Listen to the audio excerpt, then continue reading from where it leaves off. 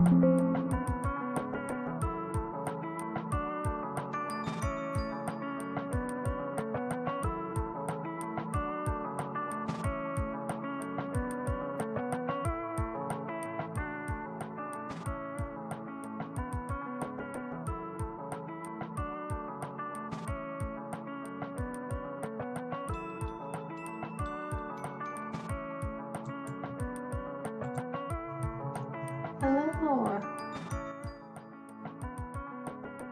See if I can balance my music here without looking.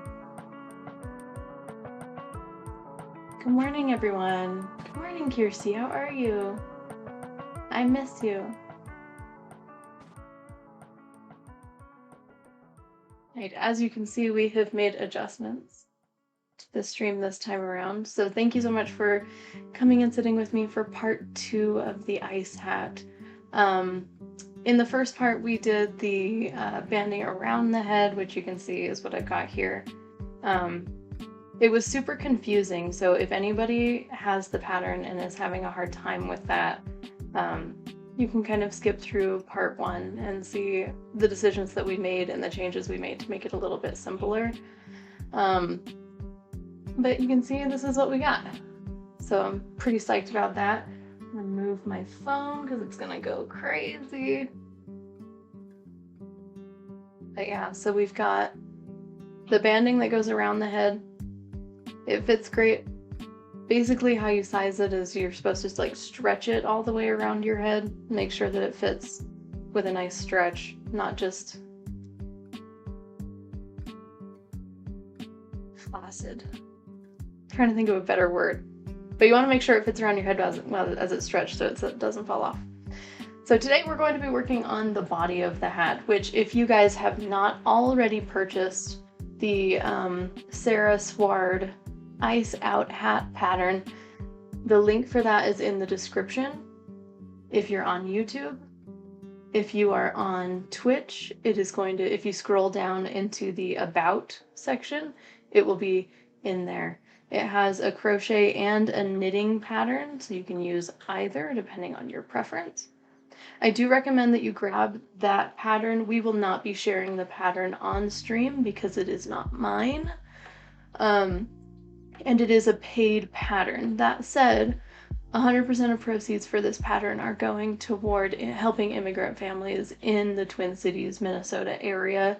So even if you do not plan to crochet along with us, if you're looking for a way to make sure that a little bit of money gets to the right people, they have done so much good. I need to find the stats for how much they've already earned just based on these patterns, and it is, I'm pretty sure last time I saw it was in the 100,000s. So like at $5 a purchase, a lot of people are making these hats, so that is just so touching and so exciting, and I'm so excited to be a part of it. So if you haven't already, grab your pattern below. If you need one and would like it gifted to you, maybe that's something that I could do. Let me know. All right, so we're gonna go ahead and get started then. All right, so I'm using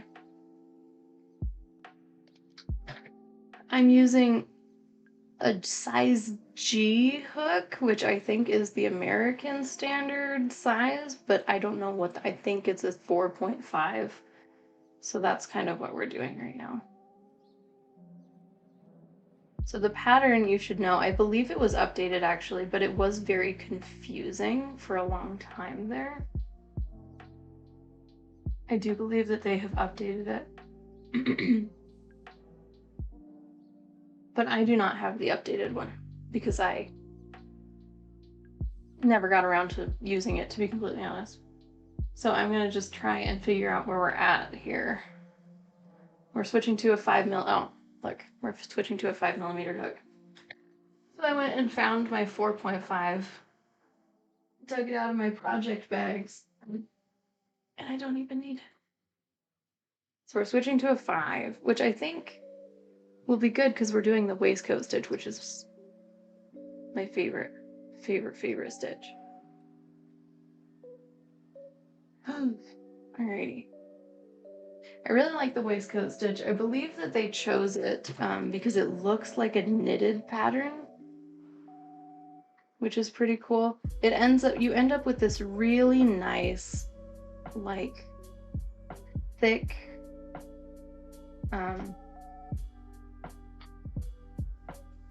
like luxurious almost textile when you're done with doing the waistcoat stitch. So I'm really excited to be using that. All right, let's see. Switch to a 5mm hook.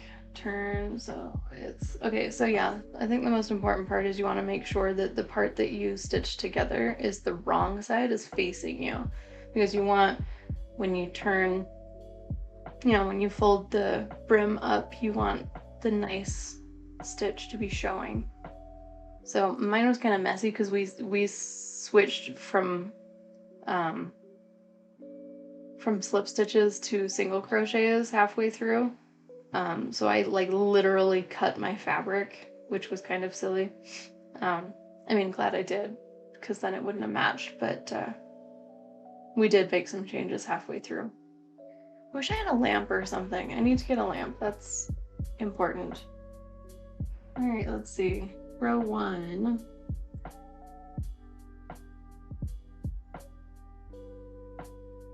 Here, wait just a second. I'm trying to figure out this part here.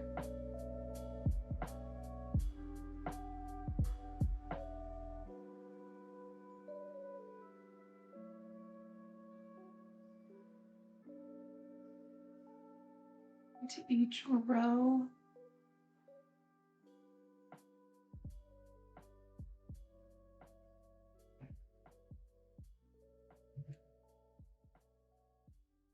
Okay, I think I understand. Okay, so we're just gonna go all the way around. It says each row, but I think my rows are gonna be thicker than theirs, so I'm not super sure what they want me to do about that, to be completely honest. Probably follow the pattern is what they want me to do about that.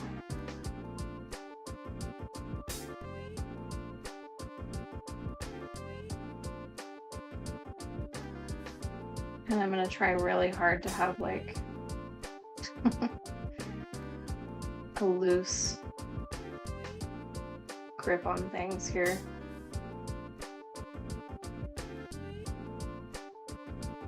I never know what to do when they turn the pattern. Like, what counts as a row? So I think 2 stitches in each little bump here, because I think the bump is 2 rows, because 1, and then on the other side is 2. So that's what we're gonna do.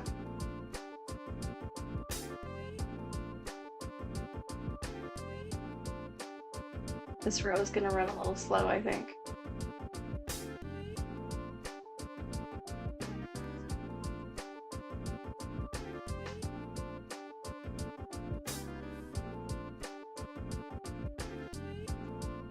There we go. All right, yeah, no, you know, we're on a roll.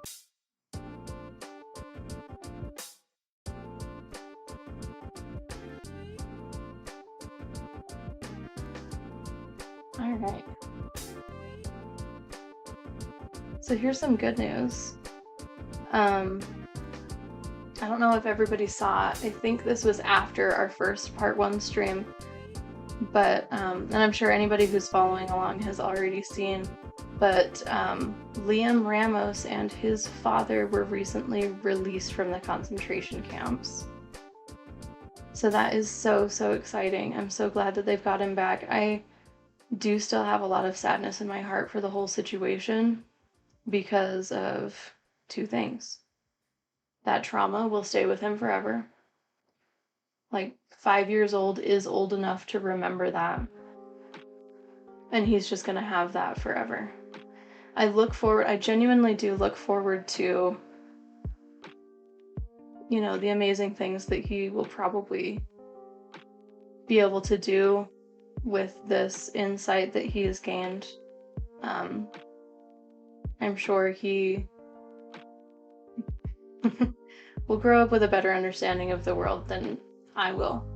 And I just hope that he, you know, is able to harvest whatever good he can find from this whole situation, and that he's able to find peace in the long run. And the other thing that I'm sad about is he's just the famous one.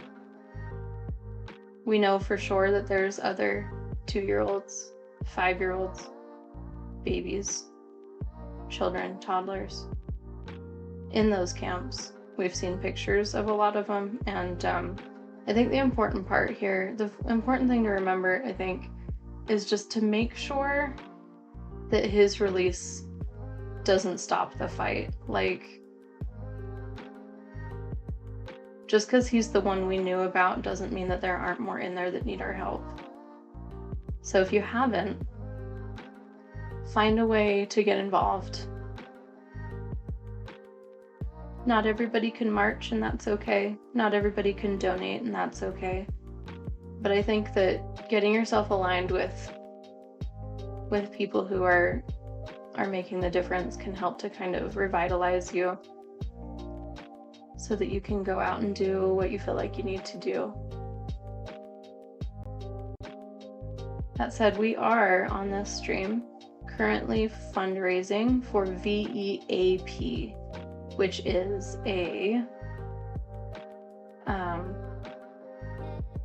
it's a pantry in Twin Cities, Michigan, where a lot of the, you know, shenanigans are going down.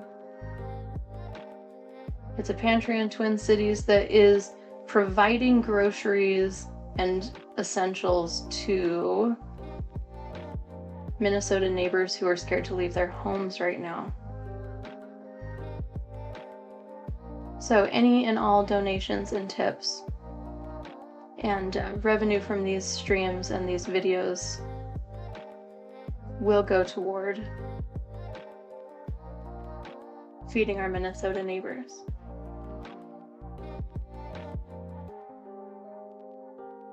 And while we're getting started here, I do want to welcome everybody to the channel, invite everyone to join our Discord, which is in the description if you're on YouTube.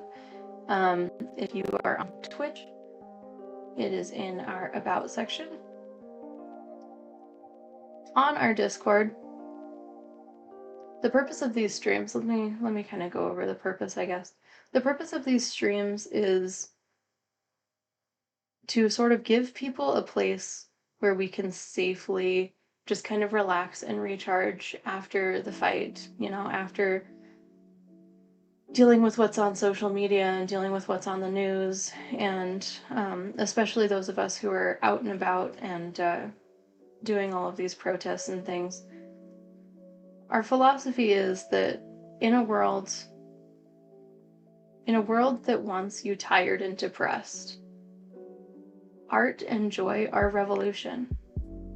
And so that's why we're here, to provide a place for people to recharge, grab your joy, whatever that is, whether it be crocheting along with us, or knitting, or painting, or drawing, or playing your favorite video game, or just simply staying off of social media for just a couple of hours. That's what we're here for. To give a place to recharge. And in our Discord, for those of you who join, we are going to have 2 separate sections of the Discord. One will be sharing your artsy stuff and your joy and things that bring you love. And the other section will be resources for getting involved, things like active boycotts and their reasonings. And I'm hoping we will get to the point where we'll have some replacements for all of the things that are being boycotted. Like, how do you even boycott Amazon? This is so hard. But there are replacements, so we're going to put together a list of those things. We're going to have a calendar of major events, including national marches and shutdowns and major voting deadlines. We will probably expand that to local things as well, for everybody who wants to keep an ear to the ground for their specific locale. We're going to have phone numbers and example scripts for calling your representative so that you can, even on slow days or busy days, you can do, just one thing to fight. We're going to do all of that. But all in all, I'm hoping, this is only our second stream, but I'm hoping that as I gain more time and as we get a larger group, that the Discord will slowly grow itself up into something that will be pretty amazing, and I am very excited for that. I think what sort of spawned this was I felt like I always found out about marches and protests the day after it happened, and that was really frustrating for me because I wanted to do those things, but I never knew where those things were being announced and how to get involved and everything. So that's what I strive to sort of put together, is all of the different major groups. And since then I have found major groups, which if anybody is looking for them, I am on Women's March. Indivisible is a really good one. Indivisible has a lot of subgroups, especially like local area like subgroups that hold pretty regular events from my experience, or at least they do in Salt Lake City. And then I have found a couple of local groups that I was able to join as well, so excited for your stream. Oh, thank you. I'm excited to be here. I'm excited to be doing this. I always kind of felt a little bad. I always felt a little bad that I quit my stream before. For those of you who don't know, I actually did used to stream for a long time, in about 2017 to 2021. I used to be a variety streamer, and I actually used to play semi-pro Overwatch, which was kind of fun. I played for Noble Esports and Providence Esports, which was pretty neat. It was a lot of fun, a fun part of my life. Things were different then. I was very, very pre-COVID. Though, what's interesting about looking back at that time of my life, though, is I remember, and I journal regularly, but I only remember the things that I actually journaled, which I think is interesting. I think that's why I lean into journaling a lot, is because I don't have a great memory. I remember 2019 being like the hardest year of my life, which is so crazy because like if I only would have known a couple months later, right? And then Utah actually had like their first like 100 like 1,000 year whatever, like their first major earthquake in like April. Was it April or May? I can't remember, but like right after we shut down for COVID, we also had like an earthquake that our entire that our state had never had before, which was crazy. Felt like the end of the world a little bit, but here we are. The actual end of the world. Just kidding, everything's fine. We're gonna win this. Hattori, hello!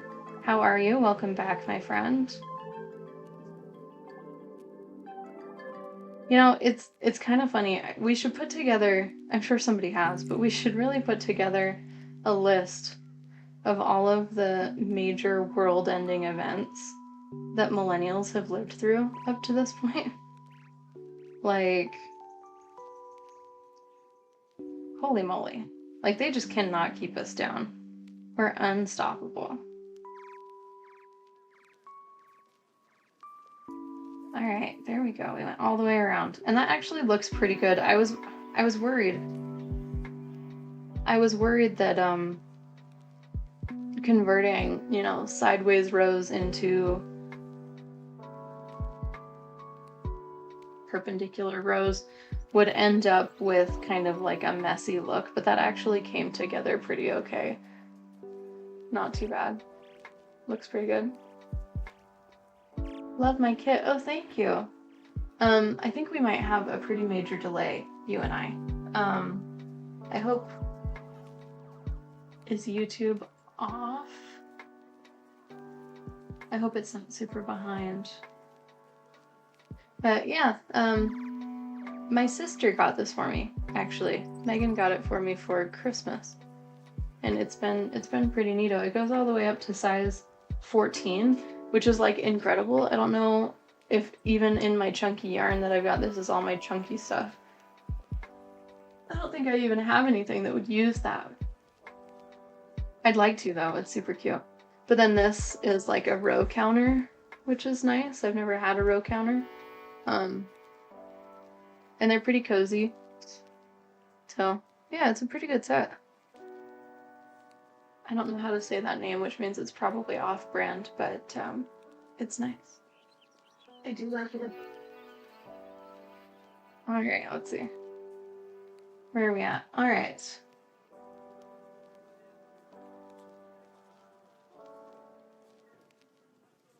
Okay, back to our kind of confusing pattern here. Start with gradual decreases on opposite sides of the hat. To increase the hat length, add a row of single crochets around after each decreased row. Oh, so it's saying you can make it longer by just adding in rows, which I guess makes sense, but I'm not entirely certain why you would want it to be super long.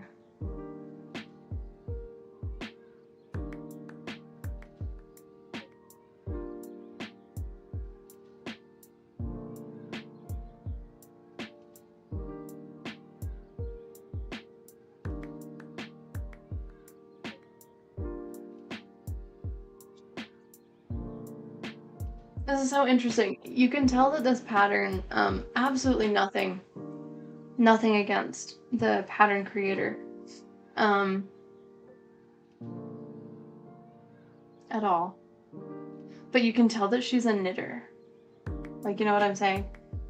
So instead of saying decrease or invisible decrease, she says single crochet 2 together, which is a decrease.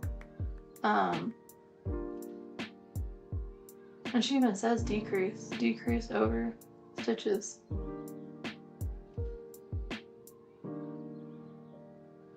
I think that's probably why it was updated, is because a bunch of people were probably like, hey, you know, you can just say decrease instead of single crochet 2. Single crochet. What is CSC2? So she wrote CSC2 TOG, which... Oh, center single crochet, which is a waistcoat stitch. 2 together.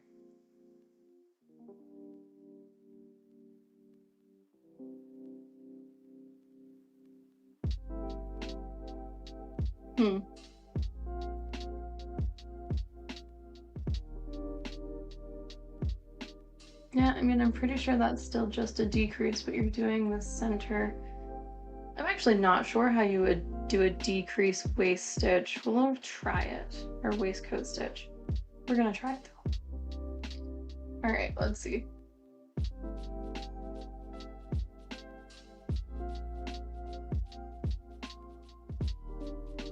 Alright, so...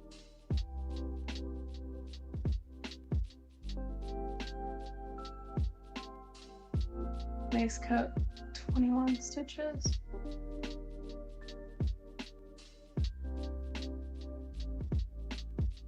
Alright, so for anybody who doesn't know how to do the waistcoat stitch, it's going to be kind of hard, I think, to show on this camera because I think it's a little blurry because I have it set to, I think, right here.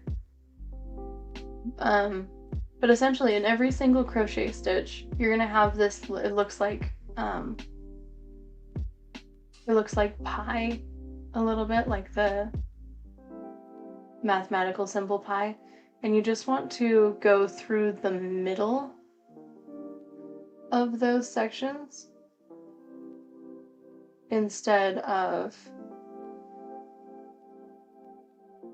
wait a minute, am I backwards?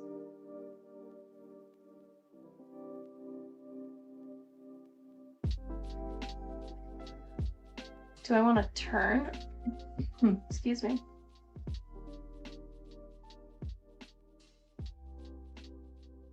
See, this is the bit, the other side is what I'm used to working with. So let me try and figure out what I want to do here.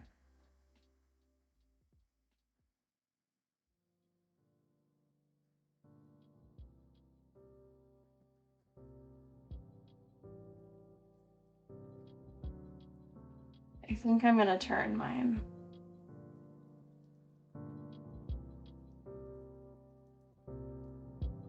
Oof. Waistcoat stitch might be kind of harder on this looser woven yarn.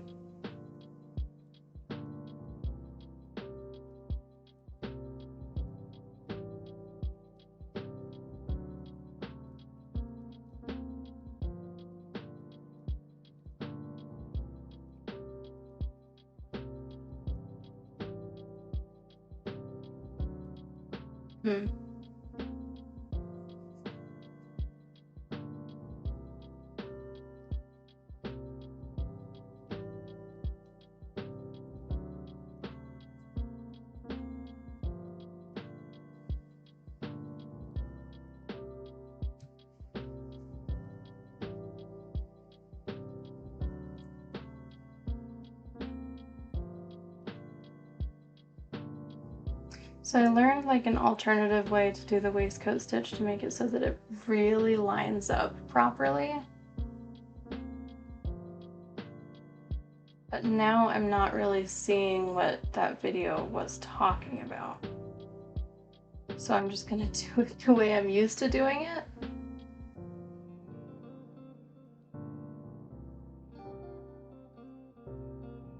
Which on this first row looks like it's gonna be kind of difficult. So the issue that I'm having with this yarn, is it supposed to be the other way?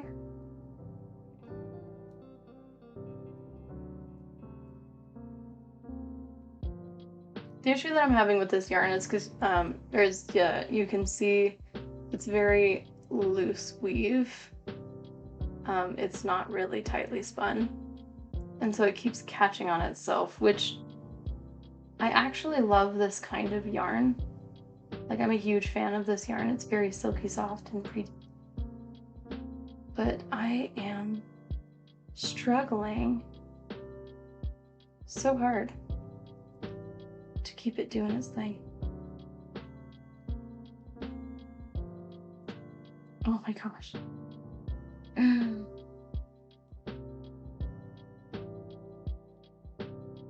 It's gonna be right back to while we were like doing the slip stitches, and I had to just sit and convince myself that I know how to crochet, I promise. This is kind of hard to do on the transition row because it's really thin.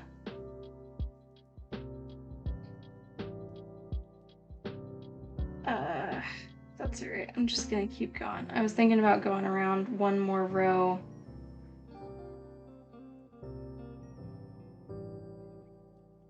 So that I had more space, but I think I'm just gonna have to kind of punch holes here.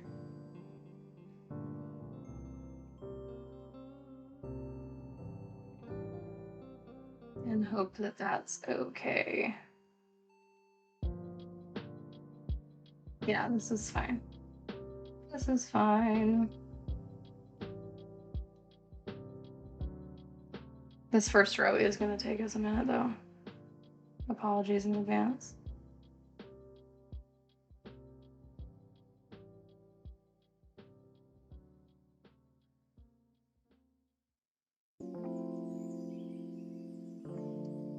I feel like I've loosened my grip a little bit, but I'm still doing amigurumi stitches, which I need to get out of the habit of doing on this hat because I am going to make it very difficult for myself if I keep doing that. Though I'm gonna be honest with myself right now, it's okay, so amigurumi is when you just take it under like this, under. You're supposed to be doing it like this, just yarn over, which I just am so out of the habit of doing. And basically what the difference is there is that going yarn over just provides a little bit more yarn. Okay. I just need to remember it. It provides a little bit more yarn so that your stitches are not as tight, which is actually the default way to crochet.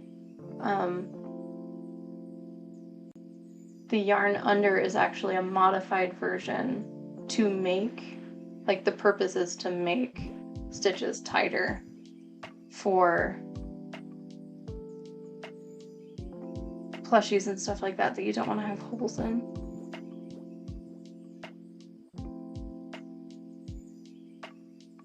I think I just need to chill, relax my tension a little bit. It'll be easier on the second row. This first row, because everything is a little bit weird with attaching it to perpendicular rows. These are the things I tell myself to give myself hope for ease in the future. Oh my goodness.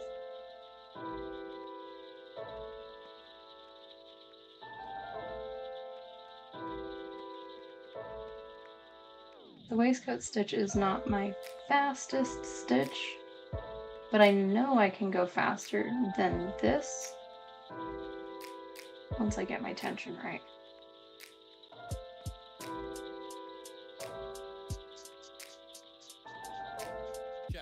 Oh my goodness, how far are we? Oh my gosh, we've only done like 12 stitches. All right, we can do this.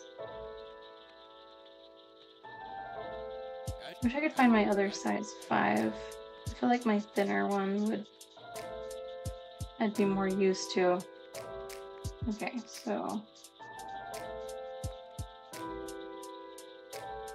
I don't know if I ever properly showed the camera, because I was trying to figure out the other way to do it and I gave up on that. But for the waistcoat stitch, you've got your single crochets here, there's a little V. You just want to go through the center of the V, and on the other side, you want to come out underneath the little, it looks like a pie symbol, is what we were talking about. So through the center of that stitch, and then if you have clearer yarn, like I said, mine is a little fuzzy, so it's hard to see.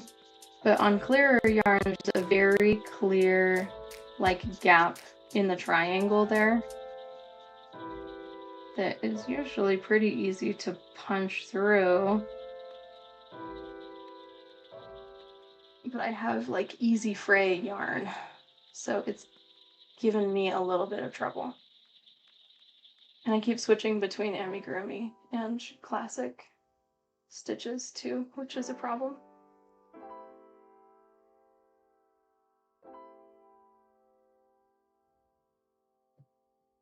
There, see? I don't know if you can see that, but it punches through that lower triangle right under the hat. Basically, if you look at the back of the stitch, it looks like a pie symbol. You want to go between the prongs of the pie symbol and underneath the top of it. That's where you want to be coming out on a waistcoat stitch. There are videos. Oh, hear that tapping? Oh, she stopped. That's my toddler making some noise.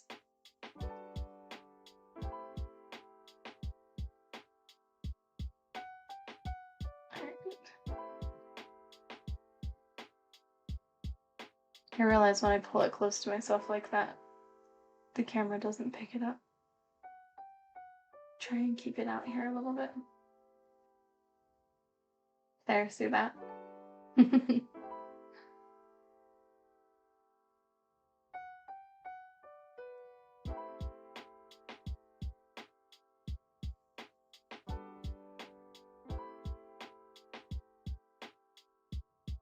Oh, boy.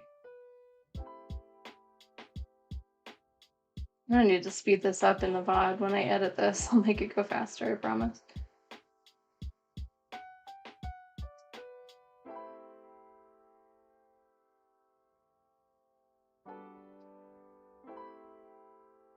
Make sure I'm getting the right stitches in here, because it's important too, because if you do amigurumi stitches on this,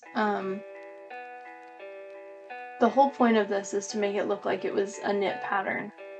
And if you do the amigurumi stitches, it crosses the stitch. So it won't be like that nice V. Like we really want the V shape on this to emulate a knitted pattern.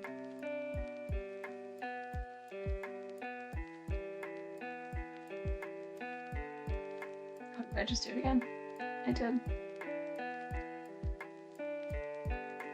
There we go. See? So I don't know how well the camera is picking up the details. I might need to get like a more detail-oriented camera for crochet videos. But with yarn under, you end up with something that is twisted this way, but you want it to be yarn over, which will kind of flatten out the V shape when you go like that. You can see how that's like a nice V now. That's what we're going for here.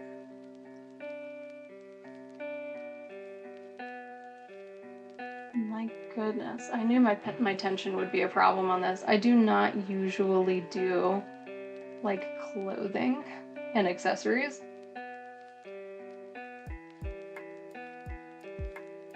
Oh, did I just do it again?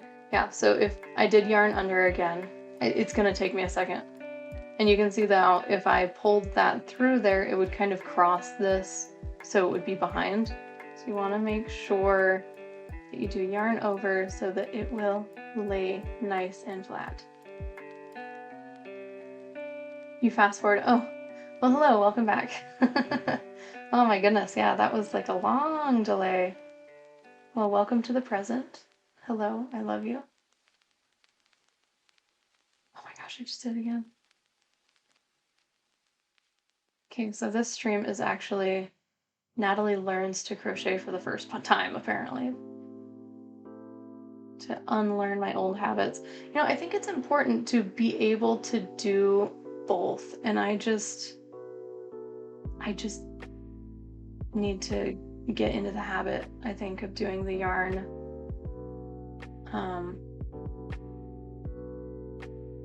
over crochet patterns more regularly. But I like making dolls, dang it. So that's hard for me.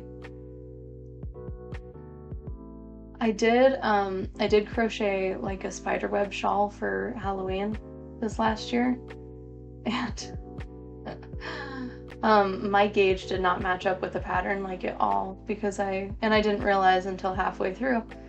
That's because I was using an atypical stitch, which is so silly. So I ended up sizing up.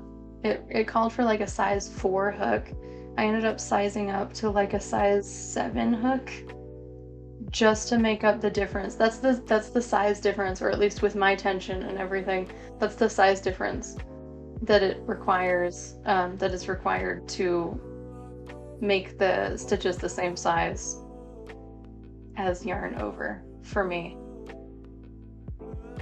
So I also have like a really tight tension, which I think it's because I do a lot of plushies and stuff like that. It is funny how that's so different. You wouldn't, okay, let me think here. It's yarn under, yarn under, yarn over, okay. We can do this. We can do this. Us plushy crocheters, we too can make a hat. Okay, yarn under, yarn over. Okay. I got this. I got this. You want to see the spider webs? Did I not show you my spider web shawl? It's so cute. I like it a lot. I like how it turned out. The pattern, did I just do the thing? Did I just do the thing? I think I might have just done the thing. I did.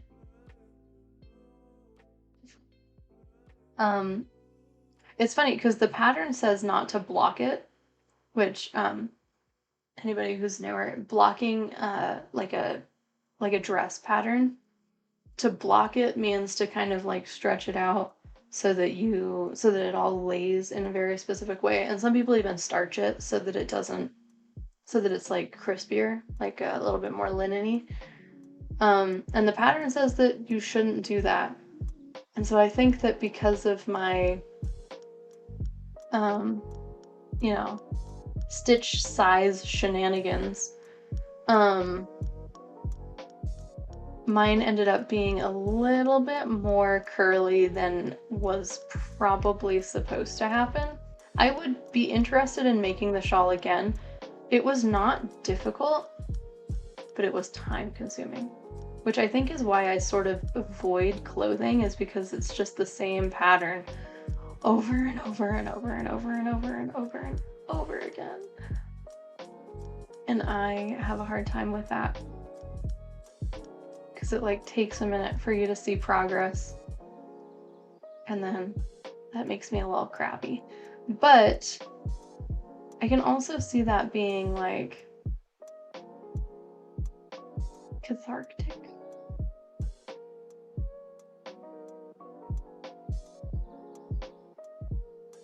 Like just sitting and doing the same pattern. I think that's why I avoided knitting for a long time too, is just that it just seems like the same thing over and over and over again.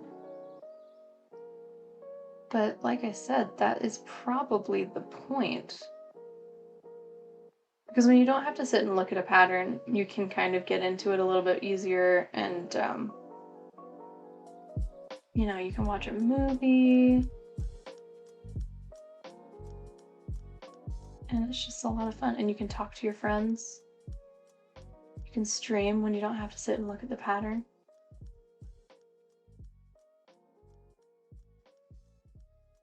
Let's see.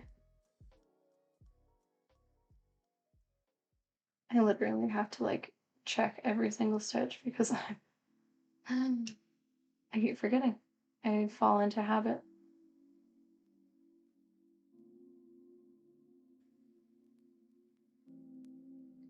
Are we almost there? Oh my god. No. Holy moly. This is gonna take a second. I just did it.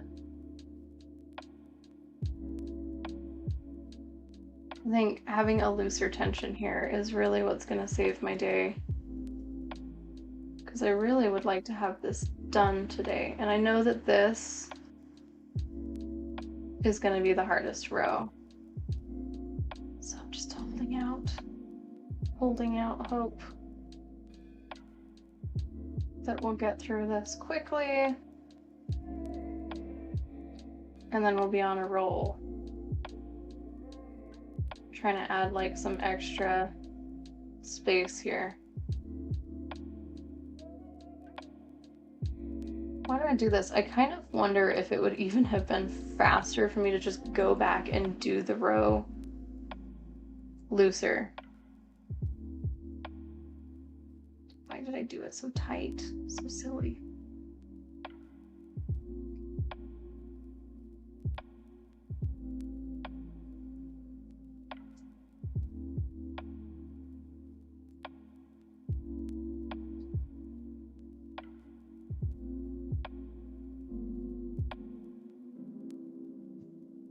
There we go.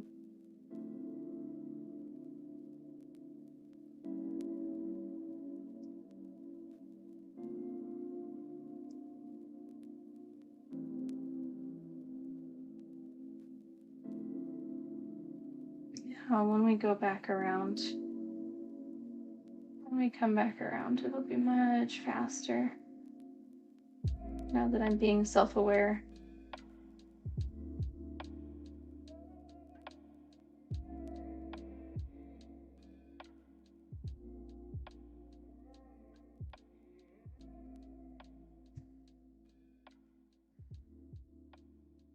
Marianne.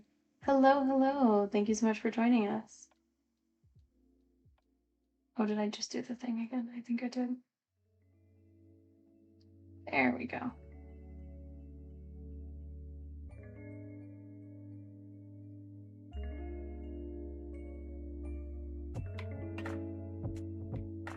There we go. All right. Quick water break. Thank you. I'm having a hard time a little bit with this row, to be completely honest. I do mostly plushies, which means that I'm used to a much tighter tension.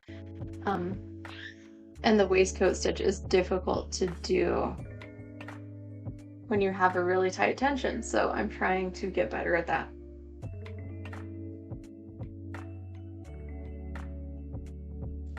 Oh. There we go. Oh, did I just, yep, I just did it. So what I'm trying to sort of fix for myself right now is I am used to doing the yarn under stitch, which is a much tighter stitch. You can see I'm kind of struggling to get this through the waistcoat stitch because I did yarn under all the way through the first row, which is so silly, but here we are. And because of that, like if you do the yarn under single crochets, it's actually crossed in the back. It makes a little bit more of an X pattern. So getting through the two little, like the prongs of the pie sign in the back is like extra difficult because you have to move the part that crosses. So realistically, I probably should have just gone back and redone the row, but like I don't want to lose all of that progress that I made, so we're just sticking it out.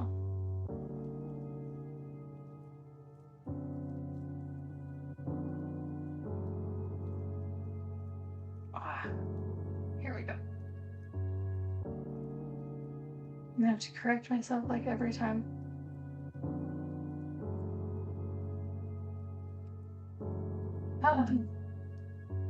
Let's talk about some good news though. We have had a lot of good news in the US over these last couple of days. A lot of good things happening for our cause. And something interesting I was thinking, you know, I think a lot of millennials went through this like rebellious phase. You know, we watched Star Wars and Hunger Games for the first time and we were like, yeah, I'm part of the revolution, you know?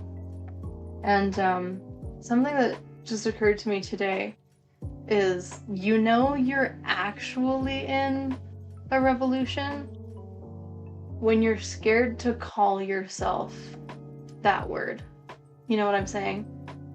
Like, because I am afraid that if we call it what it feels like, that it will be taken a little too seriously from the opposition. And when that is a fear, I feel like it's most real. Does that make sense? Like, because it was all fun and games to pretend, you know, join the revolution. But you know when you need one because it will suddenly become scary to call yourself that. And I think a big problem with that right now is that our main source of news is probably social media and news, I guess, but we know that news is compromised because the ones who, you know, told the truth got threatened, and the ones that lied got raises. So the news is no longer trustworthy. But then social media you know, my version of news at this point is eyewitness testimony. Like I want to see the video. I want to hear the testimony. Like that's news to me at this point. That's the most trustworthy. And even then, you know, who knows? Like who knows anymore? But that's the most trustworthy to me. And even then, like you have to go to social media to find that eyewitness testimony and those videos from Minnesota and all that. But the problem there is that our social media is owned. It's owned by the big companies who are supporting the problem. So it's like, I don't know. I know that there's some alternative sources that I need to maybe look into. I've heard of Blue Sky, Substack. I'm not sure exactly what Substack is. I need to figure out that kind of stuff. But I'm scared to use the words that I identified with the most because we are on platforms that are owned by the problem. Anybody else struggling with this? Having a hard time wrapping their head around this? It's kind of my struggle right now. It's like I never know exactly what I want to say. I don't want to censor myself. I don't want to have to use words, like very specific words, or to not say names or stuff like that. I don't want to have to do that. I want to be honest. I want to tell how I feel about current events. But I also want people to see our content so that they can join the community and get involved and stuff, which is my goal, my dream here, is to help people and help just make it super easy, like almost automate the process of getting involved so that people can do more and stress less. Like that is my goal here. So I need to be able to get in front of people, but I also, you know, want to be honest. And it's unfortunate that those two things can't coexist.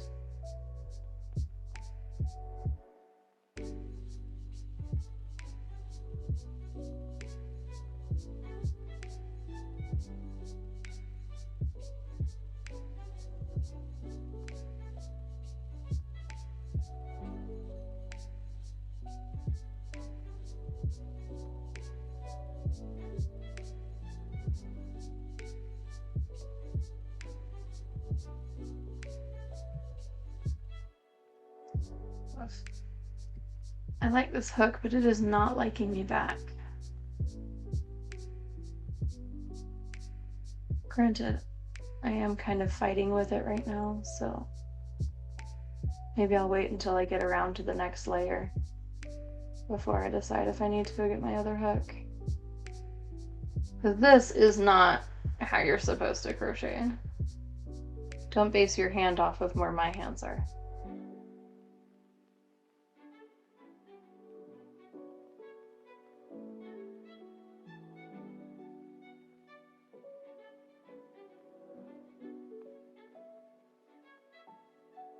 There we go.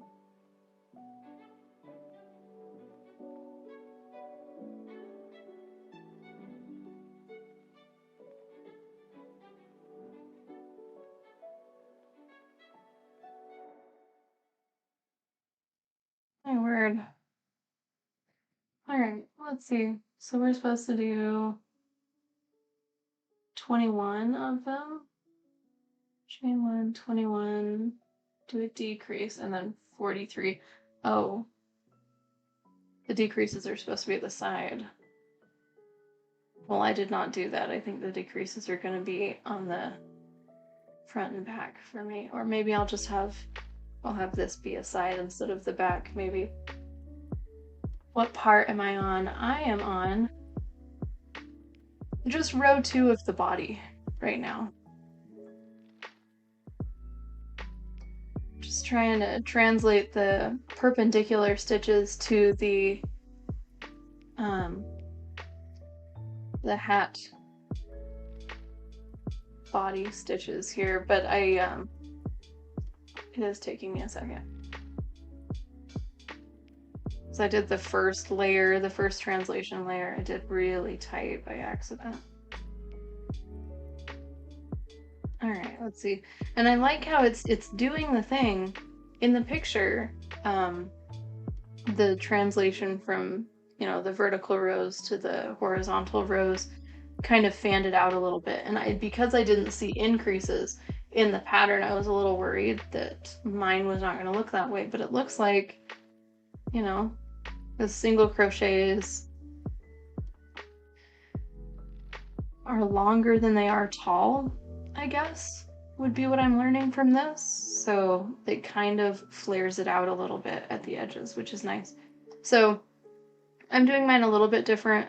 I think what it wants you to do is have this be the back. So you would have your decreased stitches on the sides here. But I am not doing that. I don't want to do that. So these are going to be my sides so that it can kind of store more flat, is what I'm thinking. So we're going to do our decreases here instead, which I think will be just about the same. I think it's just where you want the crease to be. And since mine, I mean, it's not too bad. It's not going to bug me if it's on the side. So yeah, that's what we're going to do. So that said, I think I might have gone over a little bit, but it's also hard to tell because it's longer. So let me see how these line up. Give me just a second. Just gonna see where the actual center here is. I'm just feeling along the ribs to make sure that I'm counting the number and not just the size of it. Okay, so this right here. Yeah, so we went 3 stitches too long. That's okay. All right, and then we're going to do, let's see, waistcoat, 2 stitches together. So we're just going to do a decrease. I'm not entirely certain, honestly, how to do a decrease waist stitch. So we'll see here. All right, let me see.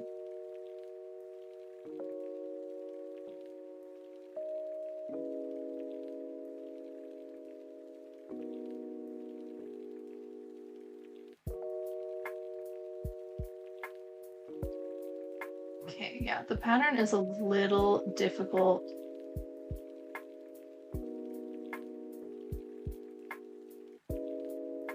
Pattern is a little bit difficult to understand. Give me just a second.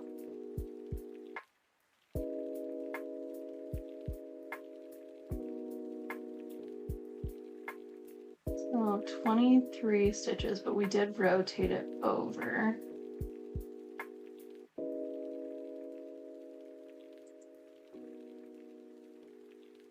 Yeah. Okay. And then, okay, yeah. So I think how to do a decrease here. So I think we're just gonna do a regular, so it's not gonna be the invisible decrease. I think it'll just be a standard decrease where you pull the hoop through, or the loop through twice.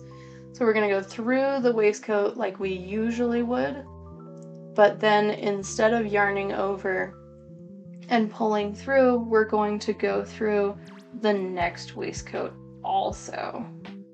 And we're gonna pull through on that one as well. That, I think, is what we will do here.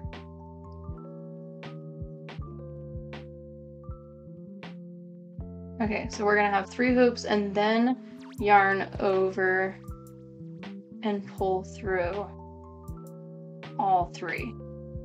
So it's not going to be a nice, like, invisible decrease, but that's probably okay. I don't know that it's super necessary.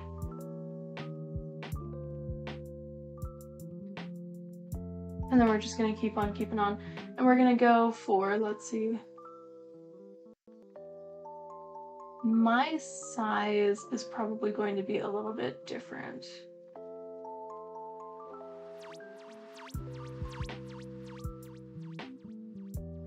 Let's see.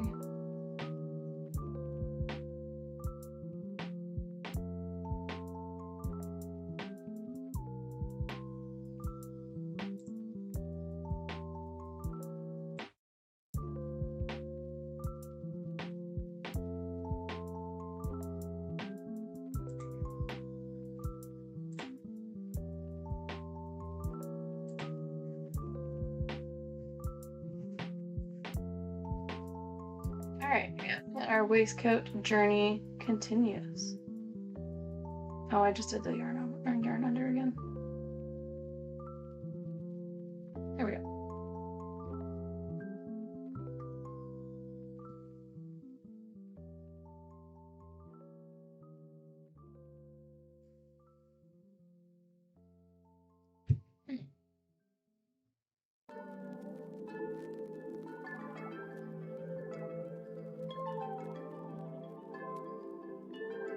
I'm having a little bit of a struggle with this tension. My goodness.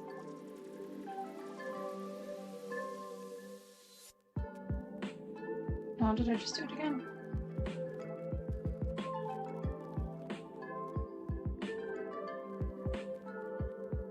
Check it.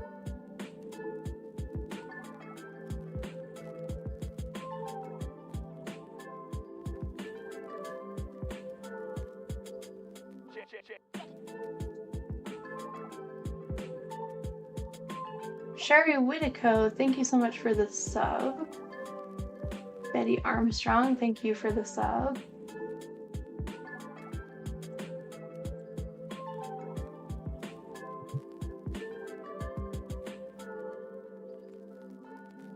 I need to get my...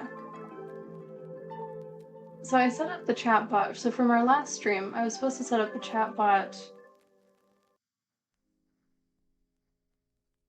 to do all of our announcements and stuff, and it hasn't been.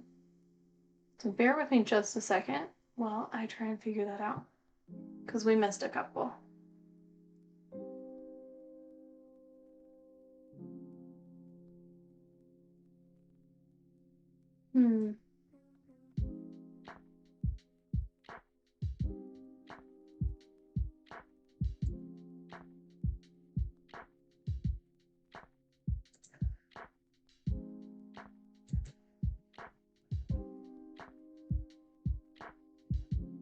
What is going on here?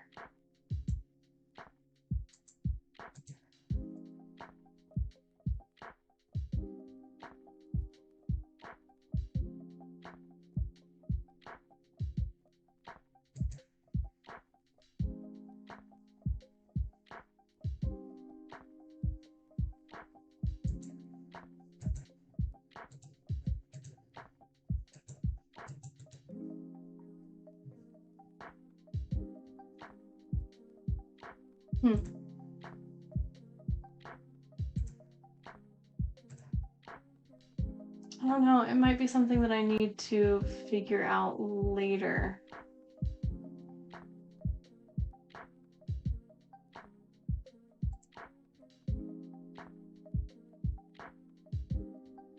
Because it is giving me a hard time.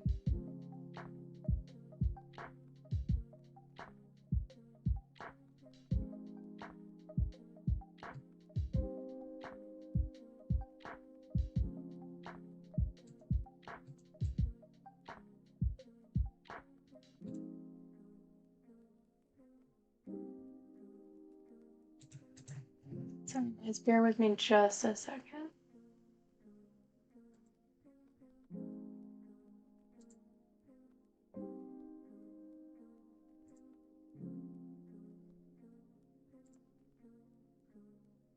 It's supposed to come up in the chat. I'm not sure if that's what that top viewers thing is, but that's not what I'm interested in.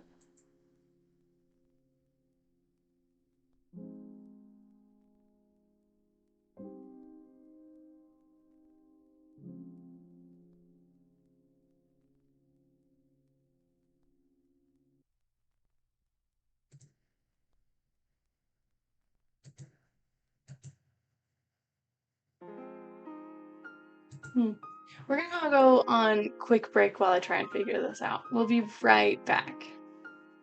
Just hang tight.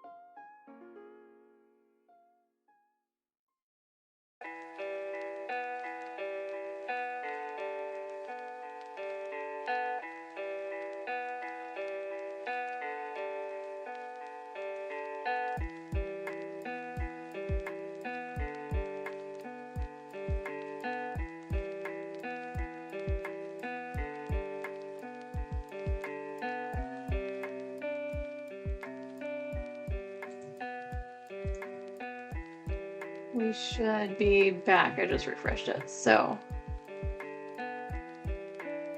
hopefully that'll do. All right, so if you haven't followed yet, go ahead and drop us a follow so that we can test our chat bot. How's that? Pretty smooth, right? Follow, like, subscribe. Let's test our bot out here.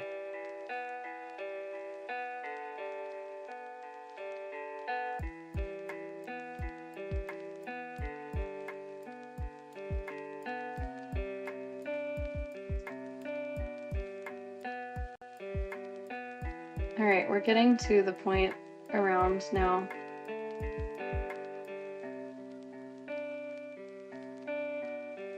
where we were when we realized our tension was too tight. So I'm hoping, first off, I'm hoping that I'll be able to find this decrease again when we come around. And so I'm hoping that it will be a little bit faster from this point forward. So let's go ahead and start.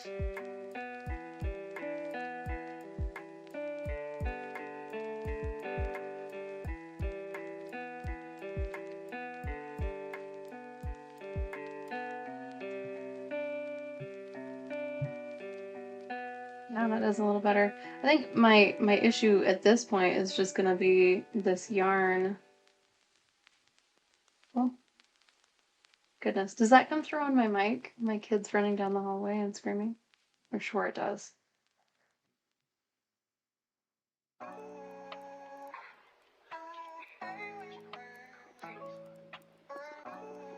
Oh, I just did it again.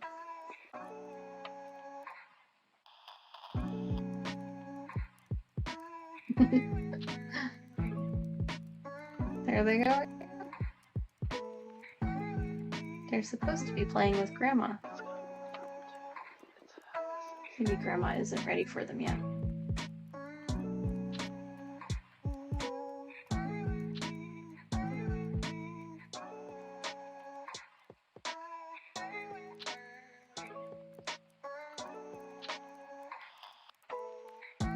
You can't hear it? That's rad. It's pretty cute. It's just stompy footsteps and screaming as they chase each other up and down the hallway. So cute. You hear no screaming. It's pretty cute. It's pretty good. So what are you guys up to today? What is the thing that you are doing to rest and find a little bit of joy right now? Are either of you crocheting with it?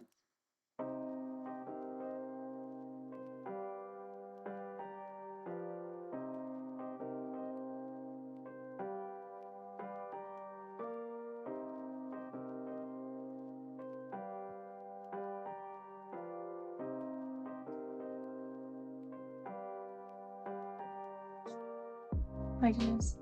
When I edit this video, I'm gonna have to edit this entire row out because of just how silly I'm being right now.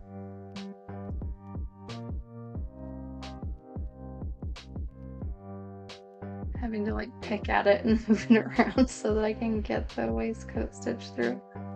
Oh my goodness. You wouldn't care if you did. I appreciate that, honestly. Thank you. Let's see.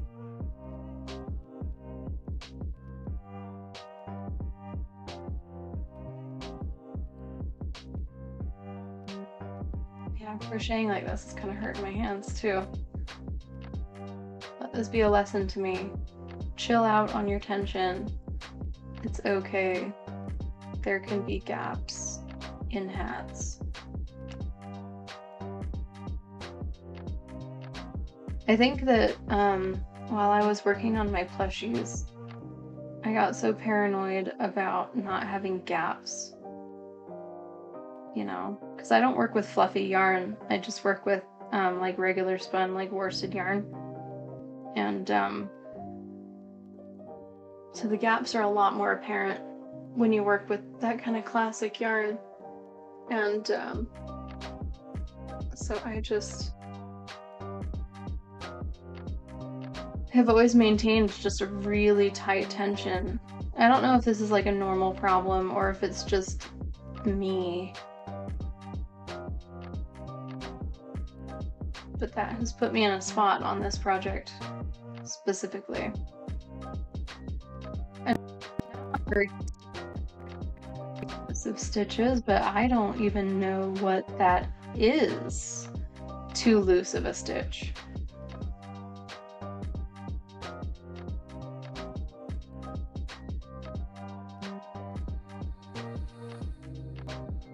Oh yeah, see, that one is teeny. Why did I do this?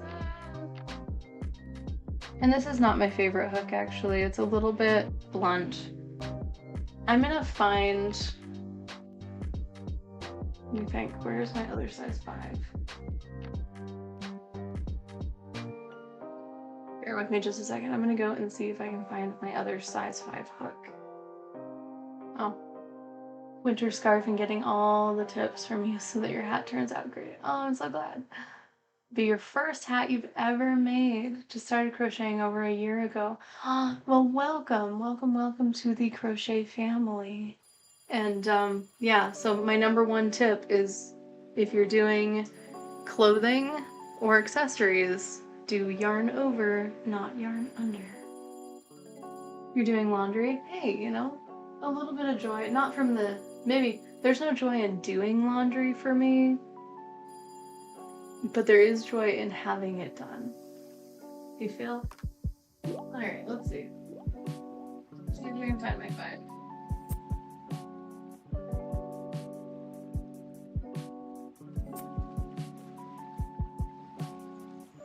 Right there.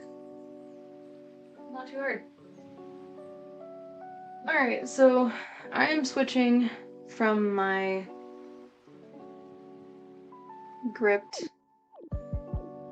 grippy one to my Susan Bates. I prefer the Susan Bates over most hooks because it's sharper and a little bit grabbier, which is unfortunate because I really like this set. But this is the second time now that I have tried to use it on a longer project like this, and had to get my gripless ones just because of the hook design itself. So I wish that the tips for that were this sharper edge. Let's see if this speeds us up a little bit.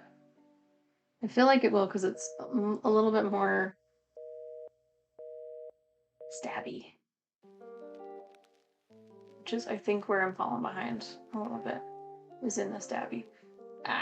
But the lack of grip. I just need better hooks, I think. I think I need to find a hook that is sharp like the Susan Bates set, but also has a grip, or maybe just find grips. You know, I actually have been considering like making crochet hook grips that you can just put on Susan Bates hooks. Now might be the time for that. Though this is an exceptionally small stitch. Why did I do this to myself? Even my stabby hook doesn't want to do this stitch. Pencil grips to put on your crochet hook? Totally. I think I hold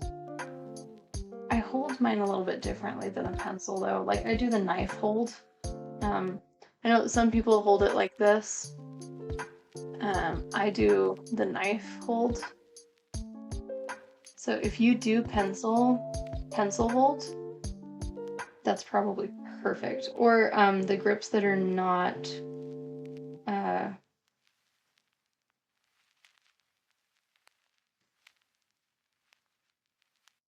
like the ones that don't have the fingerprints, like the ergonomic ones. I mean, they're all ergonomic, but you know what I mean? Those ones probably would work too. I need to get those. Oh my gosh. This stitch is so crossed. I am having a really hard time.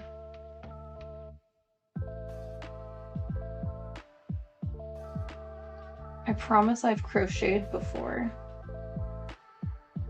This is not my first project. You wouldn't be able to tell looking at me right now though, would you? Oh my gosh, there we go. Okay.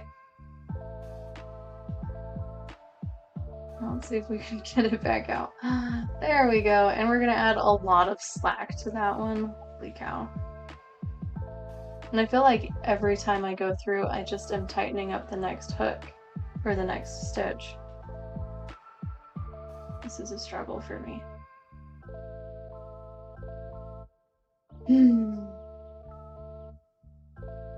Yeah, see how tiny that stitch is?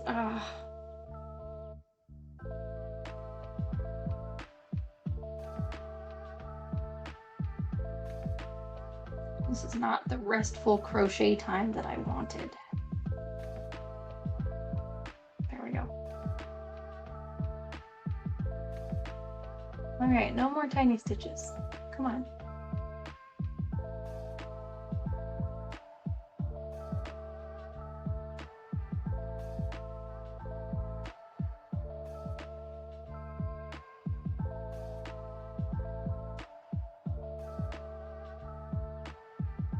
Alright, waistcoat stitches are not supposed to be this hard. Ooh, getting a little frustrated.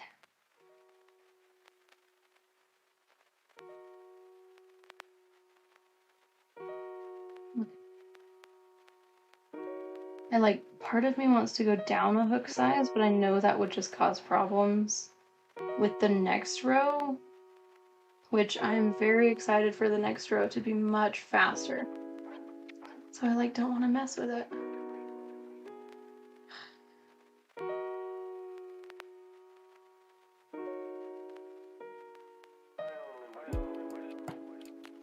It's fine. We got this. We're cruising.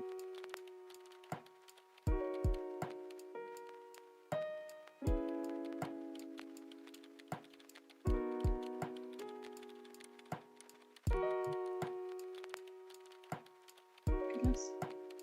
When I do it on the table, my microphone picks up the clonk really well. I need to get my microphone up on an arm. I think that would be good for me. Good for us. Good for the stream. Why do I have multiple loops here?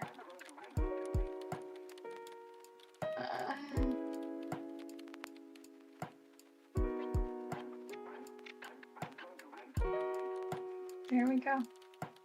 I think the problem is that it's a Tuesday. I think that's the problem.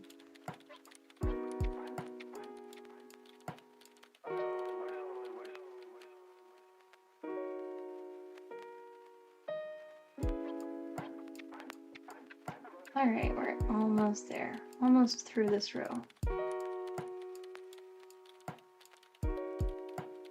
This absolutely hellish row.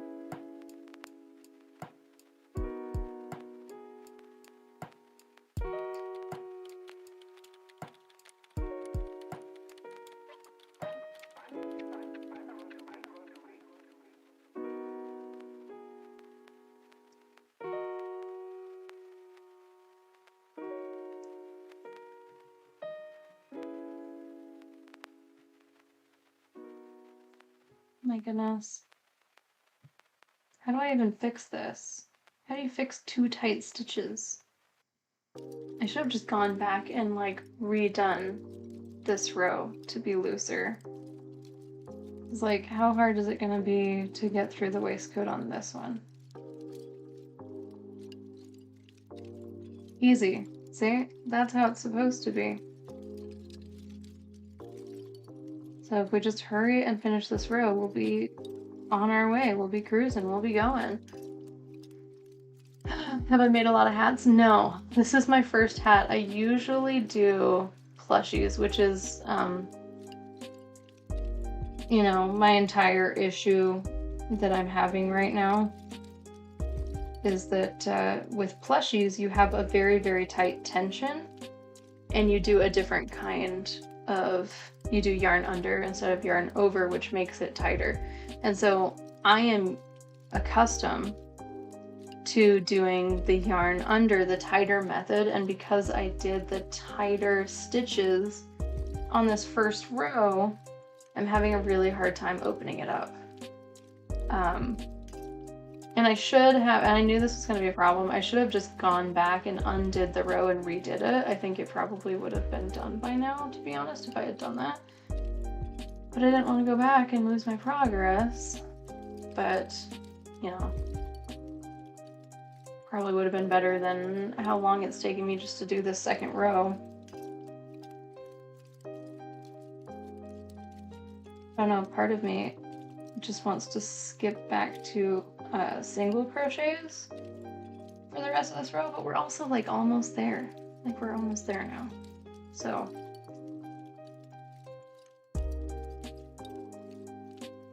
yeah, this is my first hat. Though I know Kirsty has done hats. So like I've looked at patterns for hats while I was helping her with that, but I have not myself actually done it. And I think that the hat pattern we were looking at before, like the one I have seen, was just, I think, double crochets. Like you can kind of get away with a tighter tension with double crochets. It's honestly just waistcoat stitches that this is a problem for me. Anything that you have to actually get into the stitch for is like a hard time.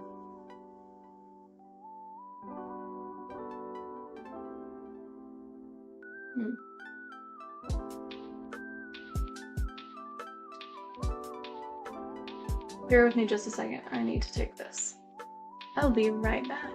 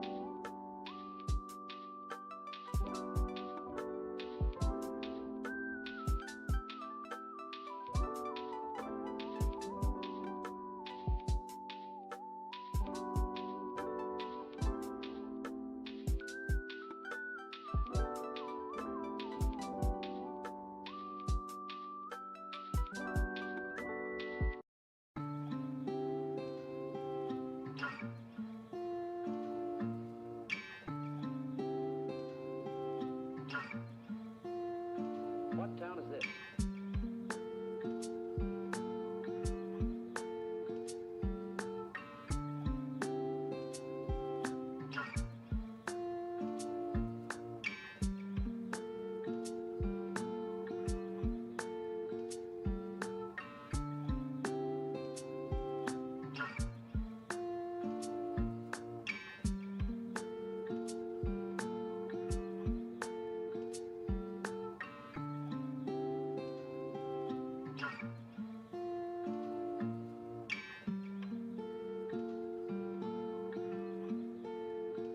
Suddenly.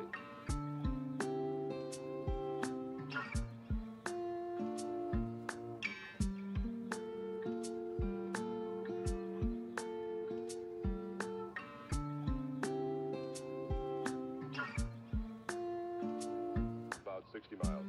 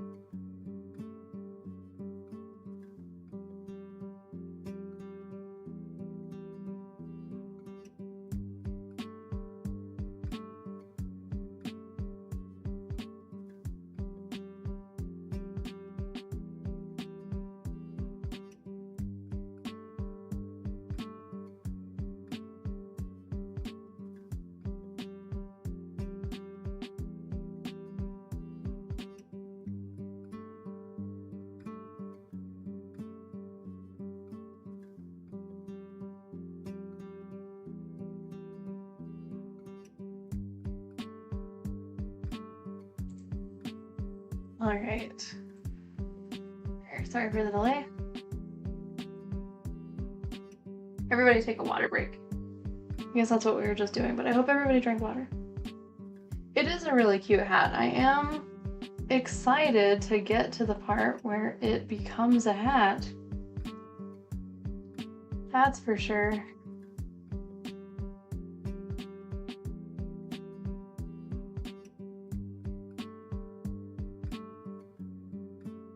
Yikes.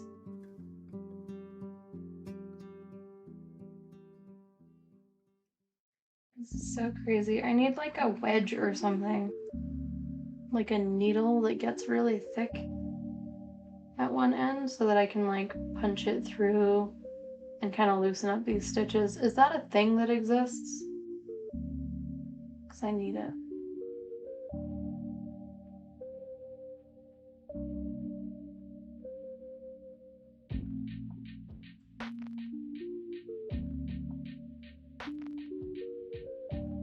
Oh, that didn't even go through. Yeah, I'm gonna get one of my lace hooks and see if that'll work. 1 second.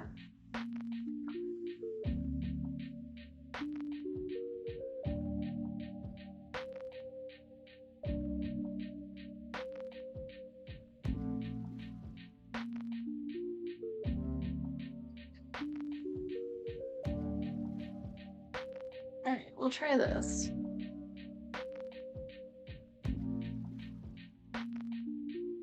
Doesn't my hook have the widener? Widener? What is a widener? So I'm thinking I'll just punch through. This is so silly.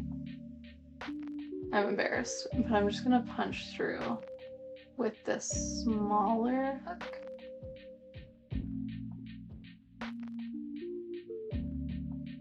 And then go through with this one on the super tiny ones. Yeah, because I think because they're all crossed, it's not just that it's tight, it's that I have to actually physically move the bit that's crossed.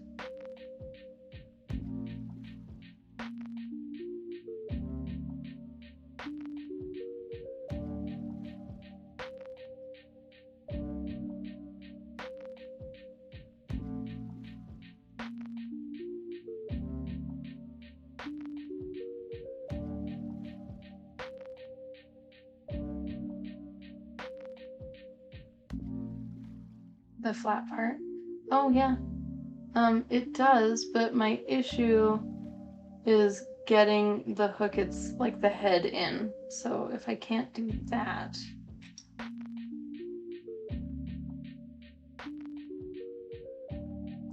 then I can't get it around the body either. Yeah, that is a tight one.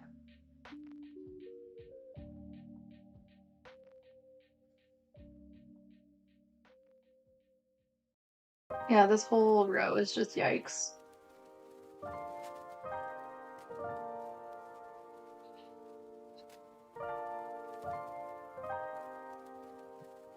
And I think every time I loosen a stitch, the following stitch gets worse, which is great. Love that for me.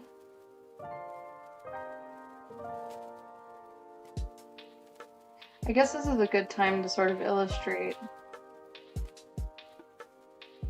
how much having the wrong tension can be a problem.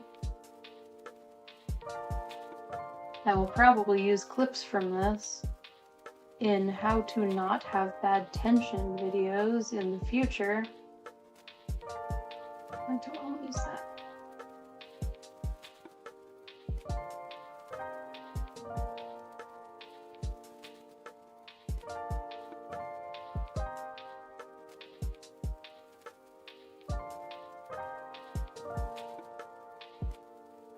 There, I see. Once I've kind of broken through it, it becomes acceptable. But yeah, see, it just tightens. So these stitches down here look like I could get through them, but the ones right next to my hook are always super tight. So I'm sure that they're tightening each other when I loosen them up, which is frustrating. But we got this. It's no big deal. This other hook that I'm using is a 2.25. I am genuinely interested in doing a pattern that requires a hook that small. I think I would have to get glasses though, or something like the special like magnifying glasses that people have when they do the really tiny stuff. I do kind of want to try that though. I think that would be pretty neat.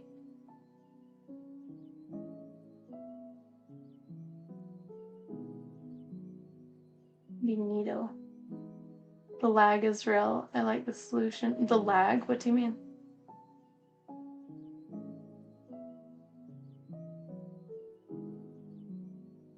Oh, is there a lot of lag?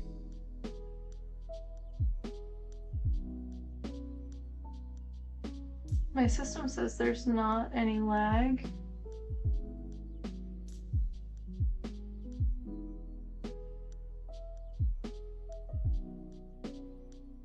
Shoot, I don't know how to fix it. It's not even showing up as a problem on mine. On my end. It probably is, granted. But it's showing me at 0.1% lag, which I think is pretty good. Your messages are coming through really slow. Oh, really? We should time it.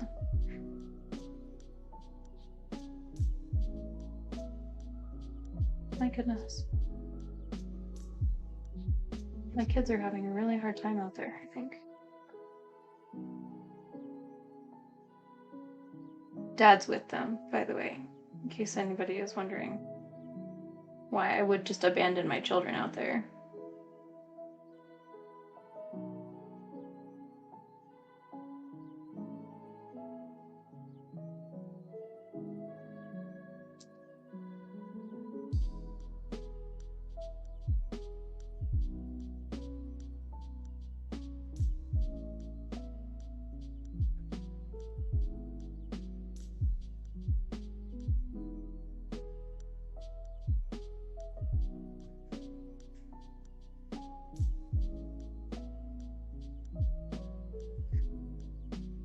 Boy,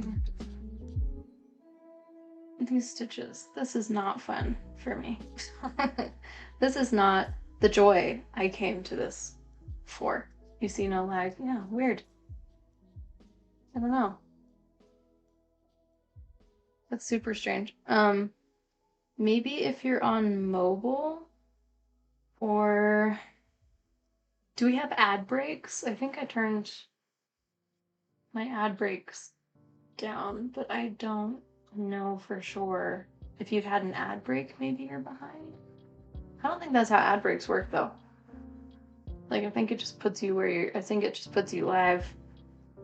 I'm not sure. I'm not sure why it's giving you a hard time. Are you on mobile? Maybe the mobile carrier is just having a hard time?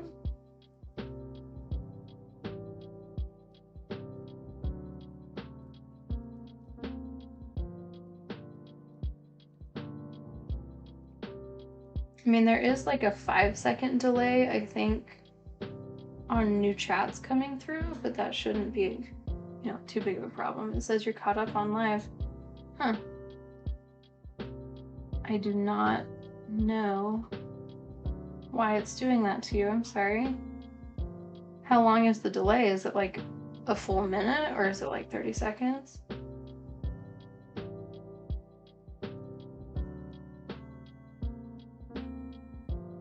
Like, let's test something real fast.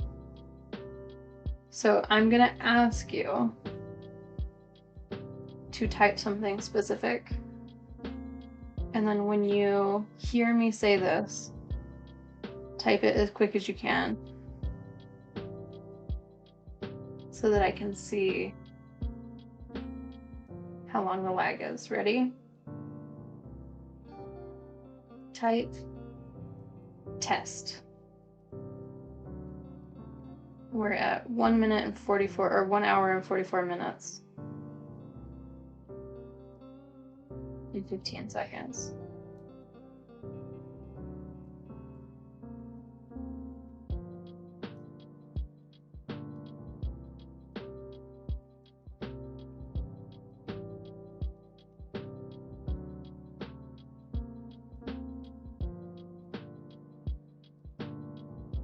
was it? 144. Test. Okay, so 140. So Marianne is got it in about 30 seconds. So there is a little bit of a delay there, but I don't know if that's because of lag.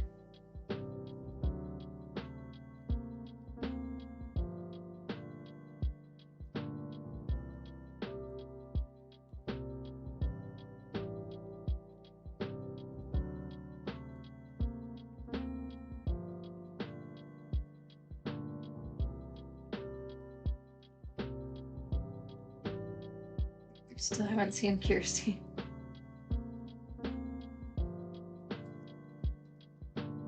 Oof, yeah, that is like a whole minute.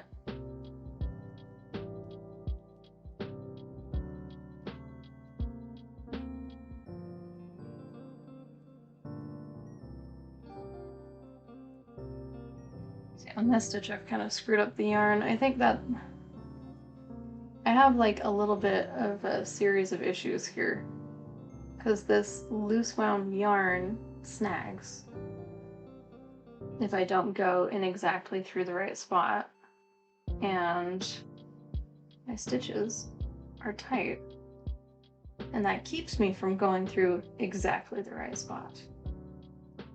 It's creating a little bit of a debacle for me here.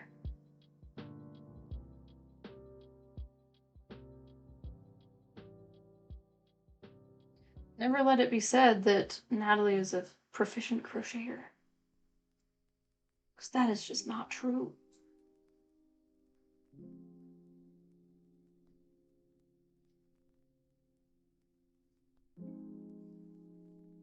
There we go.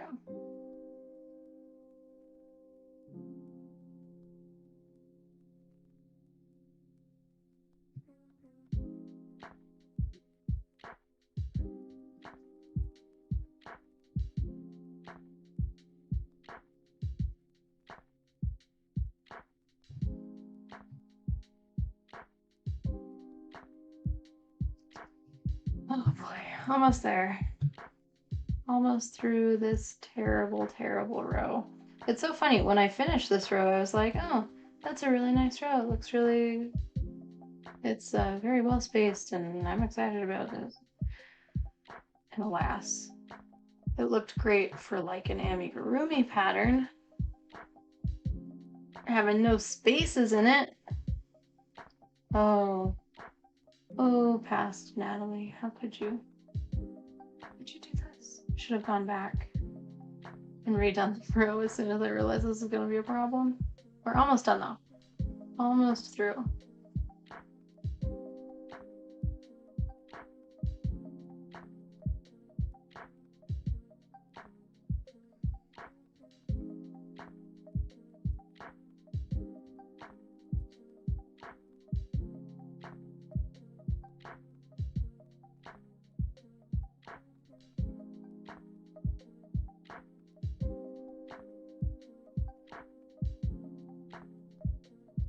I'll try, this one seems like it might be sizable enough. Yeah, okay, so we're getting a little looser here toward the end, that's good.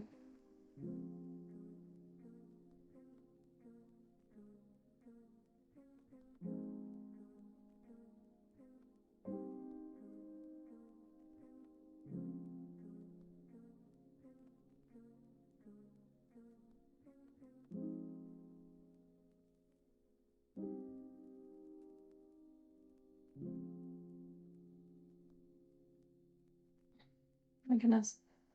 I'm crocheting so close to myself, I don't even know if you guys can see. But it's, I mean, it's just the same thing that we've been doing for like 30 minutes, so I guess there's not much to see until we start this next row.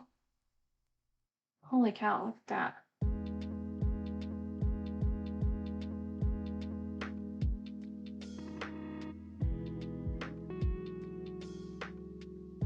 Where even is the gap on that one? There it is. Holy cow.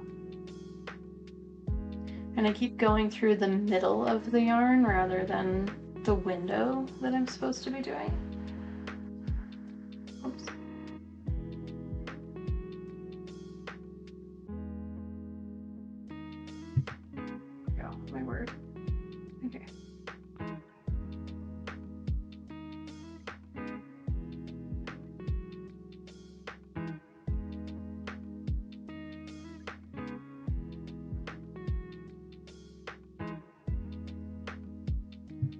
It's not so bad.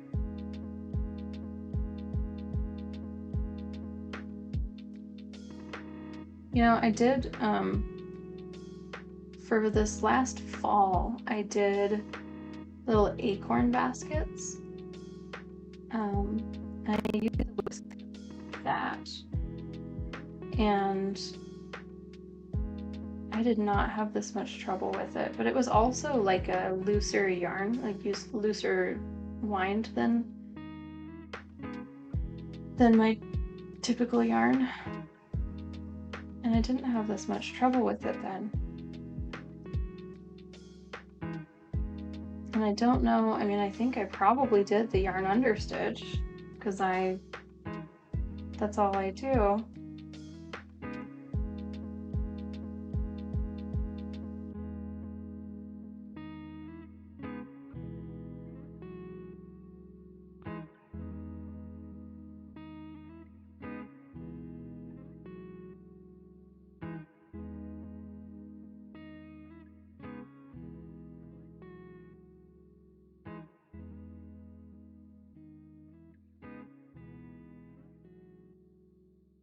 Yeah, see how it's crossed? There we go.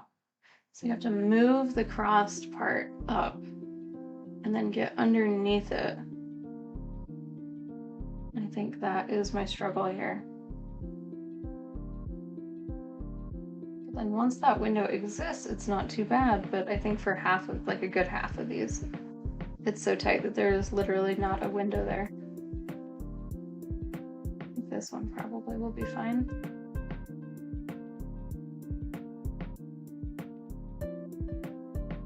Nope.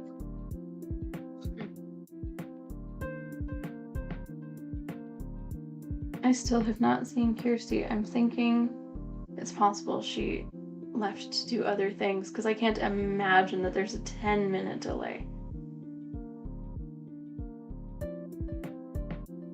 I hope there's a 10-minute delay.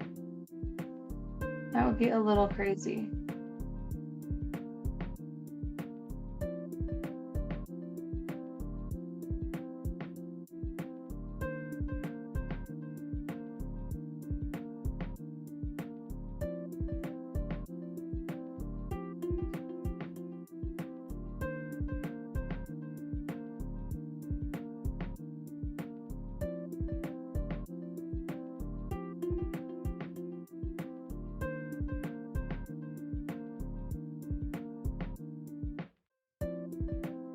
Oh, this one is so crossed I cannot even tell where it is.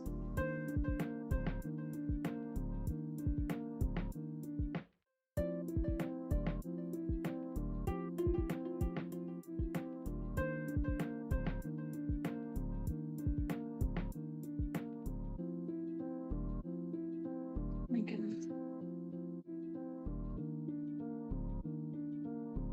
Yeah, I'm gonna edit this entire section, this entire row, out of the VOD when I get it edited.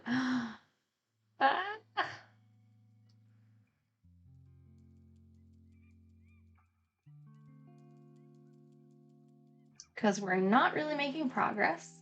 We're not really learning anything.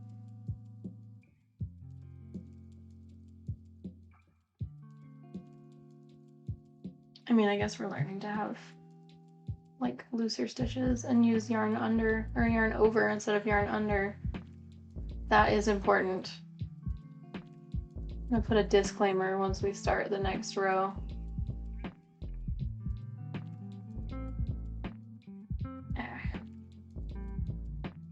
Which we're close. We're almost there.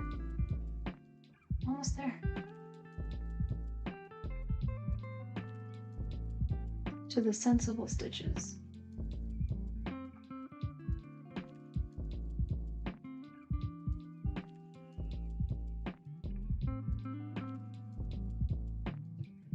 I've got like 4 more here.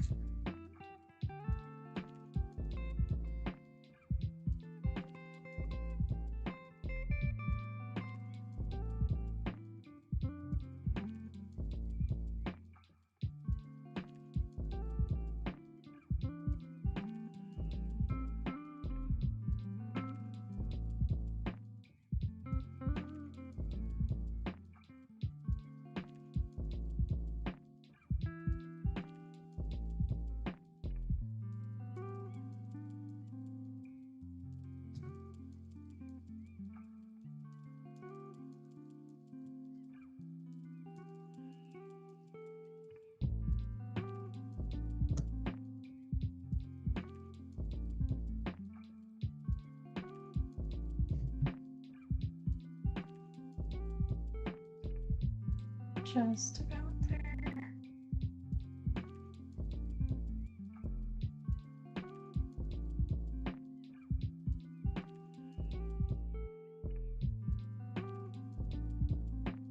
My goodness, I was really planning on doing more than one row on stream today.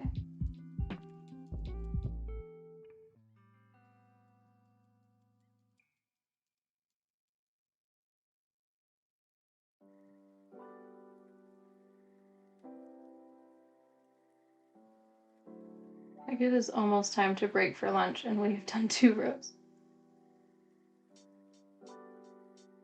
Come on now. What's going on here?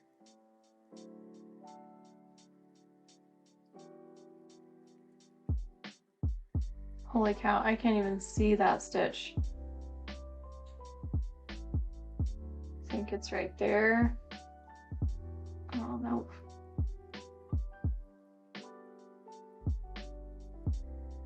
Okay, let's see. I think it's through that. And under. Nope, not there. Holy cow. I think this is just all of the built up tension that I've been moving from one stitch to another. That's just finally gotten onto this poor stitch right here. Okay, I think that's through. We'll see.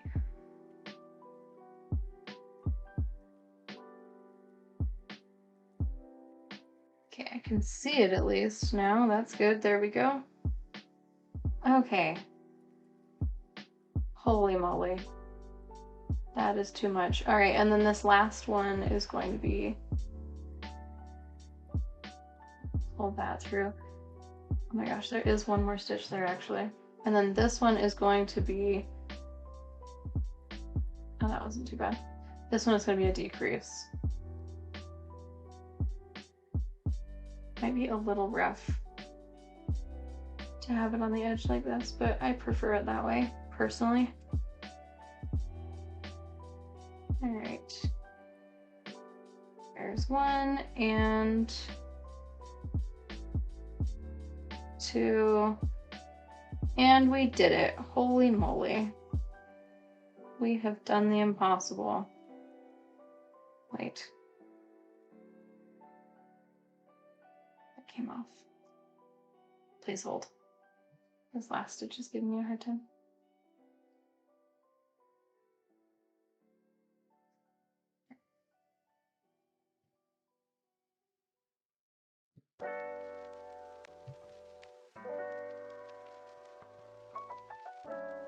All right. There's 2.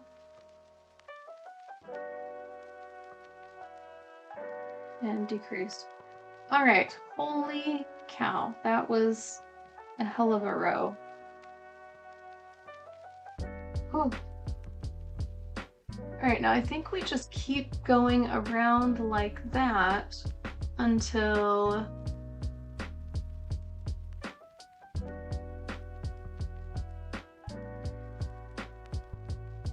yeah, I think every other row has decreases at the sides or at the front and back.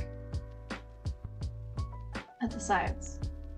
I think that's how it is at the sides. And then everything else just goes all the way around. So let's test my tension theory and see.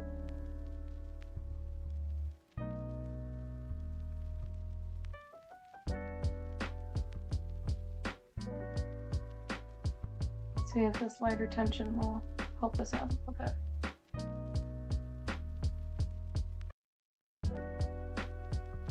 All right, that is notably better. I am still worried that it's gonna like build up though.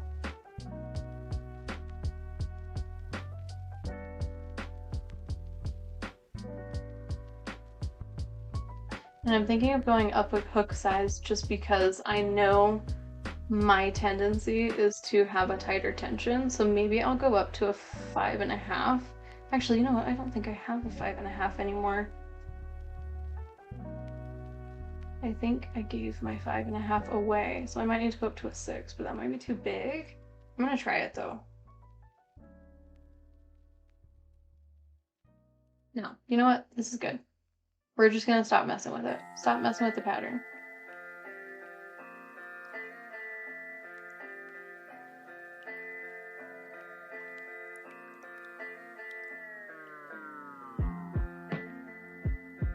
Yeah, there we go.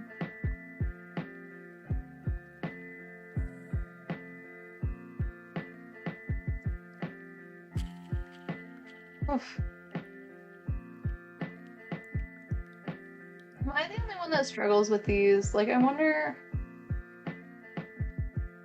Because this is supposed to be the looser one, and I am still having a hard time. I don't want to move to double crochets, but I am worried that that's the direction that we're ending in here, that we're moving toward. So there is a different way to do these that I'm wondering if that would be faster. But I think honestly it's just that, what is it? It's the second stitch, I think, is the problem. The second loop is giving me a hard time. So let me see if we can amend that just passively here.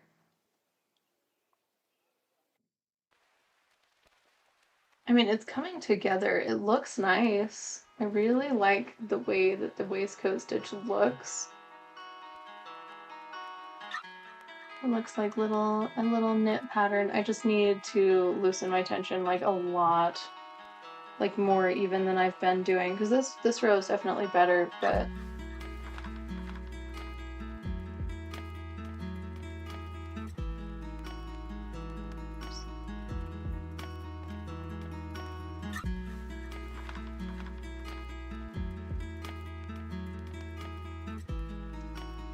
my baby's shouting and running around behind me. So cute. Speaking of joy, they definitely bring me some joy. It's nice to have a break though. Nice to have a little bit of a mom break. I'm very grateful that my husband is giving me this time. He's so good to me. I'm very lucky that I kind of can't relate to a lot of the crappy husband memes, you know? Which is super cool. Because I'm the working parent, so my husband is actually the one that does the majority of the parenting. And he is so good at it.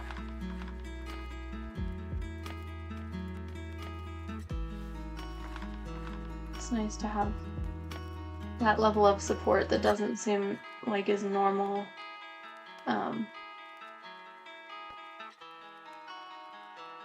Doesn't seem like is normal for a lot of people. So this alternative way to do the waistcoat stitch actually is making a difference for me. Basically what it is instead of going through like in between the prongs here, you go just to the right of them. So you're still underneath the little hat part.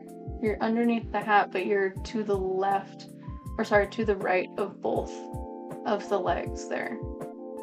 So, and what that does is it kind of pushes your V over a little bit, so that instead of it being like a diagonal alignment,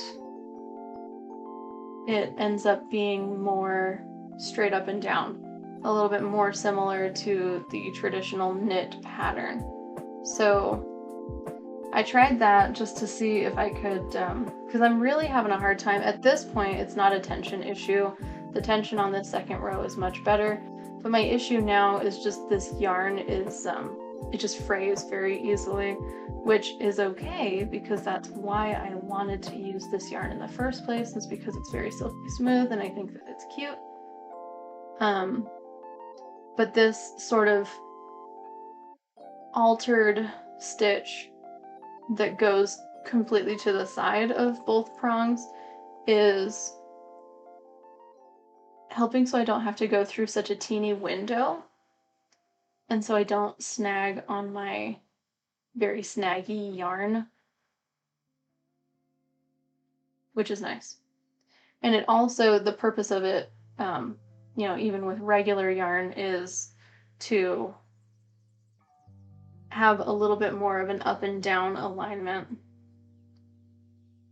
which you can already kind of see the difference from right there. Hopefully that's coming through all right, versus over here where it's kind of tilted. See that? So it's going to end up with a little bit more of a classic knit look, which will be cute. I think I like the waistcoat stitch. I'm not a huge fan of knitting because I feel like it just leaves you with kind of a much thinner textile, which if that's what you're going for, crochet will never make a thin textile. So, but I like the waistcoat stitch of crocheting because it still has that like stacked V's look, but it's still like a thicker fabric, which I think is nice. What they say is true though, crochet is much more time consuming than knitting. I have considered taking up knitting just so that I can do both, because there's definitely situations where one would be better than the other. So we might do that on one of the streams, learn to knit together. I know I have a friend that learned to knit specifically for the Melt the Ice hat, I think before there was a crochet pattern available.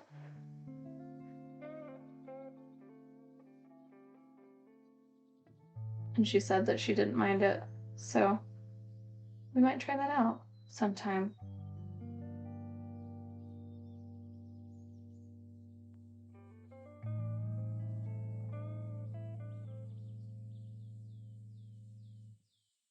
Shoot, is it getting tight again? I swear. I do not want to move to single crochets, but I swear I will. I will do it. I am not afraid.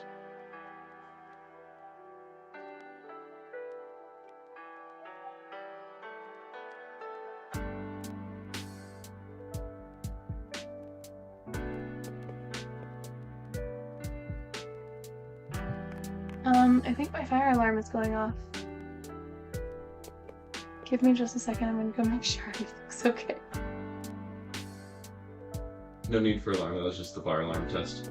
Oh, okay. Is it over? Yeah, they emailed us about that last week. Yeah. So they're just running tests. Okay.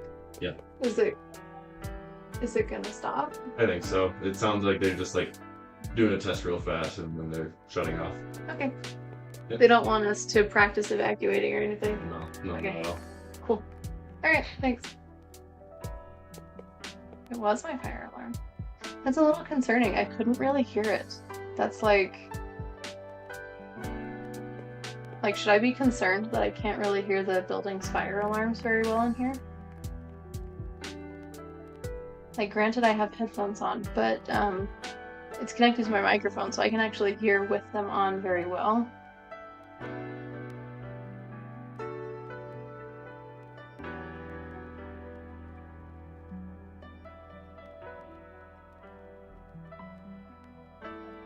My word, what do I need to do?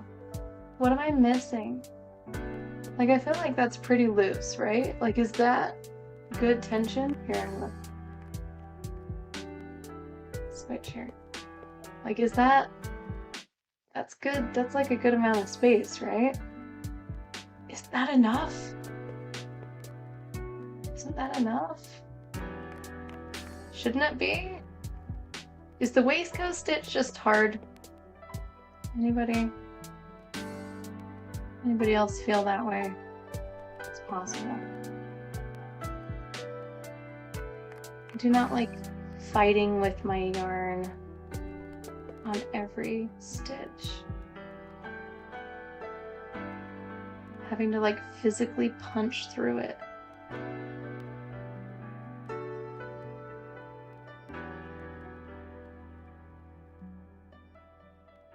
Like, I feel like that's plenty of space. Shouldn't it be?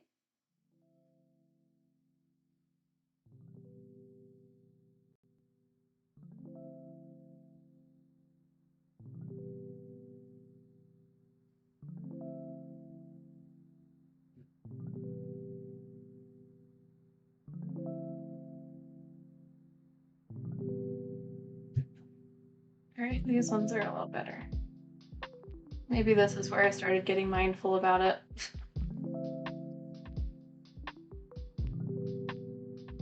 Like, I swear I'm easing up on my tension. Why is it not showing?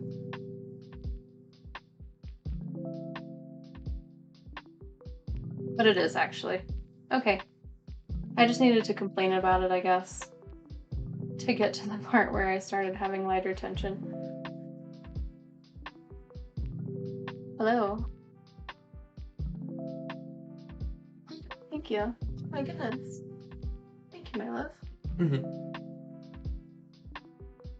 I love you. Love you. Is Grandma not gonna come get the kids? 3 o'clock, remember? Oh, right. Yes. All right. Okay, thanks. Yep.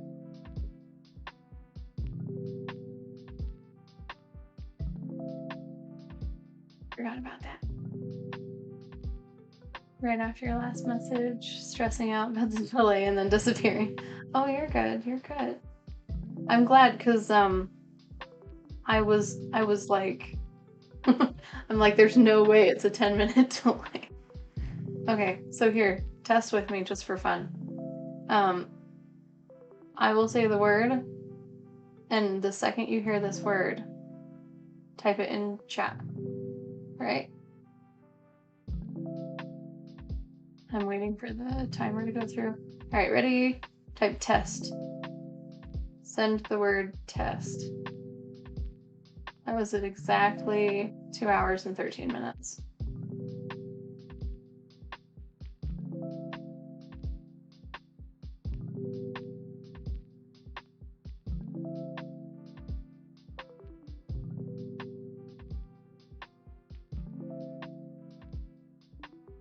Did you get ramen?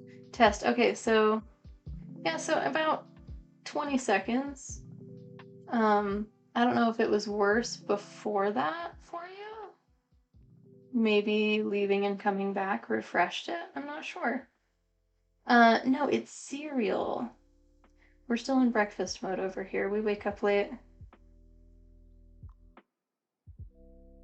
Like, I wake up early to stream and we start at 10, so if that doesn't, like, that's not an indicator. But hey, when you have 2 babies, it's like, if they'll sleep in, you just stay asleep. Like, I'm not gonna fight them on that.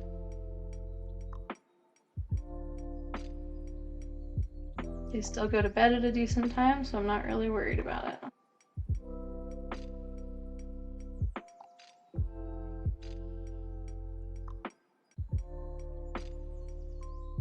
So something that I saw that other streamers are doing that I think I'm going to implement on our next stream, if I can get it figured out fast enough, is there is this game.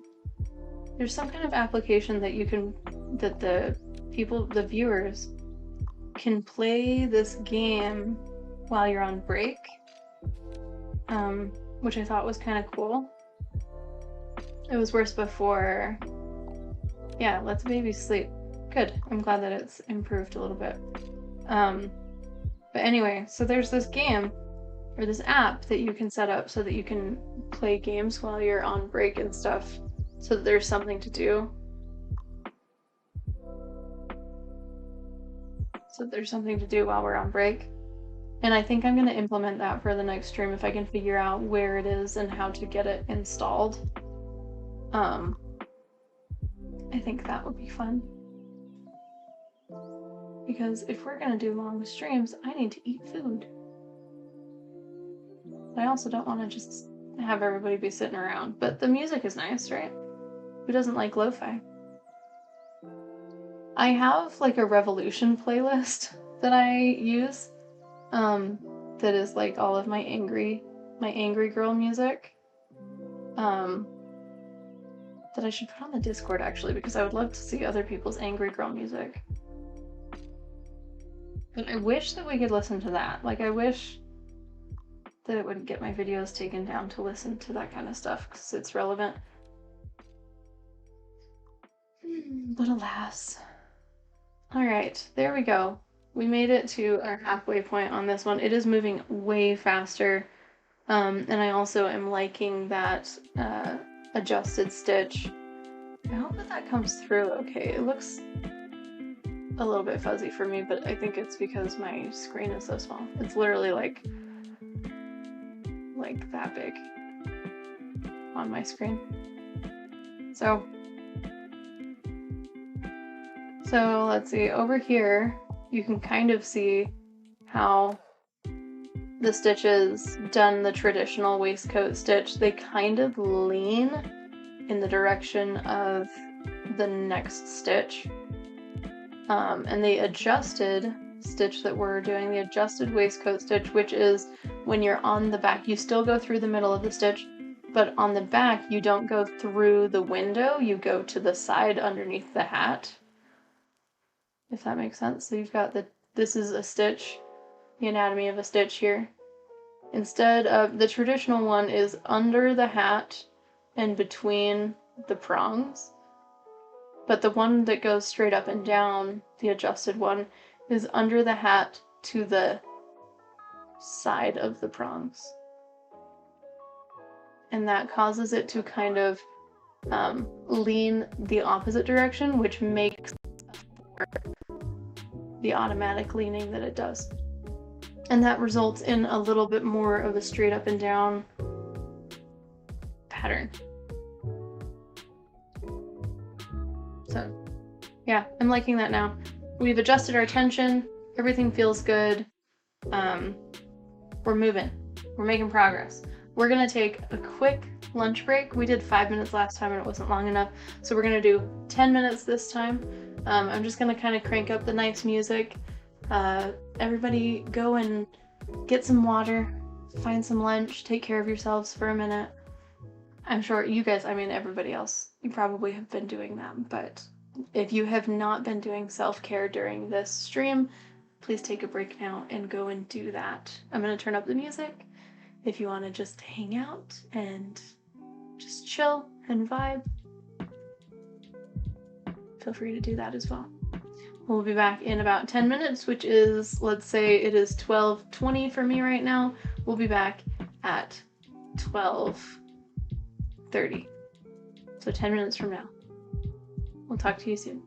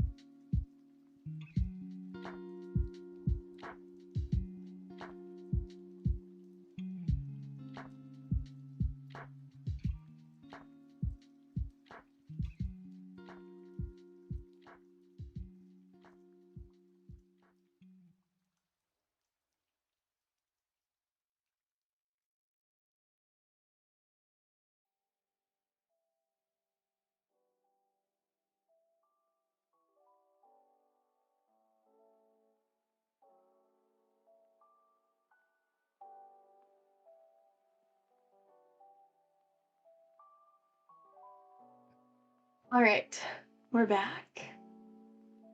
And before we get into crocheting, I want to introduce you to my dear friend that I made for Halloween this last year.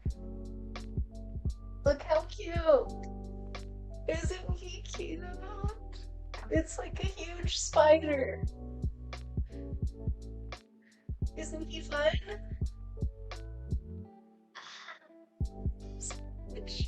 I guess I should be on this side, huh?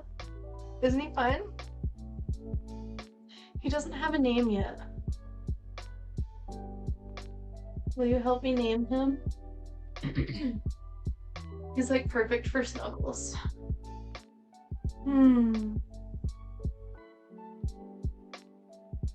know what? We might snuggle him while we crochet. That's what we're gonna do. Oh, I'm like bumping my table. Okay, let's get back to it. Alright, so here's my little friend. He's gonna help us crochet Joe. Oh, here we go. So I was thinking, it would be so fun, like, it would be, see, I might have a problem actually, because now I can't get close enough to it. There we go. It would be so fun if we could, like, watch a movie or something while we're, like, watch a movie together while we crochet and just, like, hang out. Yeah, this isn't gonna work, but I just wanted to show you this because I love him so much. Come on. He's gonna hang out right there. I don't know if he's in stream anymore. No, he's not. That's all right. He's there. He's there. I know he's there. But I was thinking it'd be so fun if we could, like, watch a movie together. Like, if we could watch Hunger Games while we talk about how much fascism sucks. Right? But then they would take it down. And I don't want them to do that. Even though I'm pretty sure they will anyway because we're talking about fascism. So, but anyway, lunchtime thoughts.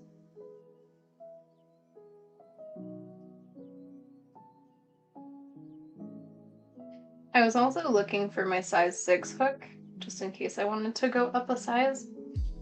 Because I was also thinking if we used a larger sized hook, having larger stitches, like taller rows, and it might make it a little bit longer and looser, which I think would be good for this particular yarn. Because this is a type of yarn that it's technically worsted yarn, but it's like fluffy. So if you pull it tight, it's like easily size 2 or 3 yarn, maybe size 3. Let me think. So if you like, yeah. So if you cinch that up, that's like size 2, which I think is also contributing to my tension. Because it's supposed to be, when it's loose, it's very fluffy like this. See that? See how nice and fluffy those stitches are? That's because we've been doing super, super loose though. So I was thinking, okay, you have got to go. My phone is driving me nuts. I'm a member on a local activist group, and there are some things going on today. And so my messages are gonna go a little bit crazy, but today is a recharge day. So we will get on that activism horse when we are fully recharged. Gotta fill the cup. What was I saying? Oh yeah, I was trying to find a larger hook. Maybe I'll try that other hook, the adjustable one that I love.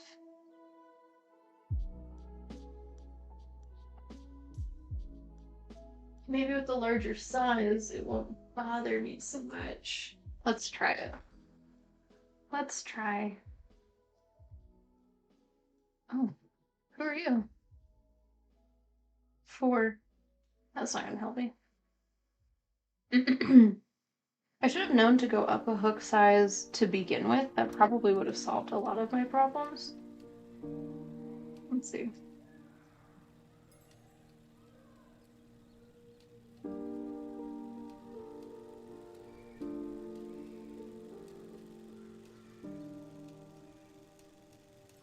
Oops.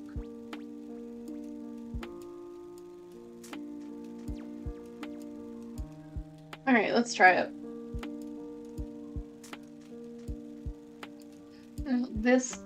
These hooks still are the ones that are a little bit duller. So I might still decide that I don't like that. But we're gonna try it.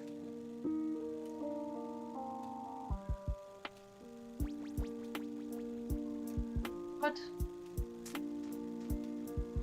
Oh, I just did a slip stitch. Like, why do I only have one bit of yarn here? My goodness. I don't know if you guys you probably can't hear it. I'm glad my mic isn't picking up all of the noise in my house, because I do have two babies. I have a toddler and a baby. And it sounds like they're wrestling dad right now. So there's a lot of like screaming and laughing going on out there.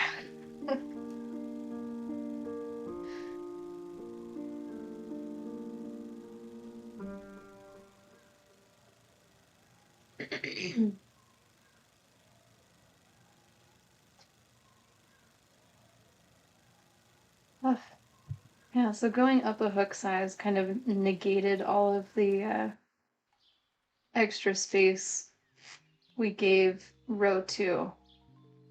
So I need to kind of decide if I'm cool with that or if I want to just try and make looser with my size 5. I just want to get in a groove. Like, do you ever... Sometimes I feel like it's so hard to get in a groove with a pattern where you're just like going. And I'm really having that struggle with this hat.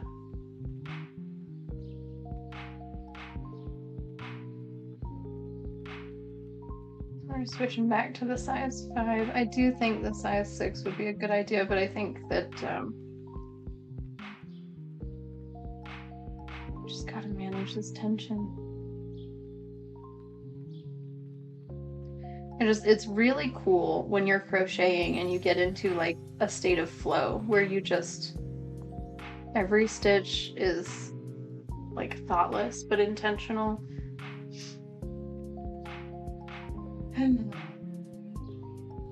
And I really like that feeling, but I am not getting that from this hat. But it is going to be so flippin' cute when it's done. And I am really excited to have an ice hat for my marches and stuff, because I really, really would like to go to the next ones. I don't know if everybody heard, but Friday, Minnesota is doing another protest, another march. So I want to try and find something local. Unfortunately, I am not anywhere close to Minnesota. Otherwise, I would like maybe go see if I could help. I think that would be cool. I think it sounds scary and dangerous, and it's really easy for me as somebody really far away to be like, I would love to do that, but maybe if I was in that situation, I might be too scared, which I think really speaks to how strong and impressive the people of Minnesota are. Like, it would be so easy to be scared and stay inside, and they don't, and that's just so crazy to me. It's very inspiring. But I know that I live in Utah, and I know that we do kind of some solidarity things sometimes.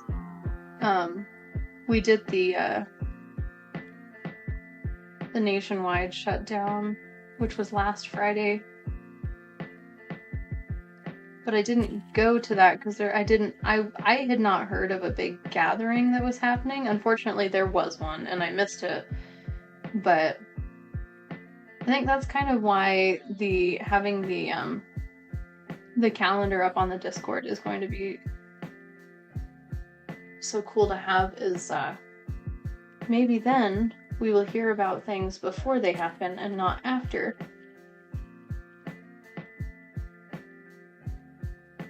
That's my hope.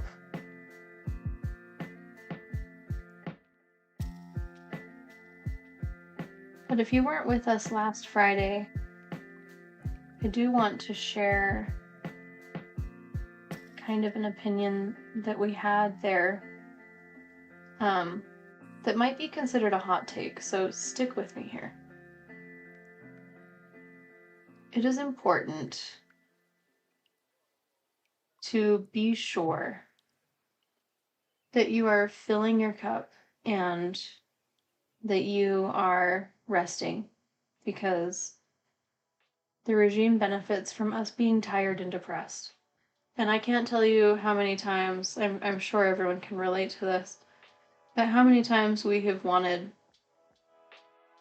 to talk with our friends and family members about this issue, and it's, you know, really important to us and we want to do something about it, but we don't want to do something about it alone. And so you go and talk to somebody and you go try and find somebody who you can talk to about this, and everybody is just too sad, too depressed, doesn't have the mental space for it. And that is valid. To be fair, that is valid. Like, it is a lot. It's too much. It's not normal. Despite what people want us to believe, it is not a normal situation that we are living through. It's not just going to go away by itself. And so it's important to take these moments and find joy and sit down and turn everything off for just a couple of hours and do something that genuinely makes you happy, because being sure to recharge your batteries on a regular basis is very important. And to some extent, it is inherently rebellious. It is an act of rebellion against a system that wants us depressed. But here's the thing, and I think a lot of artists kind of are having that sort of sentiment. But what's important, people are missing, is sitting here with me and crocheting this hat, or whatever other, you know, finding joy. It is an act of rebellion only.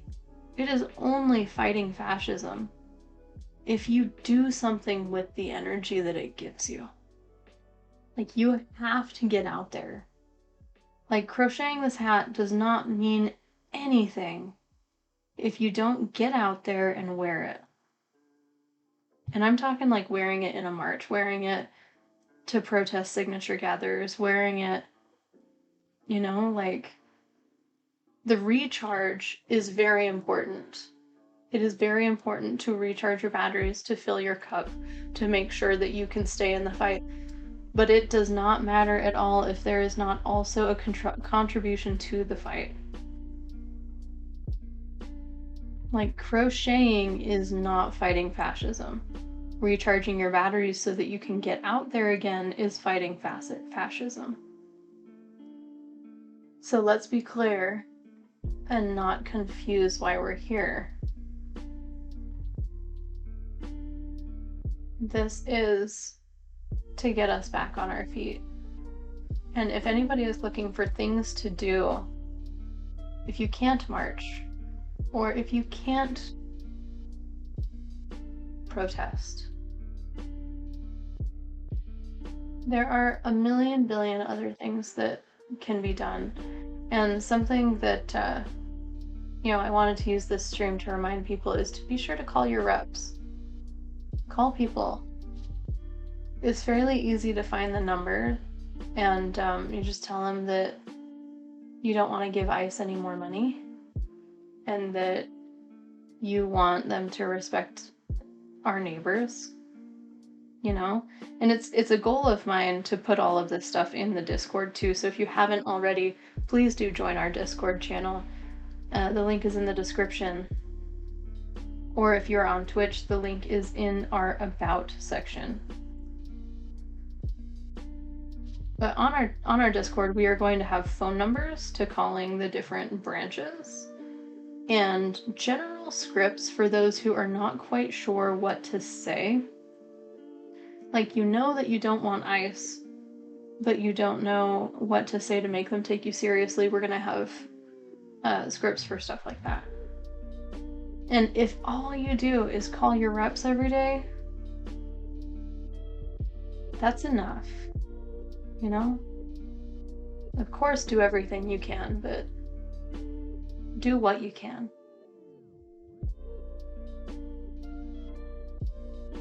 Because marching is scary.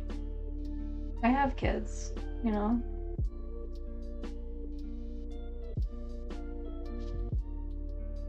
And marching has not been shown to be specifically safe. So I get it. I get it's scary. But we gotta do something. And if you're somebody who has, you know, like a lot of followers, using your platform to bring up other people who are being oppressed is also fighting fascism. I love how many people I've seen.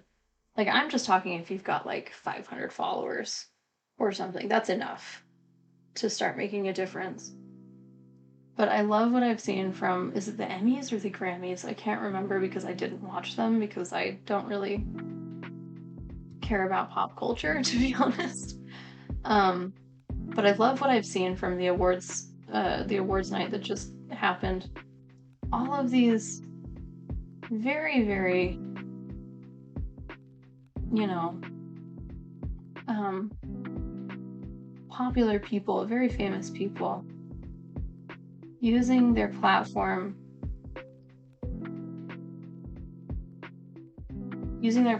to lift up those who are being oppressed right now, to even if nothing else, just to let them know that they are not alone and that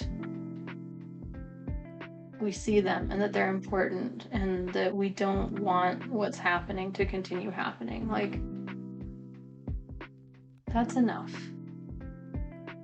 And I think what's really upsetting is how many people aren't doing that. Like, how many famous people. It's gotten to the point where this is no longer an issue of politics, it's an issue of integrity and ethics.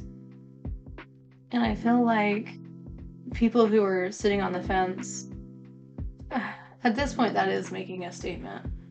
You know, when life changes this much, like, there's some YouTubers, some channels that I absolutely love, especially for video gaming and commentary channels. And it's very, very disturbing that I haven't seen some of these guys come out about their opinions yet. And I kind of feel like if you're not willing to side with the resistance, you're showing your colors a little bit. Like, if you can't openly say, ice out, I don't know, it's just not a good look. And it is upsetting how many people that I follow and love and support who have not been willing to have this conversation. And I don't have a huge follower pool. All of my Twitch followers are from a previous stream that I did years ago. This is only our second time streaming. So I'm hoping that I can get out in front of enough people that I can really provide some valuable information and get people to hit the ground running a little bit with this. But, you know, I'm trying. And maybe that's easier to get discovered while already having this opinion versus people who got famous without having opinions. I don't know. I feel like it's important. I feel like it's important to let your viewers know that they're safe with you. To let the community you built know that they're safe with you. Look how much faster this is going now that we have appropriate tension.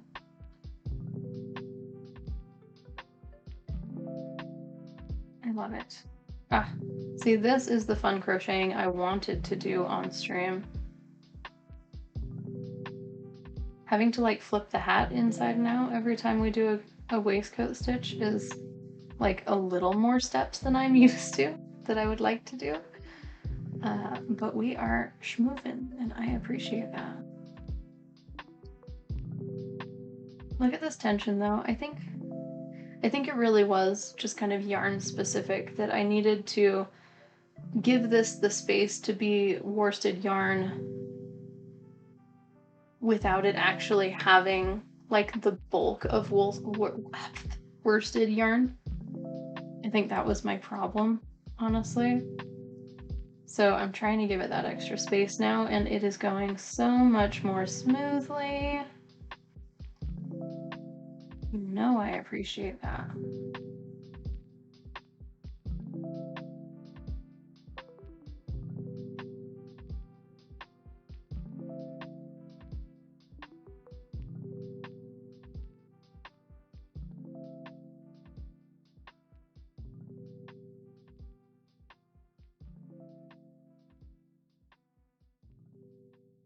You know, I'm sitting here trying to think of things that have been weighing heavily on my heart recently,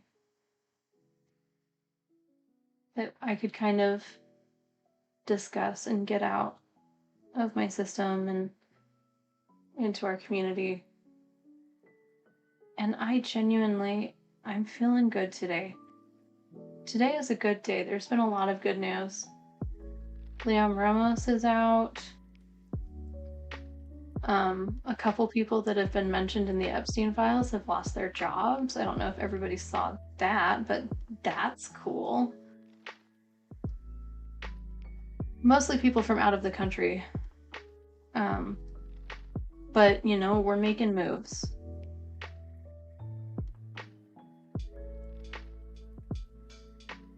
I think one of them was a police chief. Lost his job here in the States, and then there was somebody, I think, in either France or Britain that was in Parliament, and he lost his job. I don't know names, so I don't memorize everything, but go and look that up. It's good news. Love to see it. I'm sure it's only the beginning. Oh, also, other big win for the see, and here I am. I'm trying to figure out whether or not I should censor myself to make sure that this video doesn't get taken down. Like, what words can I not say? But I want to get the information out there, so I don't know how to say things. But for those of you who haven't heard, about half of the e-files have been released at this point, which is great, except for what it really is showing at this point is that harassing them about the files is going to work. It is working, and they can't just tell us no. And also, something very interesting with this most recent release,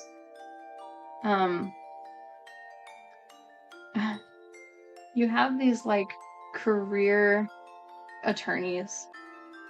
It's like very, very prestigious level of attorneys working in the government, and they really messed up a lot of the redactions. They did silly things, like they redacted Donald Trump's face on a political campaign ad that we already knew was him and was not like incriminating like at all, but they still redacted him.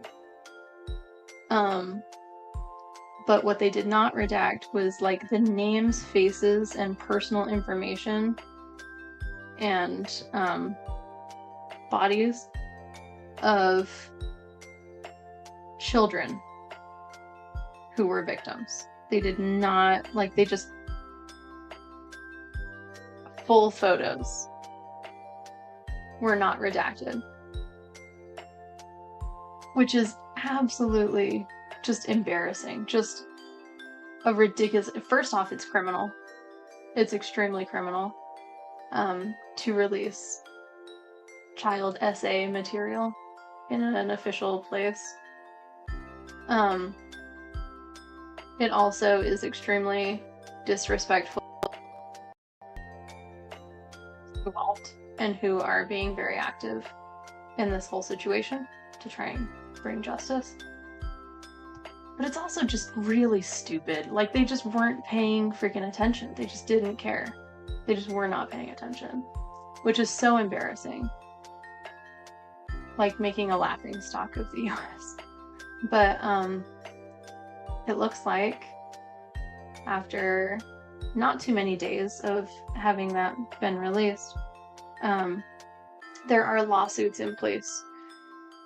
People who released it improperly are being forced to fix it, and they are being brought to justice for releasing them improperly. Like, the damage is done, but they are being forced to kind of make amends, is what it sounds like. There are lawsuits in place. I missed our decrease. I forgot this was a decrease round. So that's a big win for the survivors, I think. I mean, it sucks that it happened, but the fact that we got swift retribution for this one, at least this one thing, it's good. I would like to believe that it's an indicator of what could be possible for the future. Of maybe we could actually get something and prosecute these people and have this go somewhere. I hold out hope that it's a good sign.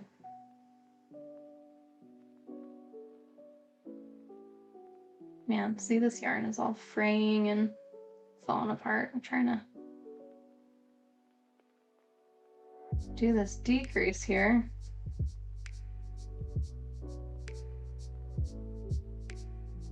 So anyway, lawsuits are happening where they need to, or, to get started. Obviously, we would like more of that to happen, but I do think it's an indicator of that being more consistently the story. I hope. Man, I am having a really hard time with this decrease for some reason. Okay, I like that. I'm just gonna leave it alone now. I'm gonna stop messing with it. I undid it twice. I don't think I actually even changed or improved anything. I just undid it because I didn't like it.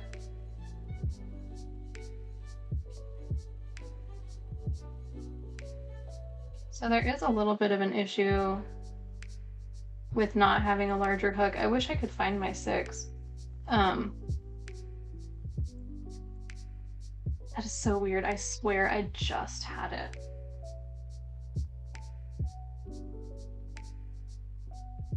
But just pulling the stitch loose like this, I'm just kind of lifting it and pulling it loose, is causing kind of uneven stitches.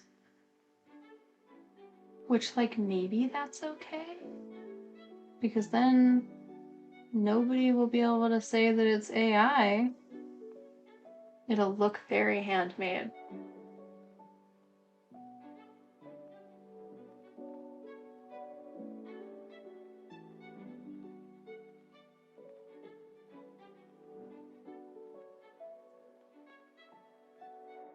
Okay. There we go. See, look how nice this is when you have the right tension.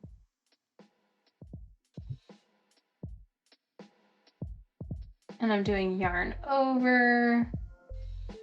See, I know how to crochet. I can do this.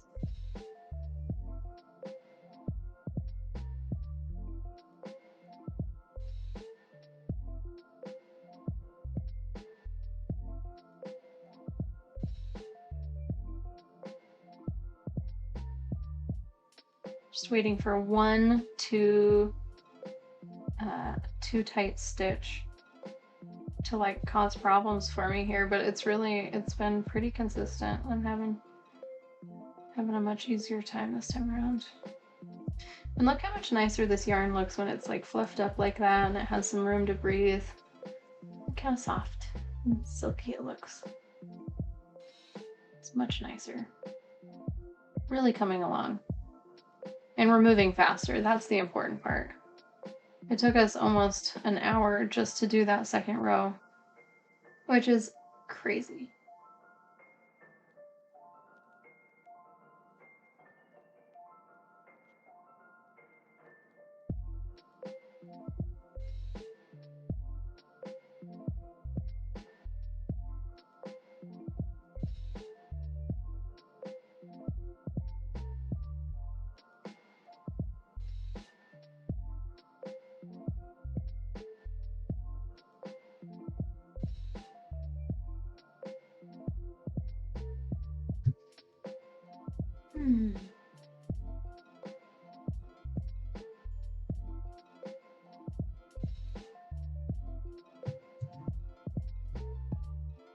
I think when I edit this video, I'll probably speed up because I kind of want to do a tutorial, like chop the 2 live streams into more of a like step-by-step and speed up the actual crocheting so that it can be followed.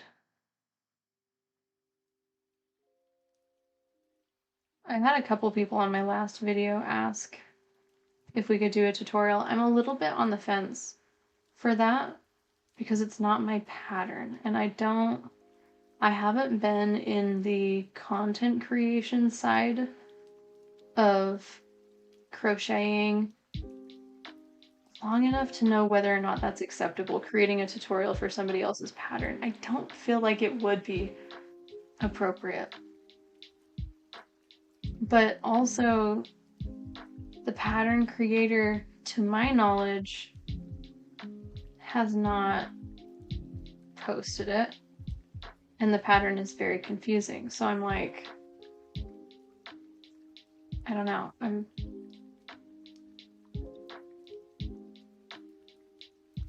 I'm hoping that, you know, even though the pattern is not posted, that this crochet with me is at least answering any questions that people might have from the pattern. I really hope nobody is using this as an opportunity to not buy the pattern. I'm trying to be vague a little bit with the instructions on purpose, and I do apologize for that. It is intentional because I don't want to take donations away from the immigrant families who are benefiting from the sale of this pattern. So again, because I haven't mentioned it in a minute, if you don't already have this pattern, please do go and get one. Even if you don't plan on using it, it is a really good and easy way to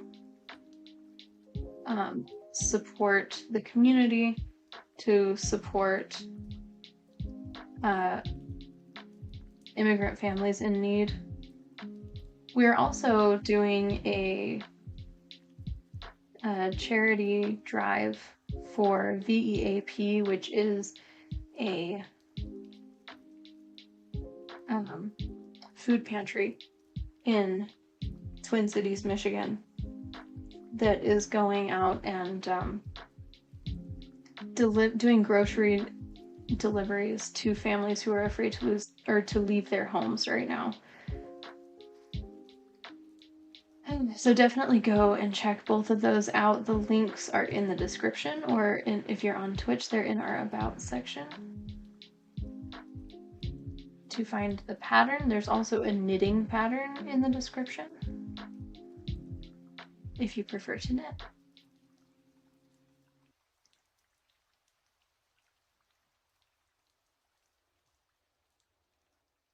All right, is this a decrease row? So let me just check and make sure that they're not going to throw me for a loop at any point here.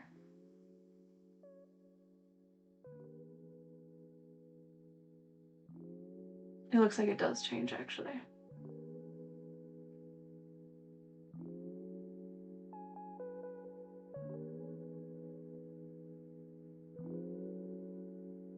Okay. So, let me think. So this is 1, 2, 3, 4. We're working on 5 now. Okay.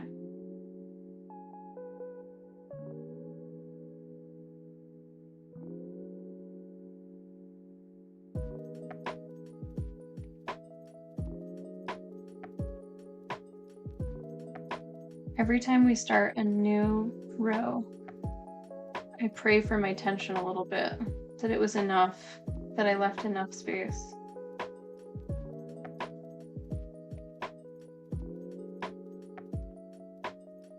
Oops.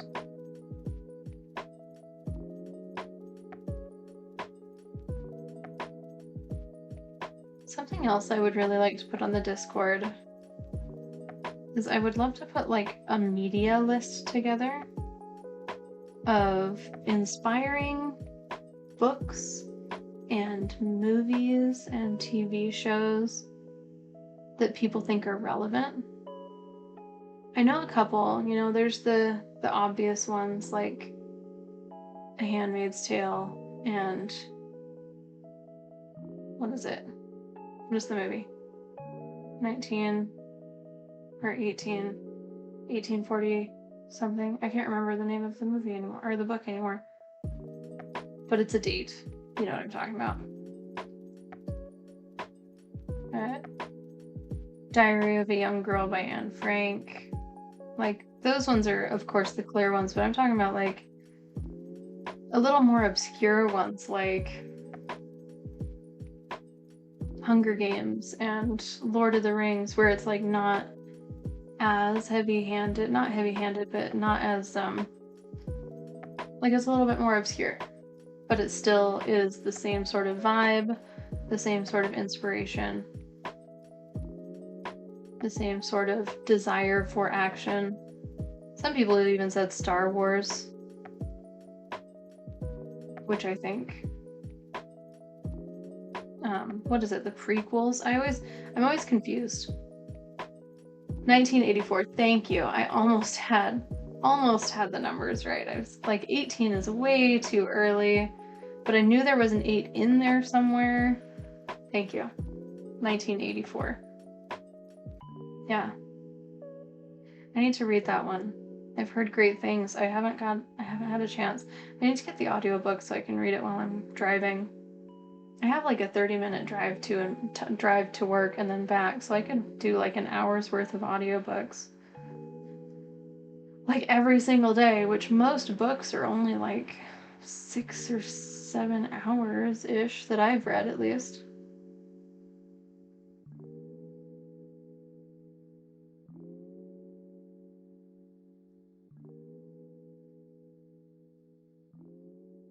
It would be fun to get a recommends list together, though. I think I will probably start one of those pretty soon. I was looking for books.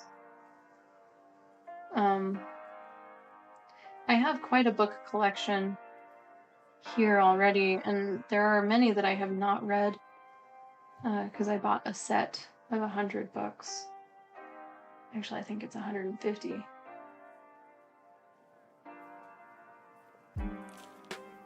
And I haven't read all of them, so I was trying to figure out if I had a book, because it's all of the classics, basically. Jane Eyre, Catcher in the Rye, like, all of that kind of stuff. And, I was trying to look through and see if any of the books I already had would fit into this list. And I think a couple of them do, I just don't know what they are yet, because I haven't read them.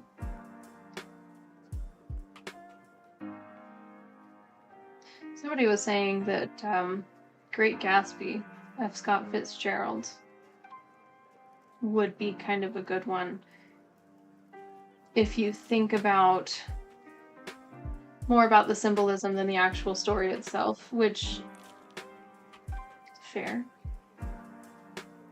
So I might reread that one. That was a super quick read. It's a very small book. But I've already read it. Like, I want to read something new, but because I haven't read them, I don't know which ones are relevant. You know what I mean? It's a struggle.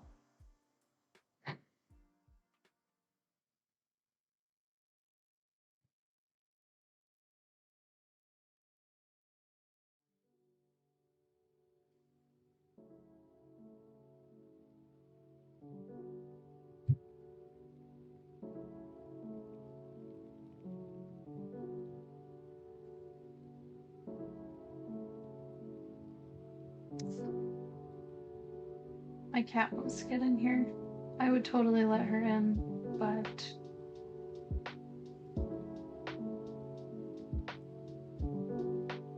I'm kind of in a zone right now.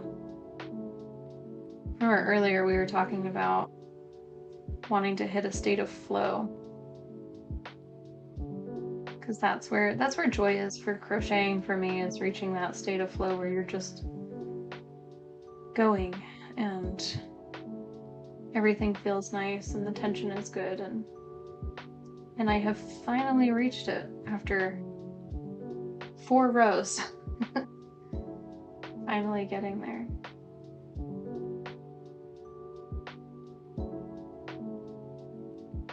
It sounds like the babies have gone down for nap time, which is good.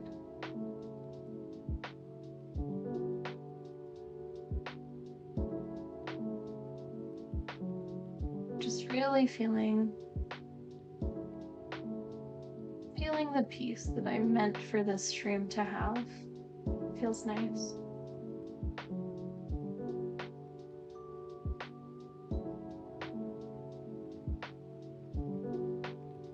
I have been pleasantly surprised over these last couple of days.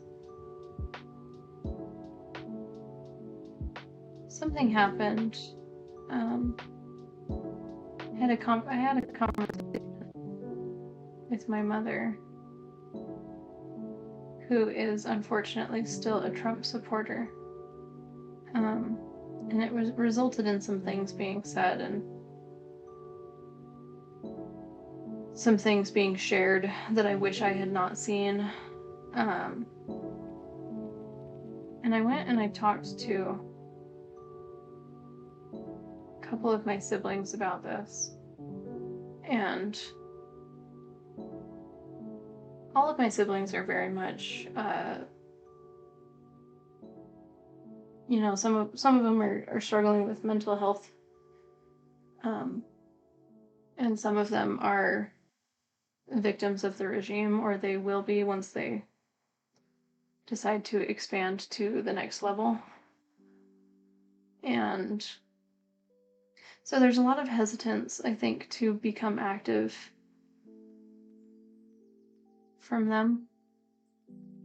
And so I was not expecting a lot of support, and I was sure they were going to tell me I was overreacting. But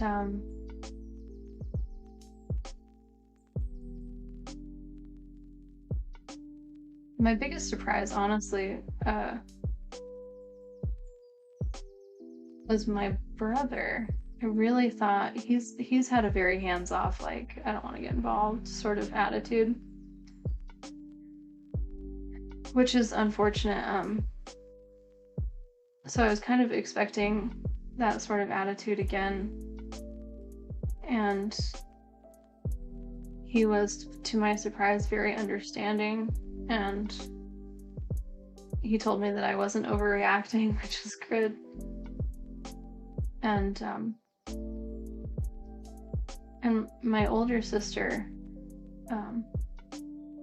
also somebody that, you know, she could be considered a victim of this regime, and so I was not expecting her to be outspoken,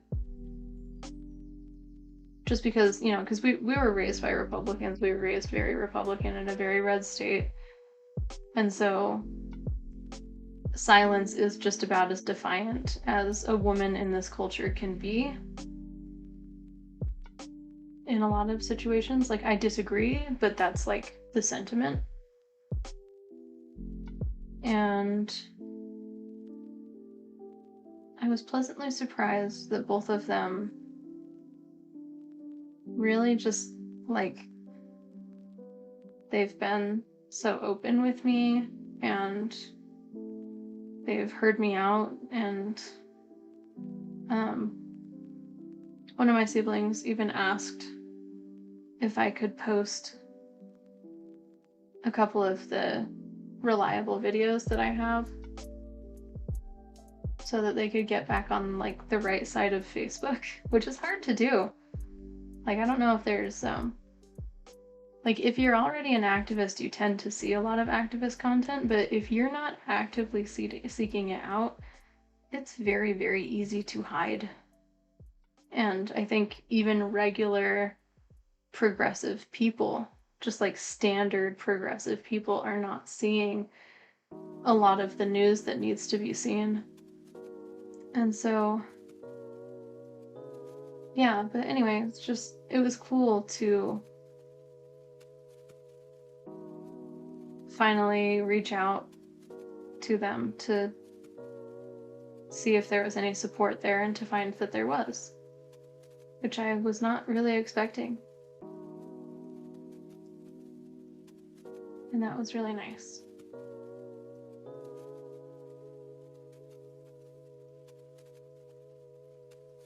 That was my recent fluffy encounter with being an activist, which has not otherwise been good to me. I guess that's not entirely true. There's a group here in Utah. I live in the Salt Lake Valley, and there's a group here that if you aren't in Utah, you probably haven't heard, and even people in Utah probably haven't heard because they're trying to not show people. But there's this huge gerrymandering thing going on here where our legislators are just really, really, really trying to take the one Democratic seat away and put in 2 more Republican seats. And the thing that's upsetting about that is the Republican Party is the largest party in Utah, but it is not the majority of voters, which I think scares them. Because it is, so Republicans make up about about 45% of Utahns are Republican, which is the largest party. Democrats only make up like 15%. But if you combine everyone who's Republican versus everyone who's not Republican, which is Democrats, independents, and non-affiliates, all 3 of those parties, like, those are actually the majority of voters. So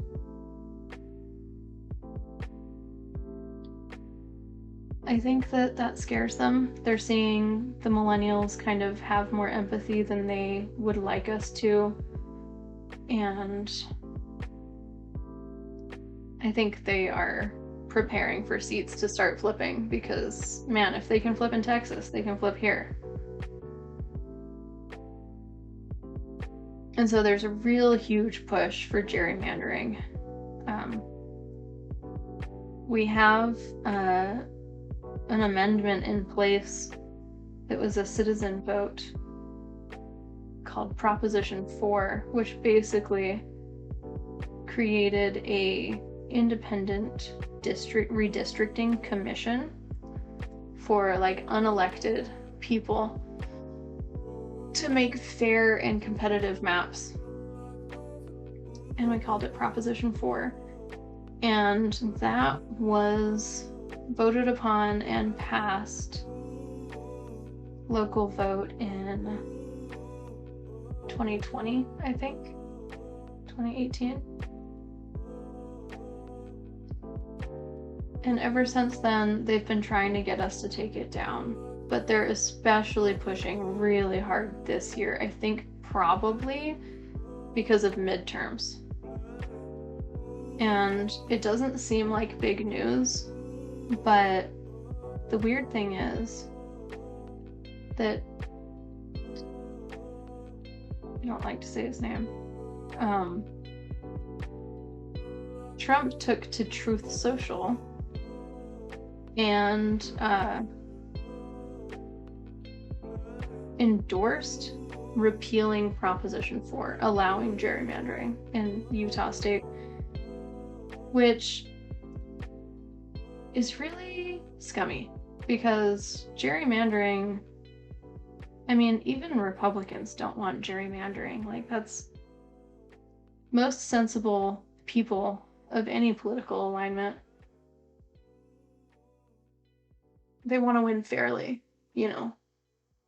And I feel like the narrative that Trump's party is trying to pass is that Republicans are the majority, that people who support Trump are the majority, which, if you're one of them, you probably believe.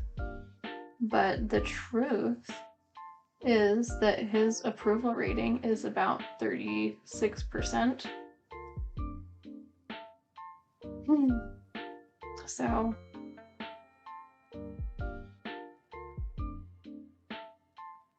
anyway, so this anti-gerrymandering law that they're trying to get repealed, they have out-of-state signature gatherers here in the state of Utah.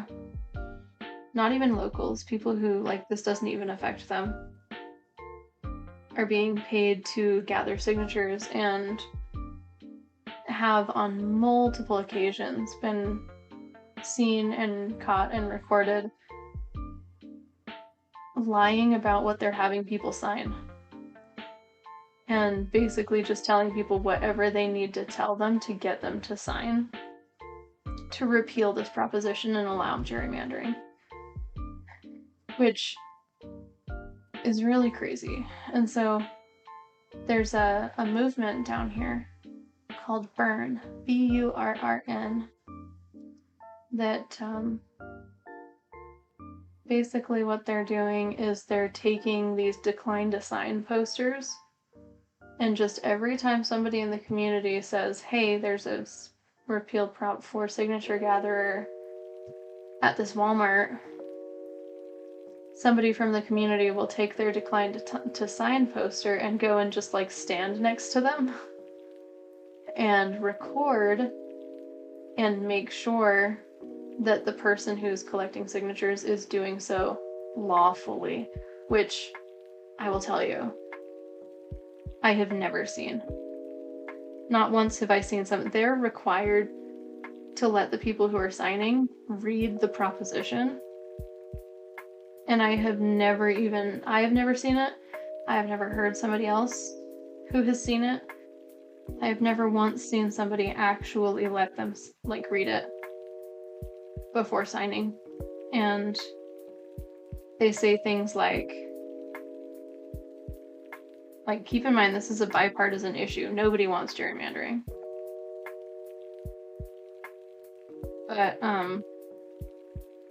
But they will just straight up ask people like, are you Republican? Sign here to show that you're Republican. Which is so crazy.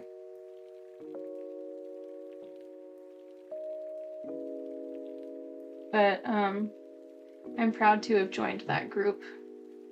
And I've been managing their Facebook, helping to manage their Facebook page, which has been nice.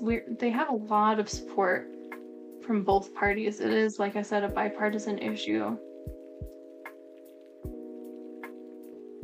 And it's been really cool to see people kind of come together for fairness. And I've encountered a lot of Republicans that do think that Trump has gone too far. And that, you know, lies were told and promises have not been kept. Like, so I want to be really clear that, like, when we're talking about people who support Trump, I don't think that Republican is the right word for it anymore. I really don't. Like, instead of saying Republicans, I think that we probably should just call them MAGA. I think we should probably just call them Trump supporters, call them fascists. Because even Republicans, a lot of them don't want this. And there's been a lot of good people who ran Republican that believe in, you know, civil rights and believe in transgender and believe in or trans rights, and but they just like, I don't know, like the economics of it. I don't flipping know. I don't know why you would be a Republican. I don't know. But my point is that a lot there are some good ones. There's a senator or someone who was running for Congress. I can't remember what he was running for, but a Republican in Minnesota that just dropped out because he doesn't support ICE and he doesn't want his neighbors to get hurt. And running Republican is a disease at this point. And like, so I think that there needs to be a little bit of separation of the parties here where it's not, and I think people are starting to wake up to this. I feel like this is really important. That it's not left versus right, it's top versus bottom, and that is a line that is starting to gain some notice. It's starting to be more apparent for people as we are routinely seeing people on the e-files who are both Republican and Democrat. But the thing that they have in common is that they're billionaires. They're all of these rich and powerful men. And that is what they have in common, not their political opinions. But the longer they can keep us fighting about left versus right, the longer they can hide the rest of those files, the truly incriminating half of those files. So,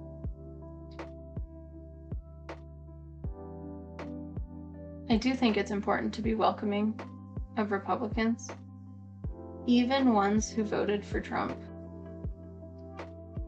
Like, I do think that it's important that we give them the opportunity to change their mind without making fun of them or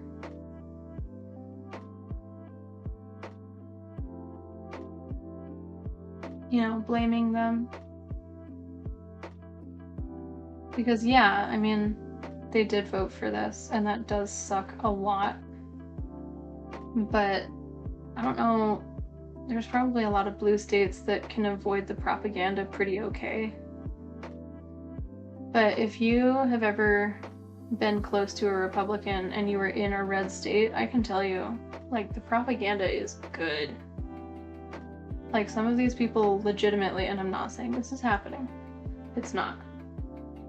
But just to be mindful of how good the propaganda is, some of these people literally live in a world where immigrants are flooding into the country to kill their children. Like, they genuinely believe that's happening. And it's, sure, it might be because a lot of them are stupid, like, honestly. But a lot of it is just that the propaganda is that good. I've seen it. Now, that's not justifying, like, at some point you gotta flip and open your eyes, do some of your own research. If the government says that it's raining and the news says that it's going to be sunny outside, at some point it is your responsibility to look out the damn window. And I'm not excusing people who won't do that. I'm just saying that we need to leave space for people to change their minds as things get worse and worse and worse. And I've heard people ask, like, okay, well, where was the line for you? And I just don't know if that's relevant. I think that it's important to provide a space where people who have changed their minds feel like they can be one of us, because at some point there will come a time, if this isn't already happening, there will come a time where people will side with him because that's where the community is. Like, that's where they don't feel like monsters. And I think it's really, really important that we provide a space for people who are changing their minds to be part of the community again. The community of non-billionaires, which is more important than left versus right.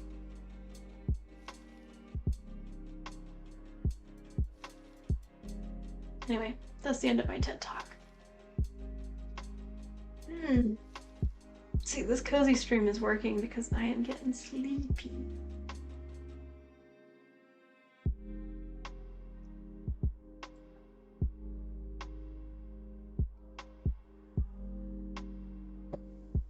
I'm so lucky. I have a window in the Salt Lake Valley that is quite a large window, and it looks right out to the mountains.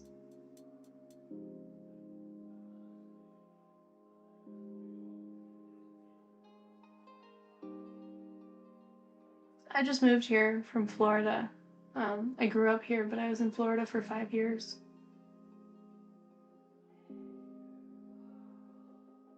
I didn't realize how much I was gonna miss the mountains until I got back. This is a beautiful state. I'm really proud I'm having a hard time with this. I'm really proud to be American. I really am.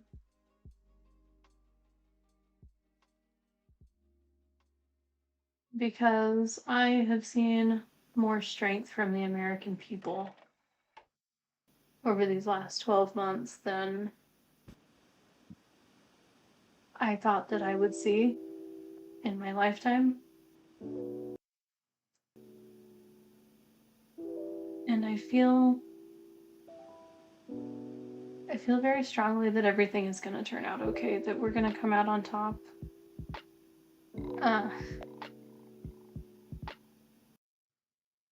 And when we do,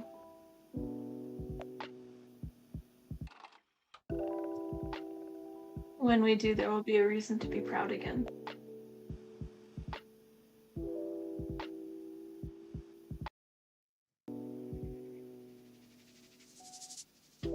Because no matter what happens, I will always be one of the Americans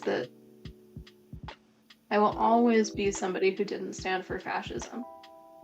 And I think that that's important. Sometimes all we can do is just be on the right side. No matter what happens, you will always be able to say that you weren't one of the bad guys, and I feel like that's important.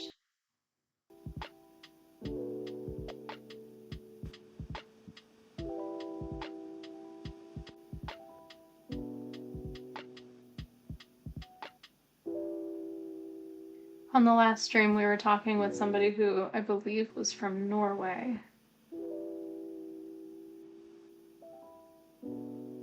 And it was interesting having this sort of difference in perspective there. You know, he was kind of off the news for the most part, which totally fair.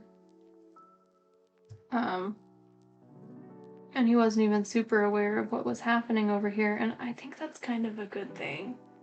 Honestly, you know? Like, I'm glad that it's something that people outside of the country can still ignore. I'm glad we're not to the point where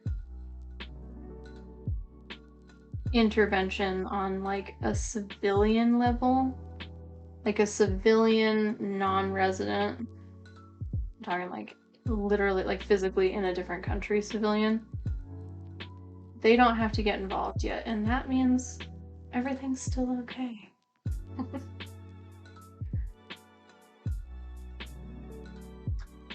I don't think I decreased. I didn't! Oh no, that was so long ago. That's alright, we'll decrease on the next time around. Even though we're not supposed to, but we're gonna switch those rows a little bit. I don't think it'll be that big of a deal. I'm not the type of person to go all the way back for a mistake like that.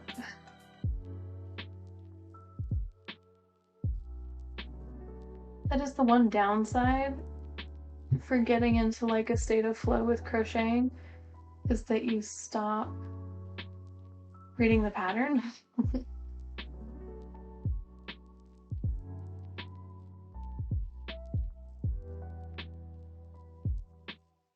So for anybody who's just joining us, we are just doing a ton of waistcoat stitches all the way around our hat in a spiral.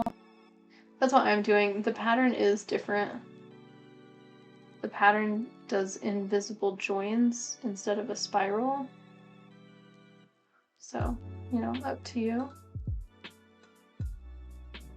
I prefer spiral because I have not nailed the invisible join yet, honestly. But I also kind of moved it so that the decreases are on the sides instead of the front and back. Wait. So that it's in line with the join, is what I mean. And in doing that, it kind of aids to the spiral a little bit more, so I'm not too worried about it. I think my hat's officially getting heavy enough that I need to, like, not lift it up. It's messing with my tension, which I have struggled with on this episode.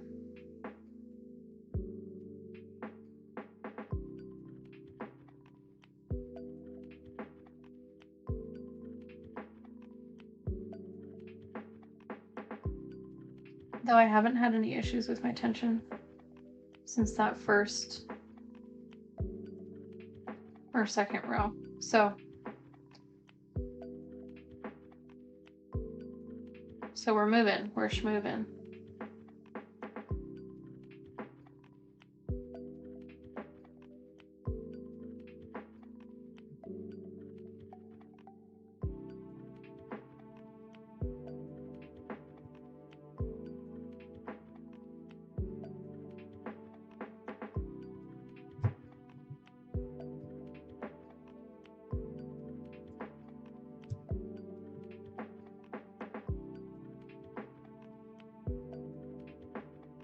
Alright, this is where we're gonna decrease again, I think.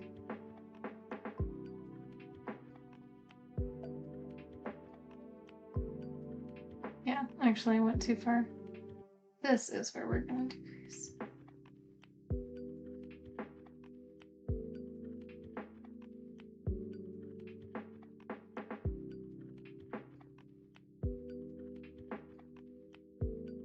There. Nice. I'm liking that.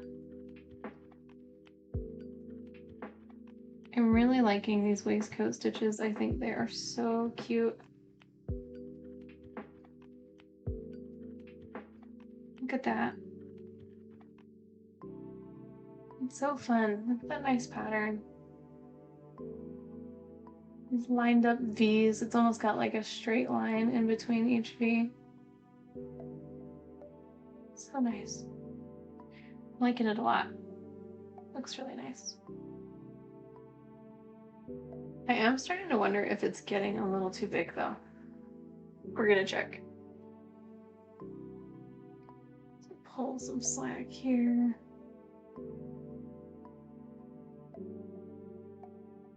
Alright, so this is gonna be folded up like that. And then the join is going to be on the side. That's what I meant to say, is the join is on the side rather than on the back.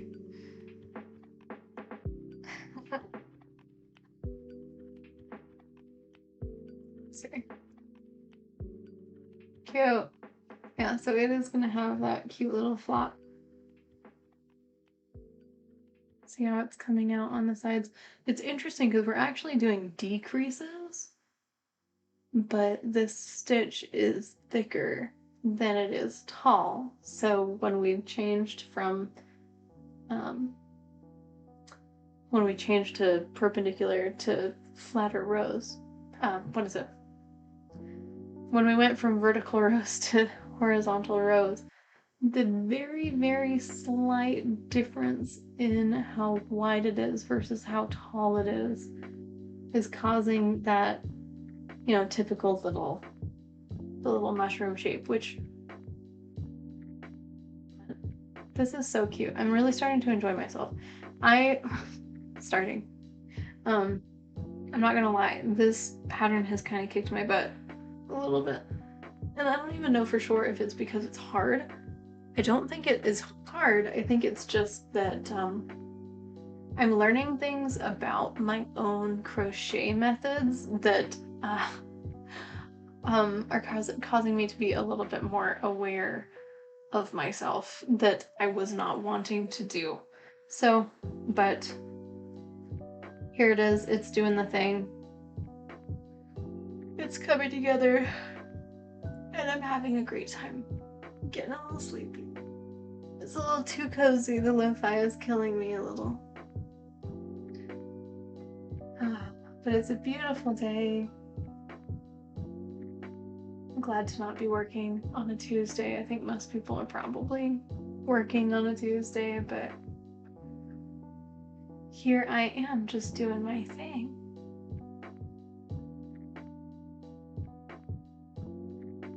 It's nice to be able to have that freedom to not have to be able to take days off when I need them. So the usual schedule for this stream is Fridays. We stream on Fridays. I might do Saturdays.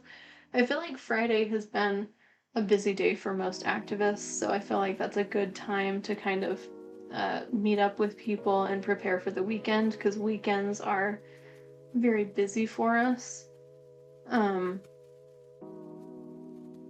So I feel like Fridays are good. I don't want to take Saturdays because I feel like Saturdays are the days that we actually go out and do things. But I am planning on doing streams like this in the middle of the week just as needed. And I felt like there was a lot of things that happened this week that warranted just kind of like this is sort of my version of meditation. That sounds silly, dear. You know, Do it for me, please. just crocheting, and especially doing it live because, you know, sometimes there's people to talk to, but more importantly, it's like a reason for me to actually say my thoughts out loud and get everything down. So like I'm hoping that that this will help me kind of, as I go back and rewatch these videos someday, that it's kind of like a journal for me a little bit. These are the things that have been on my mind. This is what's weighing heavily on my heart, and I'm sure as things continue to happen and as major events continue to unfold, it will be more and more relevant and important for me. And I'm hoping that as I get better at streaming and our community grows, that others will find value in these things as well. That is what I'm hoping. I'd love to create a place where people can recharge and get ready to go out and join the fight again. Because there's certainly a lot that we can do. And I think providing a space to sort of calmly discuss that and provide resources for people to get involved at whatever level they would like to be able to get involved in. That's the dream. That's what I want. You know, I think I am going to get some stitch markers for where the decreases are supposed to be, because I keep getting in this zone and like forgetting to do decreases. So I will be right back. I'm gonna grab my stitch markers.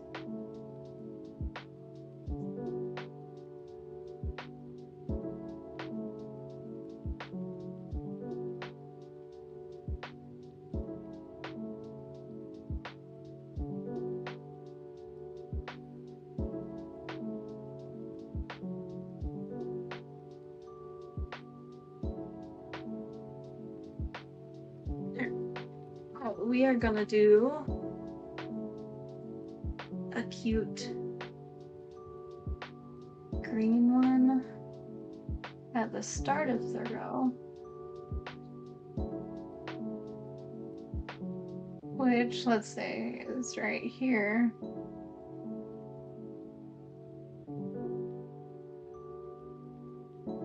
I guess I probably shouldn't put it up so high. I don't want to interfere with the next stitch that goes there.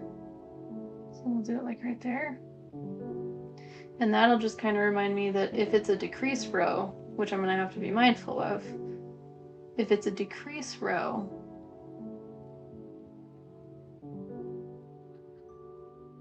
we'll decrease at that little bobbin, and let's see, try and line this up too so that we can get an accurate count.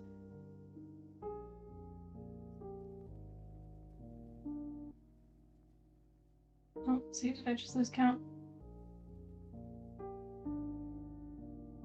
So I'm trying to count each bump here to make sure that it actually stays centered. Hello. Hello. Oh my goodness, lunch already? Yeah. Thank you. Mm-hmm. I know cereal isn't particularly filling. It's not, but thank you. Mm-hmm.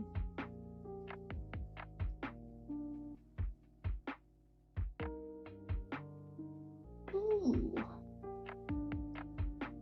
We literally just took a break about 2 hours ago. So I'm wondering, or an hour and a half.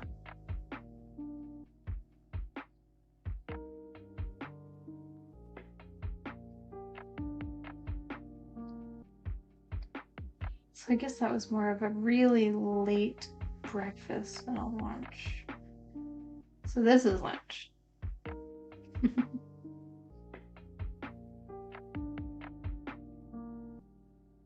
Okay, I know what I'm doing now. Here we go. Okay, so this here is the exact center. The reason I counted them was because a couple of my rows were thicker than others, so I don't want it to be like by space. I want it to be like by count so that I can try and get it to sort of be back in the shape it's supposed to be. Chicken and rice. Looks like he made me a chicken patty with barbecue sauce and some rice. So sweet. Best husband.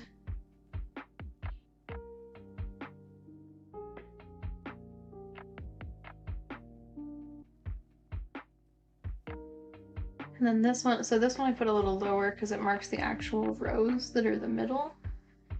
This one I can put higher because the seam is already the one that's marking the rows, so that's not as big a deal. There. Now. Ooh.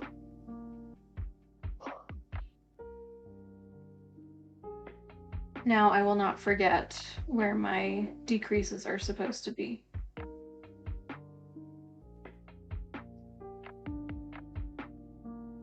All right.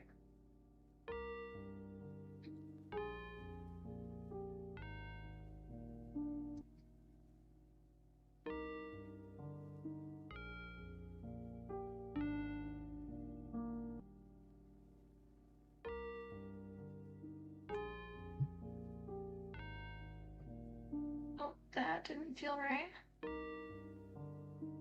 What's going on here? I must have snagged on something. That, I think, is ultimately going to be my issue with this yarn, is just how much it's snagging 3 times in those last stitches. I don't want it. I went back because I don't want the snags to cause problems on the next layer, just because I know tension is already an issue.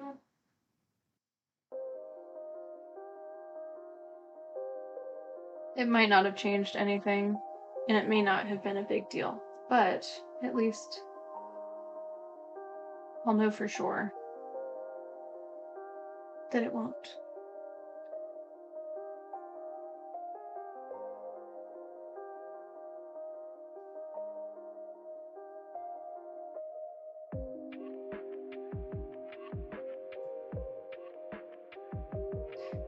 A couple people from my first video asked for a tutorial on this. I kind of already mentioned, but I'm hoping that just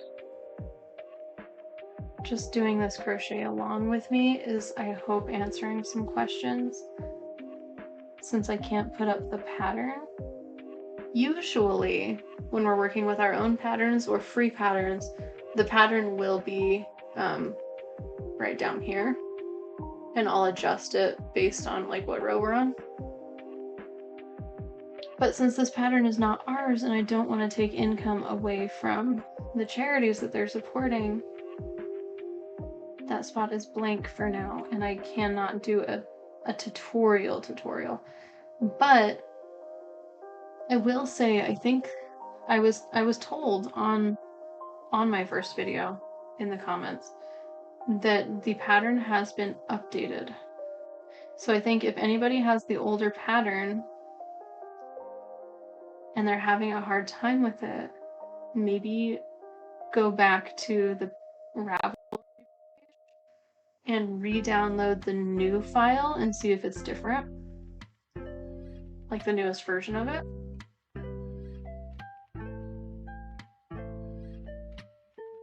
Because it's possible, I haven't checked it, but it's possible it could change it quite a bit.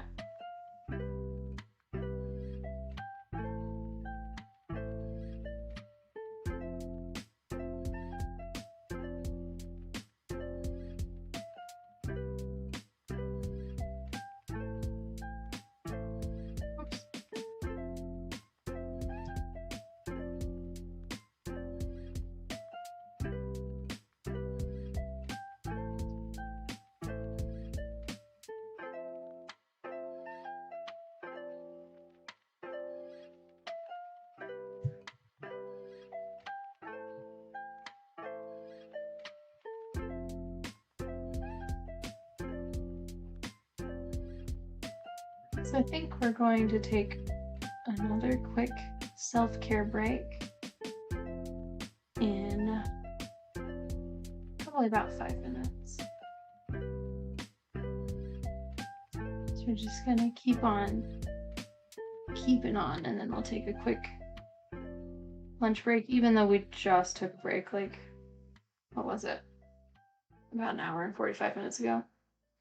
But I'm getting sleepy, so I think this might help.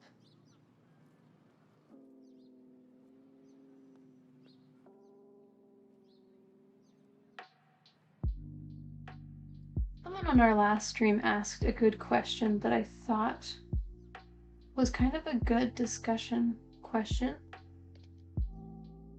What, other than crocheting, what other hobbies does everybody have other than crocheting? You want a C4 stick? I'm good. I still have plenty of beverages. Okay. Just in terms of the caffeine, but if you're good. Yeah, I'm good. I think I'm more just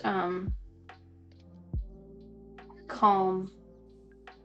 Like, I just feel good right now, rather than being like tired. Okay.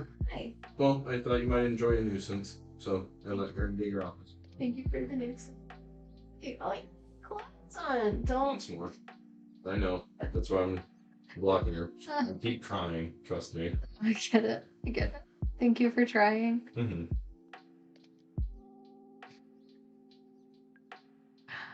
Oh my goodness. Of course. I love you so much. Have fun at your doctor's appointment. I will see you soon, I hope. Join our Discord if you haven't yet. Alright, see? I'm here, and now I'm gonna remember to do a decrease where I otherwise would have forgotten. Because I think this is the decrease that we're making up for. Yeah, because we skipped one. There's a decrease there, and then we skipped one, and then there's supposed to be one, but we missed it. So, yeah. Now we're caught back up.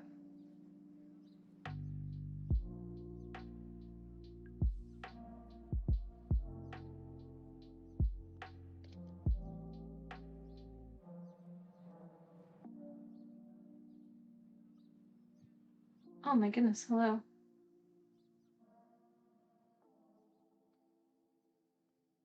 It's unfortunate that was off camera. My cat just jumped up and shocked me.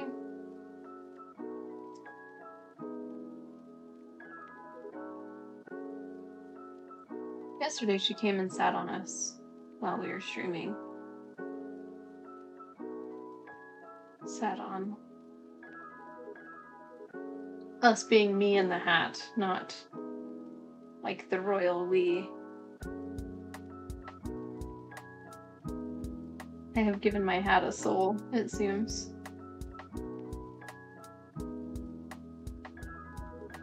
You know, I think this hat's gonna be very important to me. Like, She wanted to come say hi. Does she have clothes on? Yeah. Hi! Oh my gosh, what's on your face? That is soap. Yeah, the bar soap. Yeah. Well, hi, dear. Come say hi. It's just about time to... Here, do you want to see you? Here's you. There's you. Hi. Hi. You're so cute. Look at your cute hairs. And your messy face. Oh my goodness. Alright, well, that's a good time then. It is 2 o'clock our time. I'm gonna go ahead and take a 10-minute break now for lunch. So everybody do some self-care. Go and get some water. Eat some food. Find something new to bring you a little bit of joy for when we come back. And I will see you very soon.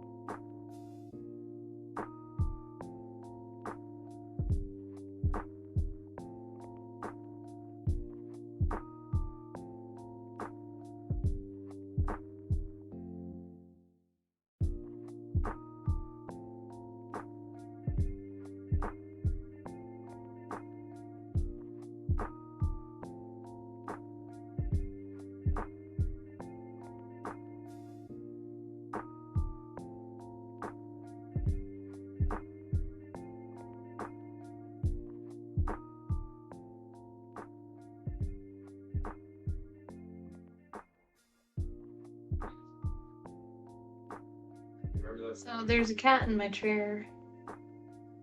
Let's see if I can show you. There. There's a kitty in my chair. She's the streamer now. She's gonna crochet for you guys. Oh. Close the door. Come here. Do you want to say hi? Oh, I know you're mad at me. Oh, please don't hurt my chair. Oh. This is Andromeda. She steals my spot. And she crochets with us. Alright, go find a box to sit on. Alright, we're back. I have to show you something that I found while we were on break. So it's a post. Here's like the worst people ever. But here's what the post says.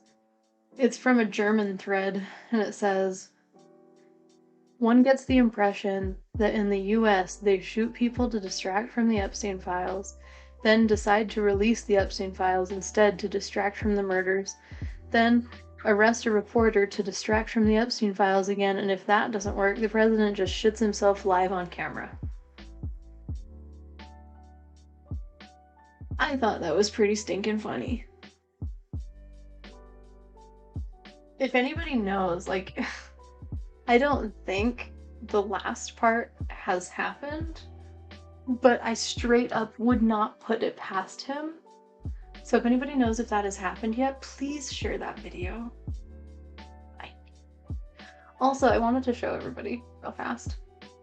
We also we do 3D printing, as you can see behind your lovely text here.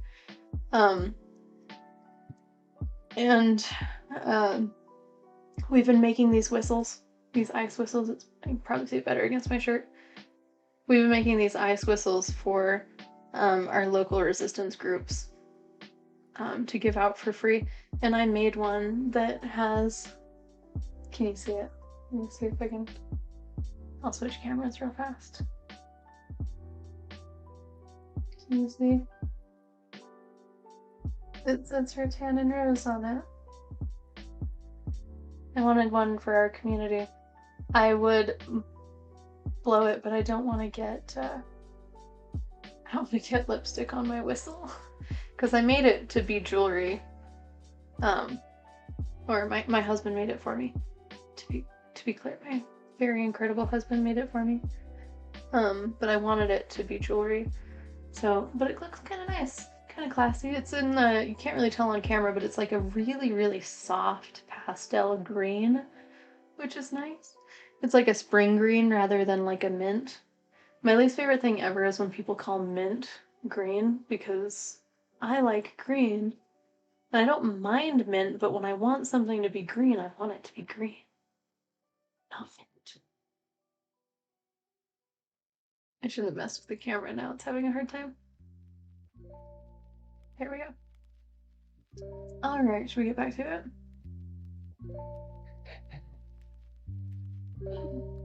I hope everybody had a lovely break.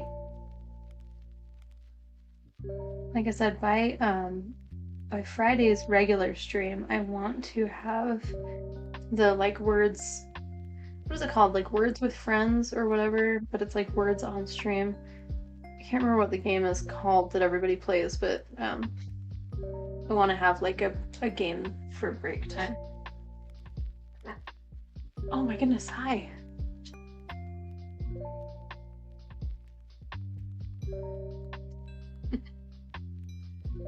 Here, hello. I guess you can hang out with us.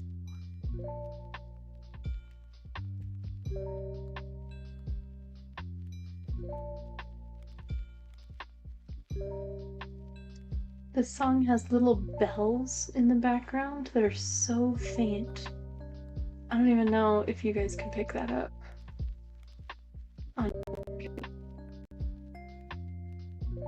But for some reason I was thinking it was like church bells or something, and I don't live in a place where we have church bells, which is unfortunate. I always thought it would be cool to live in a big city where the local churches actually have bells. It's me, ma'am. Okay, sit down. Sit. Flatten. Thank you. I don't know, kind of cool to have church bells. But unfortunately, I don't live in a city big enough to have church bells. I think it would have been cool to live in a time, well, no, okay, there was nothing cool about living in like the late 1800s, but it would be neat to have church bells ringing being a regular thing. That would be neat. To be clear, I do not want to live in the 1800s.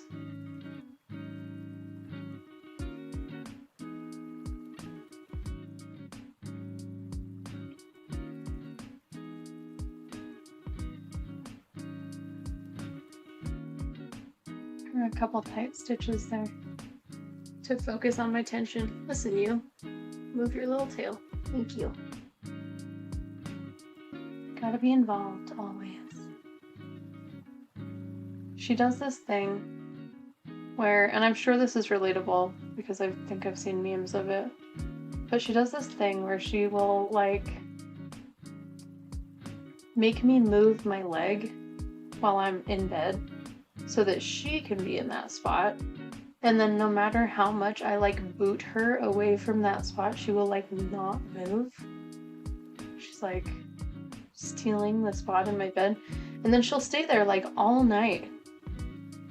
And I'll just have to be in this uncomfortable corkscrew position or like tuck my leg up from where I want it to be because she's taken my spot. So rude. So mean to me all the time. Right, I'm a little concerned these stitches seem to be smaller. And I'm really hoping that I didn't like lose focus and that we're gonna have tension problems again. Really, really hoping that's not gonna be a problem. We're making good time at this point though. I'm feeling good about how quickly we're building up layers now. I think the majority of the stream at this point has been used just on that stinking second row. Which if you're watching the video on demand, if you're watching this just as a video on YouTube, I will probably chop out that entire row from the edited video because it was just abysmal. But now that we're past that, we're making some progress, we're moving right along, and I'm feeling good about it.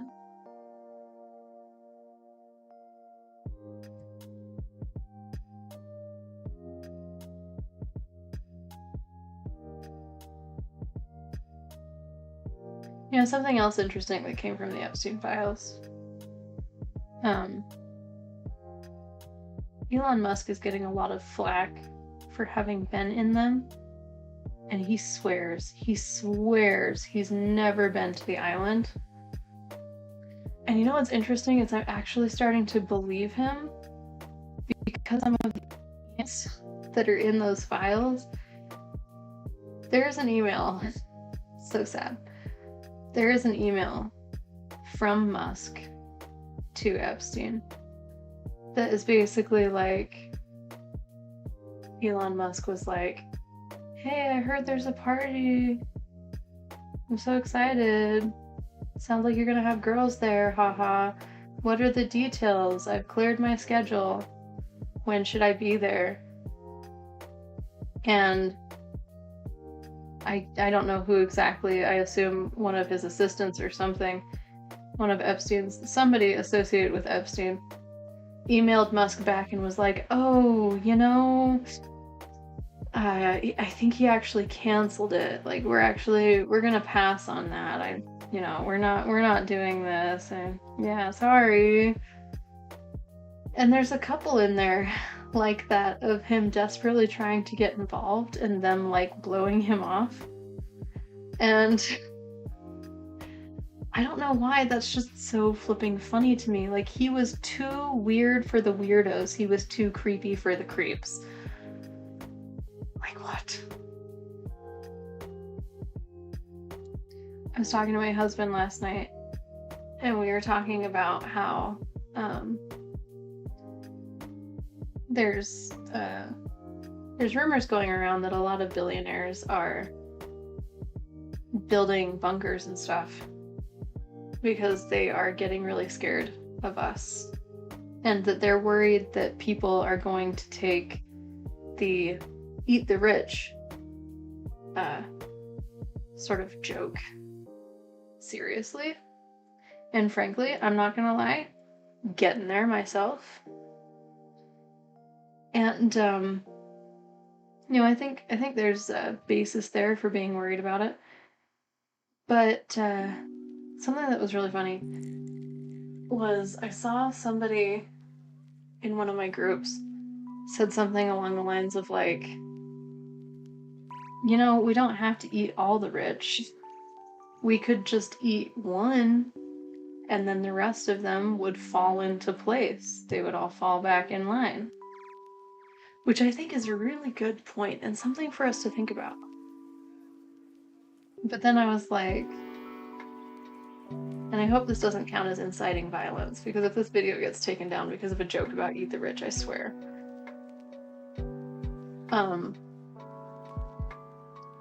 But then we were trying to decide, like, which one.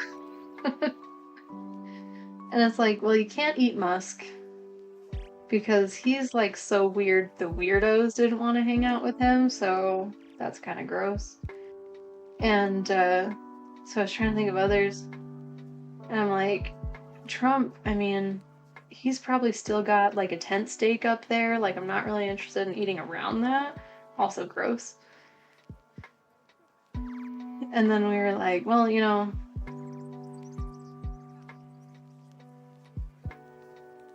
there's Zuckerberg, but frankly, I'm not even entirely certain if he's made of meat.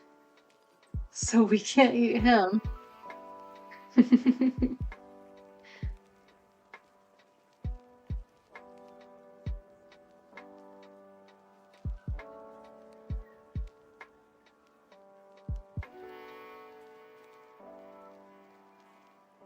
So that's the question of the day.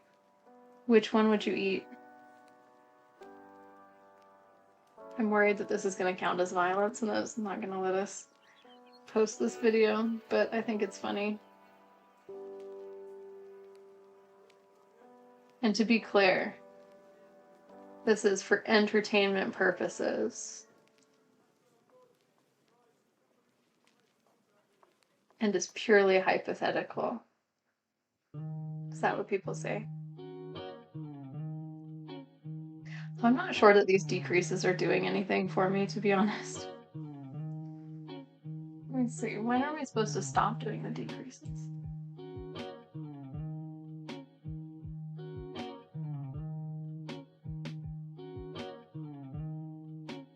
It looks like it might be all decreases from here. So this is, excuse me. So this is 1, 2, 3, 4, 5, 6, 7. We'll look on 8 now. Yeah, so I think all of these rows are going to be decreases from now on, but I don't think that was supposed to be, so I'm going to take that one away. That was not supposed to be a decrease. This one will be a decrease.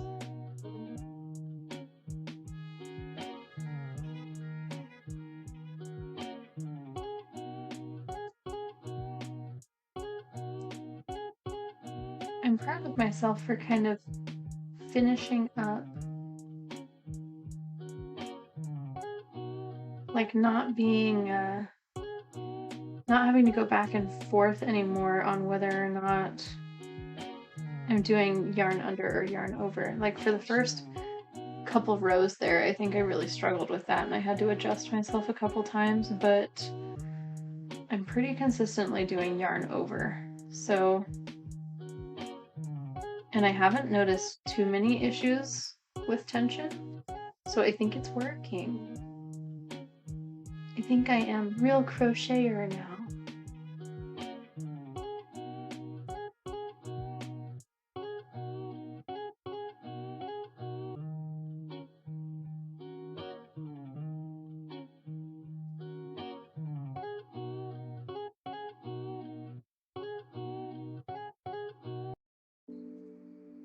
There's a couple that are still giving me a hard time, but I think that might be because of the yarn.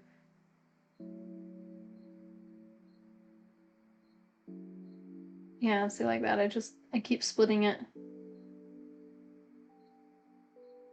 I keep not going through the right spot, and then I split the piece of yarn in half, which I do a lot in all my other projects, and you can usually just crochet around it, and it's not that big of a deal. But I'm worried that for the waistcoat stitches that it will create weirdness in the following areas if I don't fix it.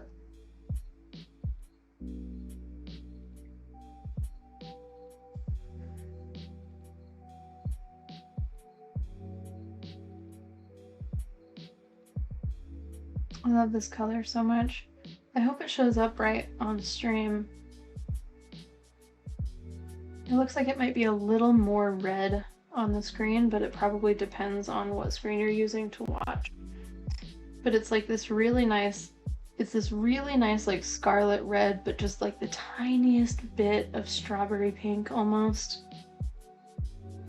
It's like really, really nice. Love this color. And I really like this yarn despite, you know, all of the complaining that I'm doing about it. I really like this yarn. I think it is so pretty. So silky smooth, and I love that it's fluffy. Pulling from the middle of this yarn is helping to kind of keep it wound, which is a good thing for not having it snag as much, but it is, I think it is compressing the yarn a little bit more and making it, you know, smaller than a typical size 4 yarn would be. So I'm trying to provide a little bit of extra slack to make up for that. Oh, there's like a random... Oh no, there's like a random tight stitch right here. Let's see if this is going to be a problem.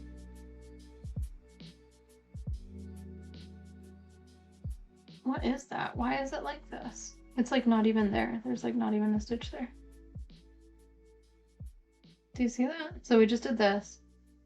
I need to go in right here, but there's like not actually a stitch there.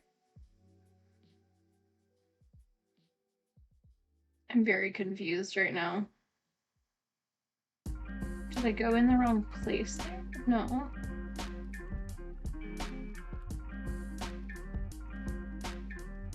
So I think if I go through like the anatomy of a stitch, it should be like right there, but it's like not.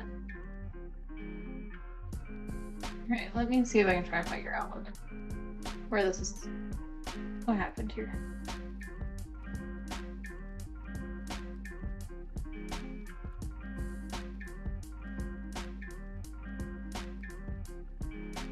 So this part is supposed to be connected right there.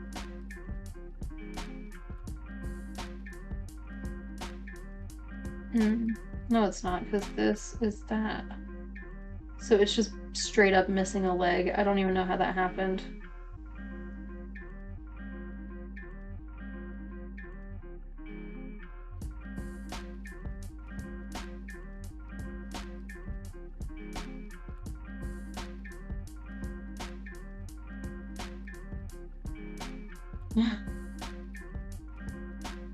That's so strange. I don't know what would have caused me to do that. It's like straight up missing a stitch, but it's still folded over itself. It's like I chained one instead of, like, do you see that? It's not a decrease. Right here there's supposed to be a stitch, and there's not. It's like I chained one instead of, I think that must be what happened, is I chained one instead of actually doing a crochet, so now there's not like an actual post there for me to do a waistcoat on. So I guess I will just do like a mock waistcoat where I just sort of go through this chain. Not great, but I think it'll do the job. Nope, I hate that. Alright, what am I gonna do? So the most important part of this look is making sure the V stays nested. So what if I go like that?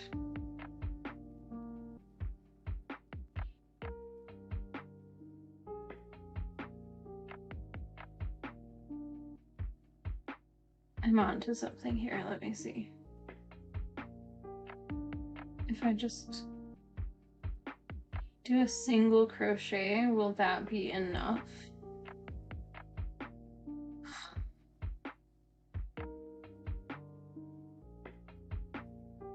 It might need to be. Let me move a couple stitches and see how I'm feeling. Like, I could just let that pretend to be a decrease and just move on, but it's gonna bug me a lot if there's just like a random missing stitch and then it's decreased all the way up. Okay, I think I kind of saved it there. That doesn't look too bad. You can still see it's a little different, but it's like this part of the stitch kind of is pretending to be a V. So I think it's gonna be all right. I don't think that will bug me in the future. It seems like such a small issue, but more than anything, I think I'm just confused at how it happened. And now these stitches here are kind of tighter than the others. I'm not sure what that was.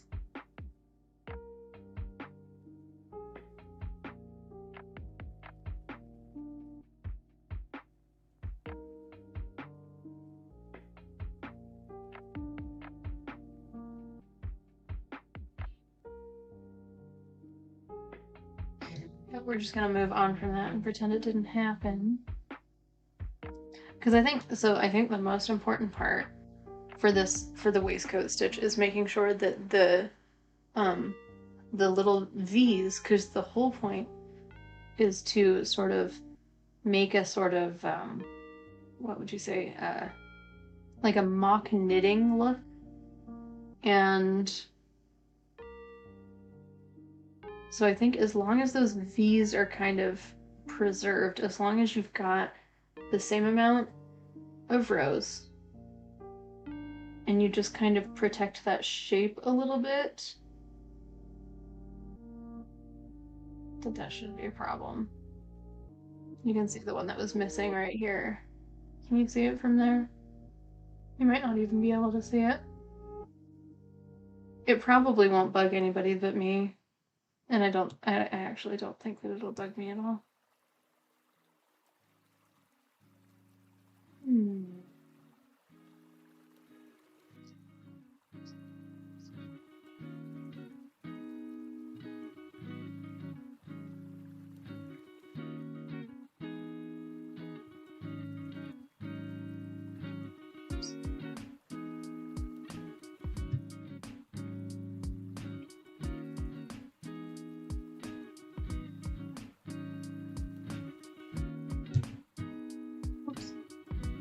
Goodness. Yeah, see, now I feel like the tension is off on this one a little bit. Bisbee, hello! Oh my gosh, you came. I'm so excited to see you. How are you?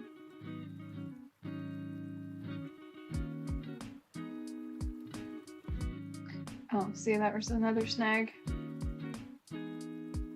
Oh, shoot. I'm struggling a little bit with the tension. Ugh. Still, I literally just bragged about being over my tension issues, and now here we are again. See, I keep snagging right there. I'm not sure on what.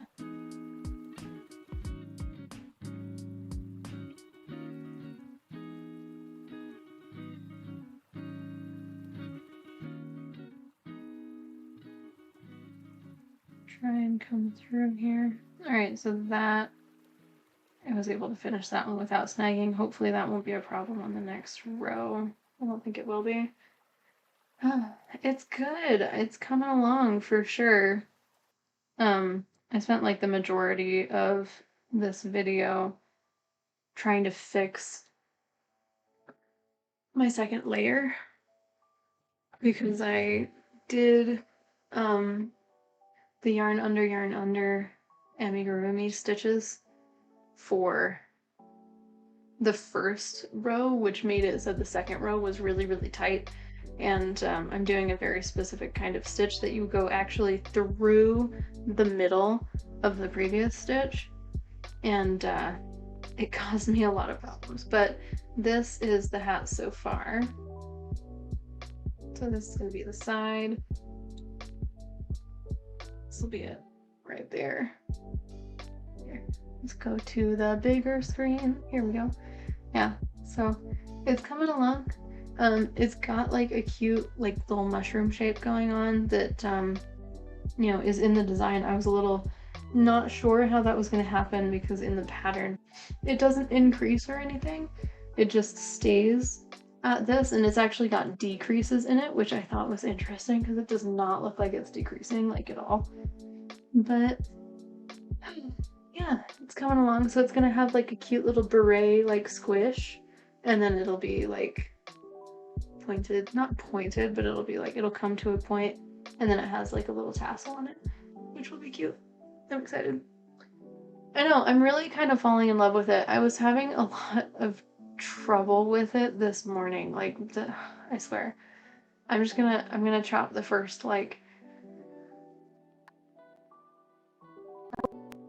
off of this video when I'm done going live, and when I edit it together to be like one video, I will probably take off the entire first bit of this video because it was a struggle. But yeah, it does look like a little squid. It does. It'll be cute. I'm really excited about it. You should do one with us. You should get the pattern and come and crochet a hat with me.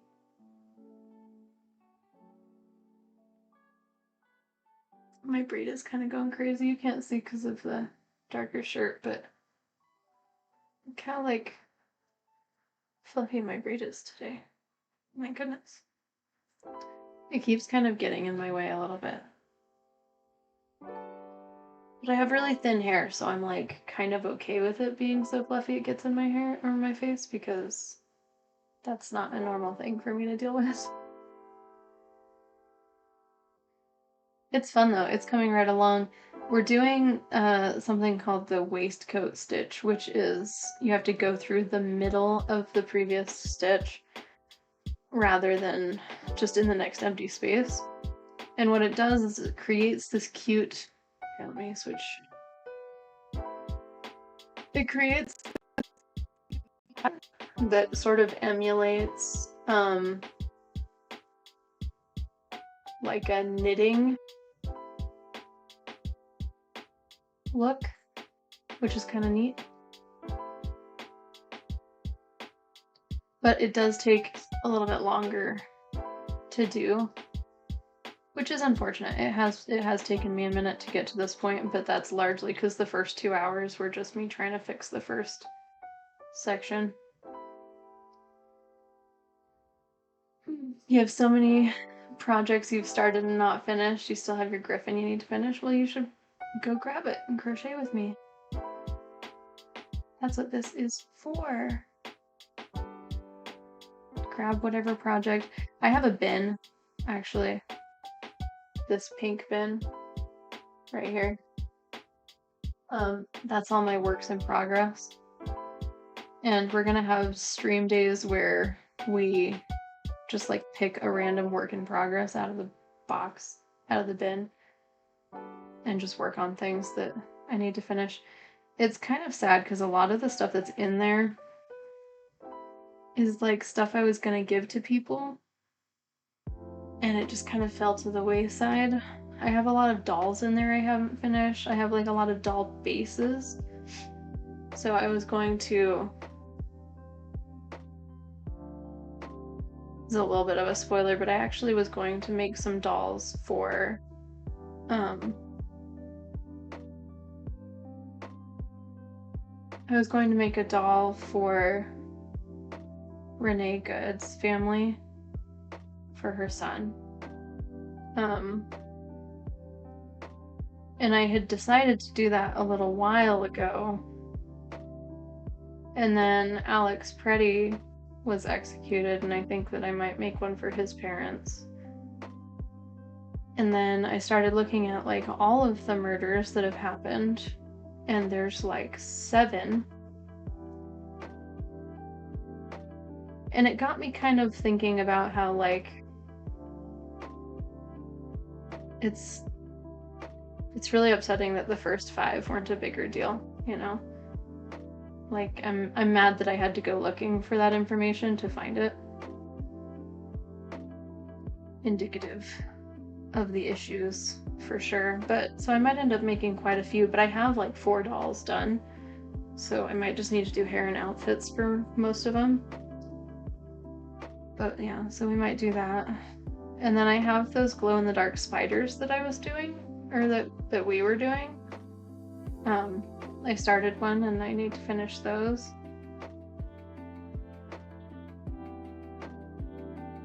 And what else? There's a bunch of little stuff in there.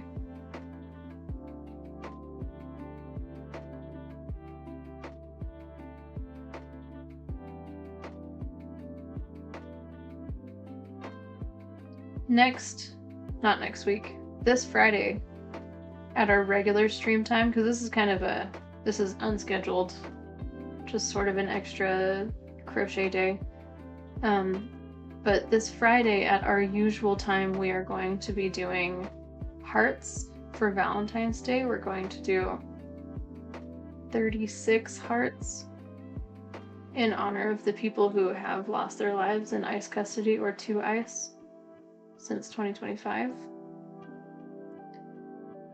I'm trying to decide how I should honor them though. Like, I'm trying to decide if I want to put their name on a piece of paper on the inside of it, or if I want to like embroider their initials on each heart. Like, I'm trying to decide how we want to do that. You think they were a big deal? It's just that it's happening again and again in the Aid Gurus building. Yeah, I mean, it's not lost on me. It's not lost on me, though, that the ones that nobody heard about were all people of color, and so that kind of really frustrates me. The ones that people got really mad about are when they started killing white people. And on the one hand, like, I think the outrage largely comes from the fact that they're just killing everybody at this point, but it is not lost on me. Like, it does really frustrate me that people weren't outraged before. And it makes me mad that I wasn't outraged before. And yeah, so I don't know. I'm trying to do better. So I think on all of these up, I think it's all decreases. So every time we hit one of these, we're going to do a decrease now.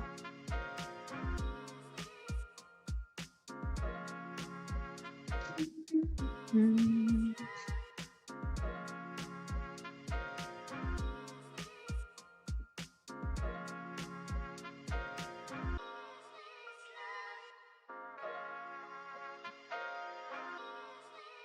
know what I think would be cool to put on the Discord?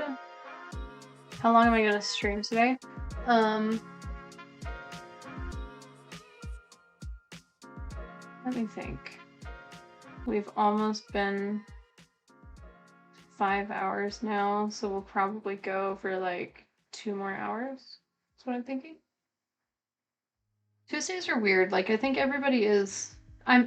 So this stream, just so you can see like behind the curtain a little bit, when you stream to YouTube, it automatically makes it a video. And so largely this stream is to finish the hat so that I can have the full hat collection up. And then I'm going to edit the videos so it's a little bit more concise. But Friday will be our usual stream time, but I do want to have a different project every week. So I didn't want to just be working on the hat for weeks and weeks and weeks. I want to get it done. So, but I realized that like Tuesday in the middle of the day is like a hard time for people to get involved, so I wasn't too worried about that. But we'll probably stream today until probably it's almost 3. I would say probably until about 5.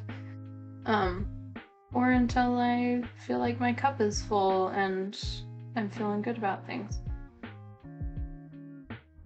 That would be a good end time too. But I thought I just had something that I would like to put on the Discord is a book of, or like a list of banned books. I'm just thinking, like, a lot of books have been banned in the state of Utah recently, and books that I only read because they were required in school are now banned. And I kind of want to get that list and start like rereading them. Like, I think The Giver is banned, which is crazy. Love that you're doing this on a Tuesday. Yo, Tuesday's off. Oh, good. Well, maybe we'll do that more often then.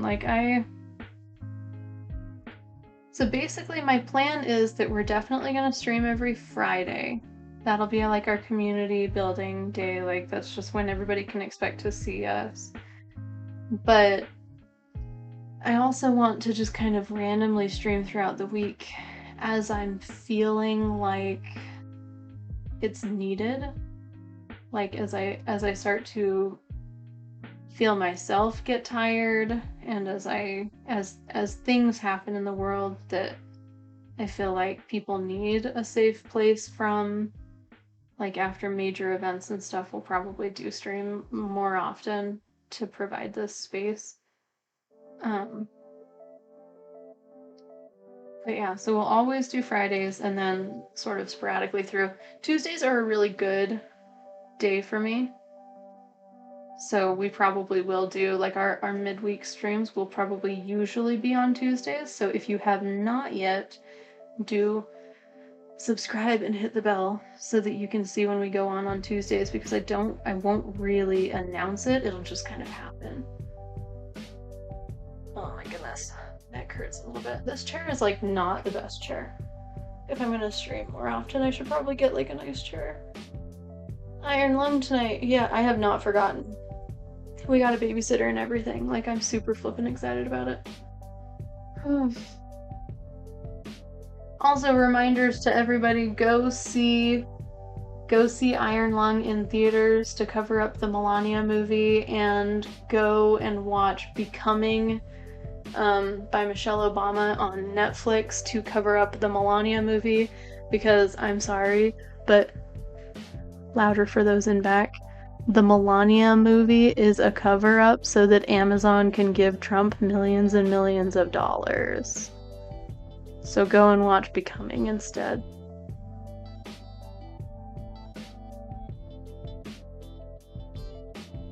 But yeah, I am psyched to see Iron Lung. I love to see just these streamers, just these like small time, what you would Markiplier is not a small time creator. He's probably one of the biggest content creators of all time. Like independent content creators of all time. But to see an independent content creator create a film that I think their budget was like $2 million, and they've already made like, what was the number? They've already made like 20 million back. Like, this is a low budget film from like an individual content creator who's never made a film before. And it's doing so well. Like, I'm so excited for him. That's just, and it's so timely too. The fact that it's competing with Melania is like hilarious to me. So yeah, everybody go see Iron Lung. I'm so excited.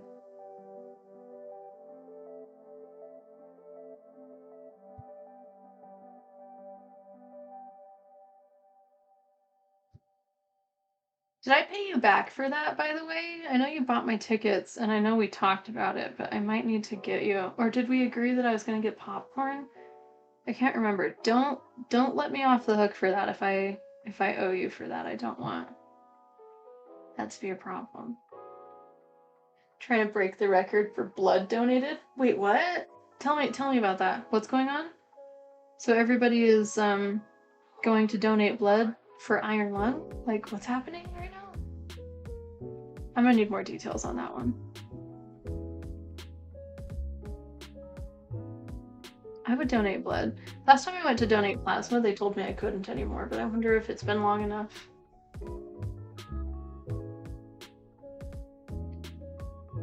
I didn't pay you back? Okay, do you want me to buy you popcorn, or do you want me to give you cash? Buy you food tonight, I hunger. Girl, if you hunger already, you should probably just go eat some lunch. But I can buy you food tonight. When are we going? At 7? Should we get dinner before? Because I'll probably finish up streaming at about 5, so in like 2 more hours.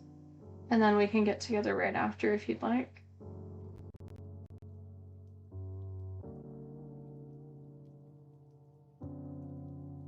I would like to make like some significant progress on this hat though.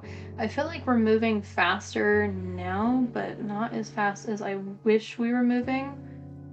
Like not nearly as fast as a single crochet would be. Having to flip it back and forth and making sure it's coming out the right place is taking like twice as long as it usually would.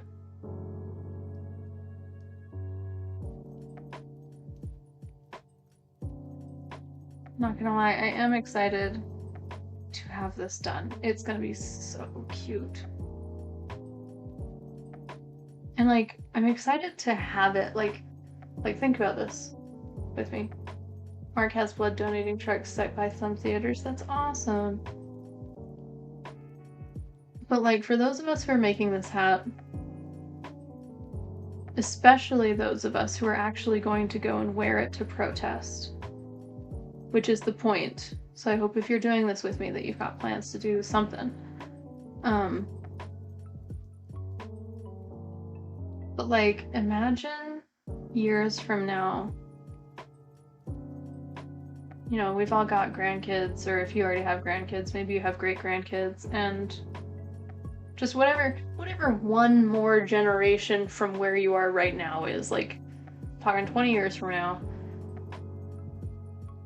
you've just got this hat and your kids are asking, you know, that newest generation, whoever they are, come and they ask you, and they're learning about this in school, and they come and ask you where you were during the ICE occupation, and you go to your closet and you pull out a little box, and in that box you've got your custom ice whistle and your hat that you crocheted by yourself, and maybe pieces of a sign and some photos of some friends. And you get to sort of tell them what it was like being alive right now and making this hat and wearing this hat and defending your neighbors. And like, this hat is a bigger deal to me than I think I even realized. Like, we're not just making a cute hat right now. This is gonna be something that I'll have forever, and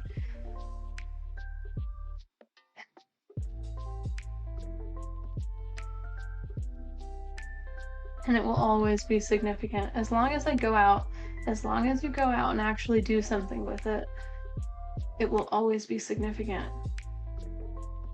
I think just having a symbol hat, I mean, that's probably fine, I guess, but like, I feel like if I never did anything with this hat after I made it, it would just remind me that I never did anything. You know, that I got this close but only did the easy part. I don't want to only do the easy part. Once this hat is made, I've got things to do. I have an event on Saturday that I am psyched about. And I'm hoping, you know, God willing, this hat will be done. Tension willing. Tension willing, this hat will be done by Saturday. I think it will. I have only been doing it on stream. I do think that if we don't finish it tonight, I'll probably just record a video instead of doing a live stream for the last bit.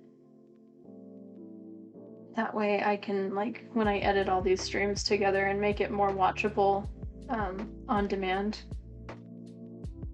that it'll have the end part in it still. Or I might stream again on Thursday. I'll need to decide. I'll need to decide whether or not I want to stream 3 times in a week. Because I should probably also get work done. But, you know. Oof. Alright. Reminder for everybody. wherever you are and whatever you're doing. Whenever you're seeing this, if you're with us live right now or if you're seeing this later, relax your shoulders. Stretch your neck a little bit.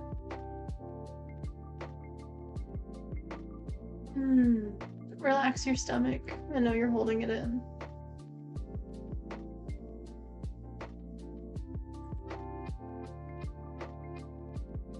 Everybody take a little bit of a flexi break and drink some water. I really like these water bottles. These Owala water bottles. I think they're kind of fancy schmancy, but I won mine, so like psyched about that. I didn't have to spend money on things. I like not spending money on things. Oh. Hello. That's my kitty. She was sitting with us earlier. I think you missed it. Bisbee. People who were here before saw. I also have like an open soda can right here that I am a little nervous about her running around on. Hi, welcome. Okay, she is gonna come and hang out with us. Hey there. All right, everyone got a good stretch. Let's get back in there.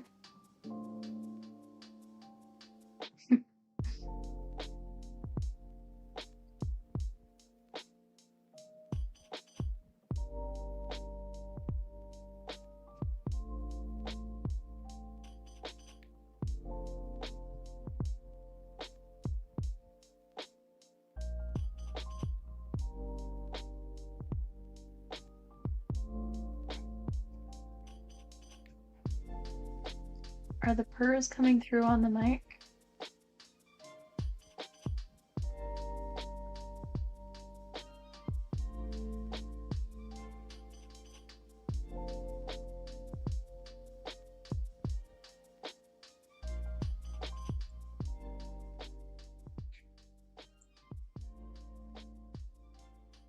There's some purring kitty ASMR.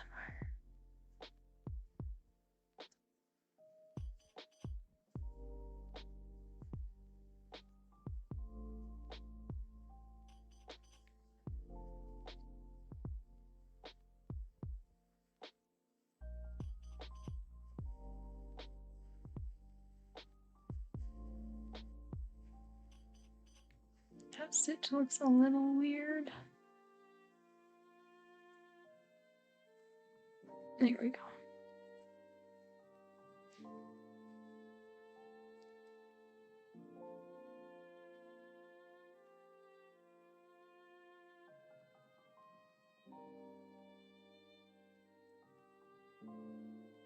No purrs. Aw. Okay, let me turn the music down a little bit more. What if I like put it on her?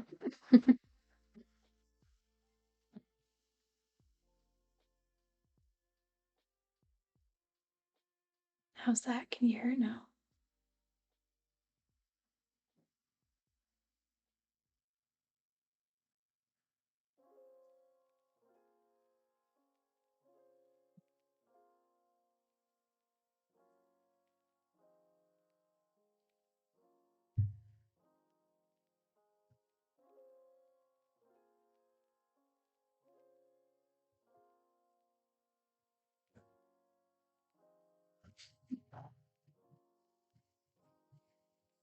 Now there's kitty hair fluffs all over my microphone.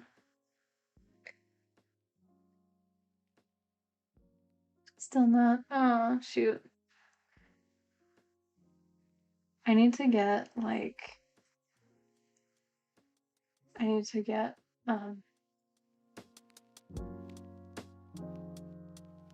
like a cat purr mic that just like sits on her collar or something. That would be cute. You have your own kitty. Oh, perfect. Everybody go hug a kitty. Go hug a kitty. It's interesting that it's coming through on my end. Like, because I've got headphones on, so the fact that I can hear it means it has to be coming through my microphone. I might need to mess with the sound quality settings.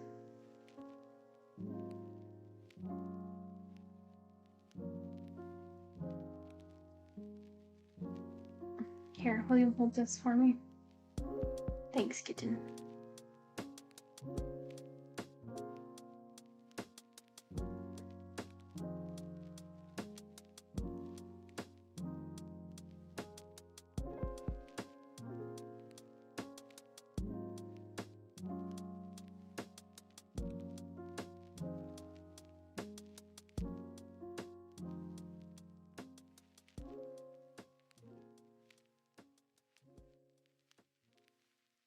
Oh, whoops.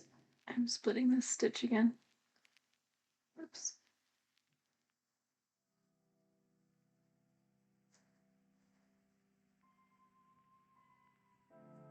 There we go.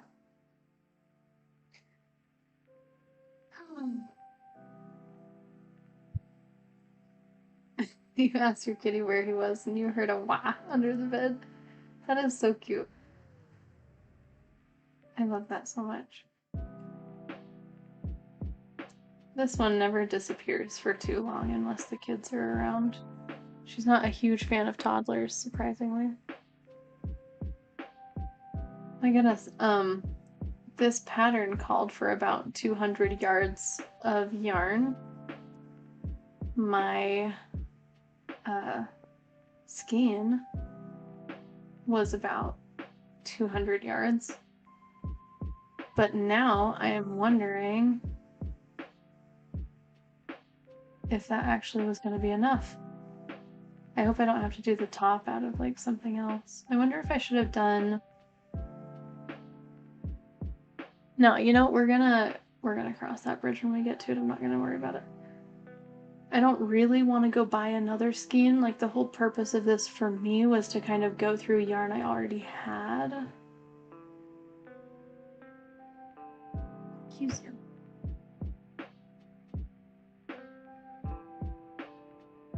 So I would like to continue to use yarn that I already have, but I definitely do not have 2 skeins of this.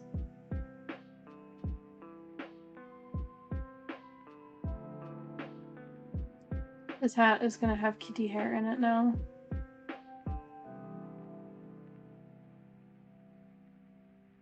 Hopefully I don't develop an allergy. Then I won't be able to wear this hat, and that would be sad. Actually, it would be way more sad if I developed an allergy, because then I could not snuggle this cat. Though I would be upset about the hat as well.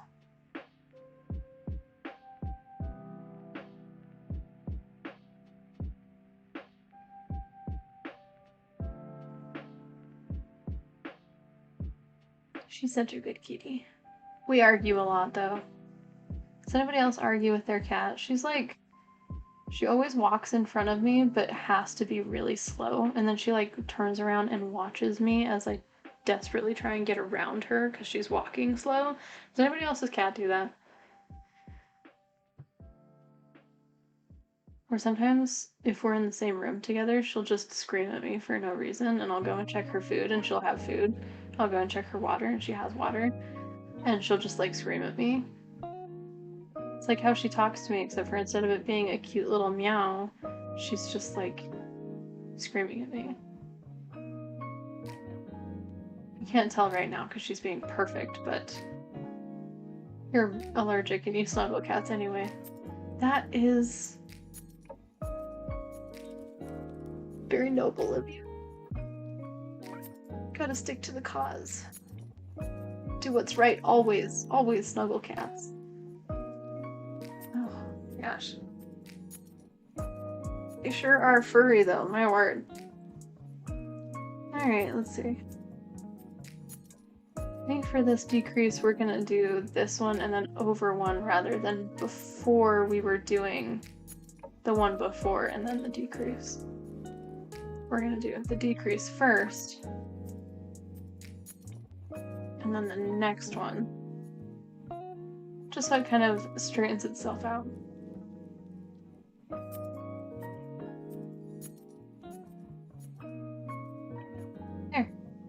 Lovely.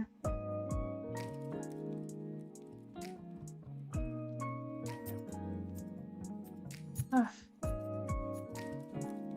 I can feel fluffs on my face. Oh.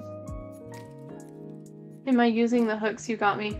Not at this moment, but I did use... I'm super bummed. So let me show you what I'm doing. I love, love, love this set so much, but the problem that I'm having with it is that it has the blunt tip style. It's hard to tell because it's translucent. It has the blunt tip style, which is really hard for going into, like, I don't know if you're familiar with the waistcoat stitch, but you have to literally like go through the middle of the stitch, like punch through the stitch and then go to the other side. Like through the stitch. And this style is just not, it's too dull. Like it's too dull to punch through things. So I haven't been able to use it on this project, but I usually use these. I've had it here because I don't know where my other 6 is, so I've been using this for my size 6, but yeah, unfortunately I'm just using my regular ones right now. Because these ones are the pointy ones, like the Susan Bates versus the Boy. Like the Boy is also that blunt tip, so I had this one but I can't use it. But the Susan Bates is sharp. See that? So, unfortunately I'm stuck. You just finished the ribbing and you're not doing the center single crochet, you're sticking to the regular... Wait, what? Oh, center single crochet, you're sticking to the regular single crochet. I actually thought about doing that too. Also, hello, Lily, welcome. I thought about doing that too, but I love... I learned to call it the waistcoat stitch, and I just love that stitch. It does take longer, it's taken me forever. It's taking me so long. We've been streaming for 5 hours. Granted, the first 2 hours was a mistake I made on the first and second row. So I guess I would say we've been streaming for 3 hours and I've only done, I think, 11 rows at this point is what it looks like. 1, 2, 3, 4, 5, 6, 7, 8, 9. Oh, 9, 10. 10 rows. Okay, if you're gonna sit here, you have to sit down. Thank you. I love you. Oh, but yeah, it is taking me forever, so I might do a lot of this off stream and then do like a finishing up video where we wrap up the top. Madam.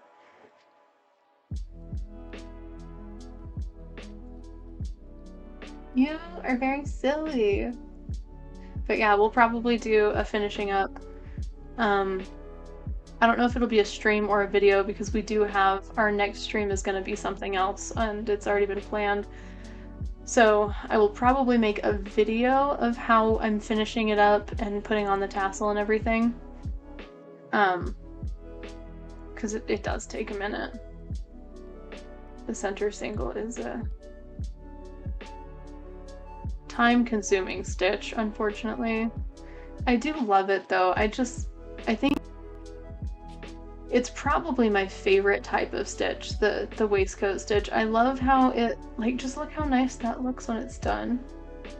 I love that it kind of mimics knitting a little bit. I'm messing with my tension quite a bit, so it's not perfect on my end because I have made a lot of changes over these last couple rows. But I love how it just kind of looks like, it looks like a knitting pattern, but it's so much thicker, and I think that it uses a lot more yarn than a knitting pattern of this same size would, which is unfortunate. And I'm hoping that that this skein will be enough for this project. We're kind of dwindling a little bit, but I still got more than half, so it should be okay. But yeah, no, I would say probably halfway through trying to fix my issue from the second row, I definitely was also thinking of just like, you know what, screw it, I'm gonna do single crochets. if I didn't like super love this stitch so much, I probably would have moved to single crochets myself. If you're gonna sit here, you have to hold still. I can't give you pets right now. I'm sorry.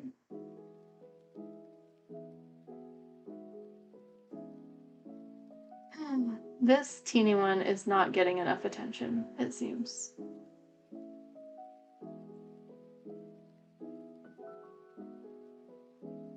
Are you mad? Are you mad at me? I'm sorry.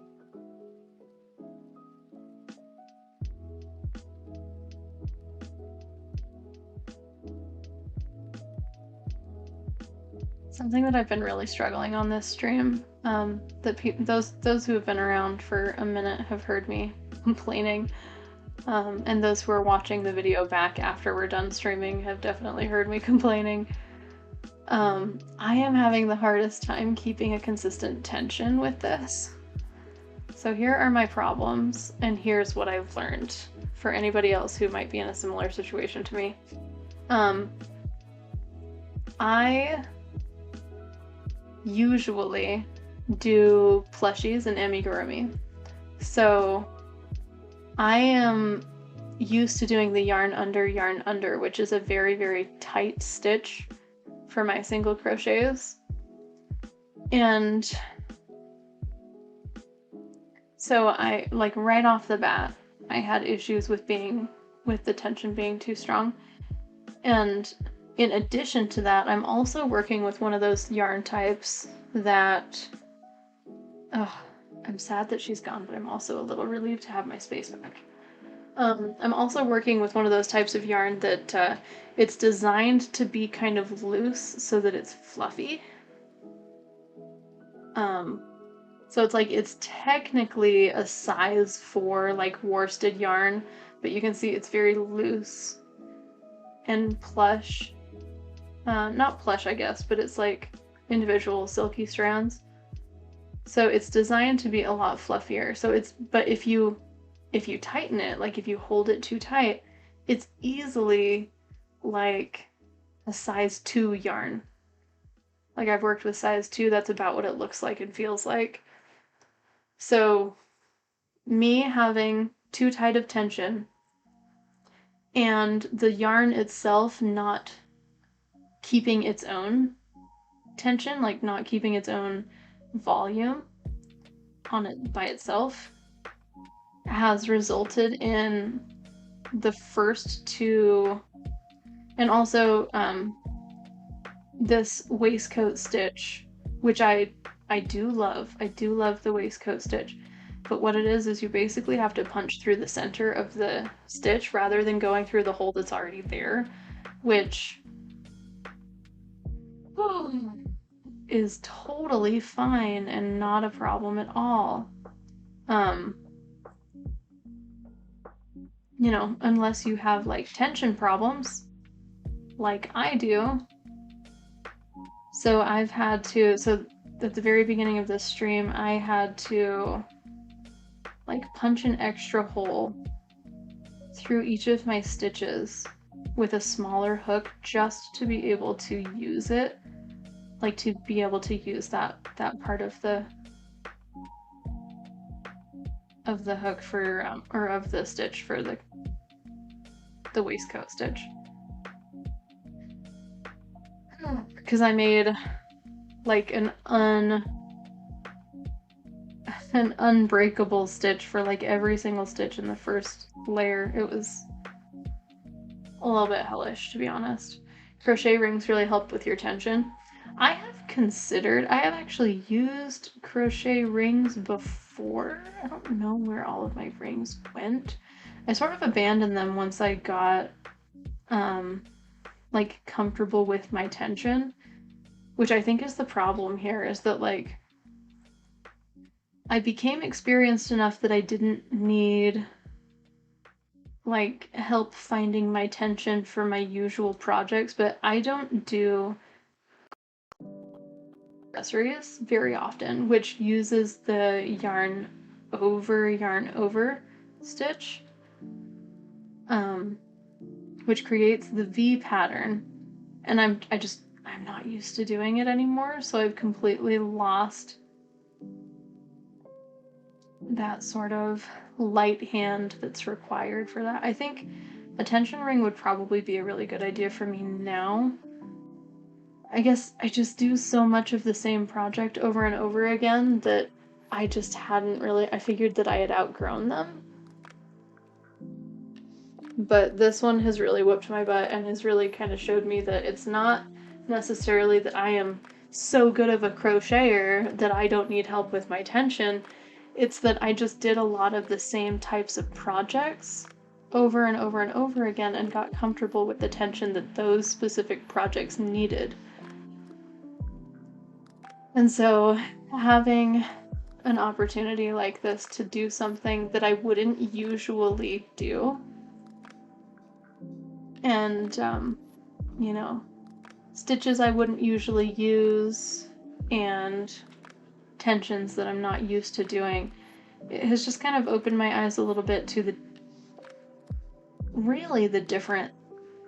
different strategies for each crochet type. And it's you know, it's not always that tighter stitches are better. In fact, I would say in rare situations, tighter stitches are better, but I basically only worked in those rare situations, like plushies and dolls. So, like I had a very, very specialized skill set that I am now realizing I need to practice outside of, which has been kind of cool to realize, to be honest.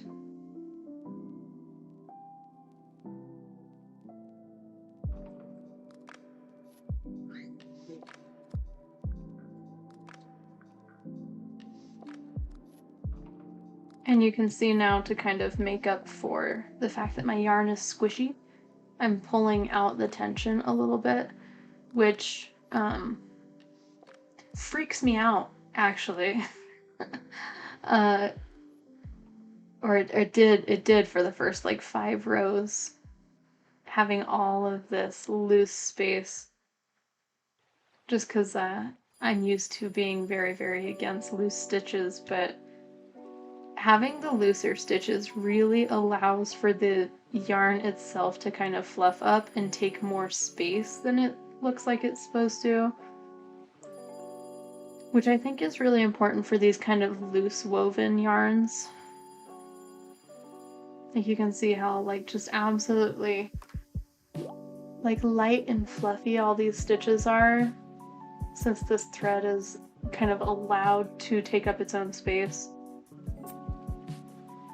Which is nice, because I originally got this yarn to be a dress, actually, for this doll that you can see in the background here. That's my oldest daughter. It was supposed to be the dress, the red dress that she's wearing, but I didn't like that it was pink, so I decided to go with something a little bit more autumny, like burnt umber kind of red. And so I just ended up with this skein of yarn that's just been sitting here, and I love it so much. But I'm realizing now that if I would have used this for amigurumi, it would have been really, really thin, probably wouldn't have been as fluffy and soft as it is when it's given space. Which I think is just it's really interesting. It kind of gives me a new outlook on using different yarns for specific projects, like different types of yarns for different things, rather than just, oh, I like this color, we're gonna make this thing. And just like making whatever.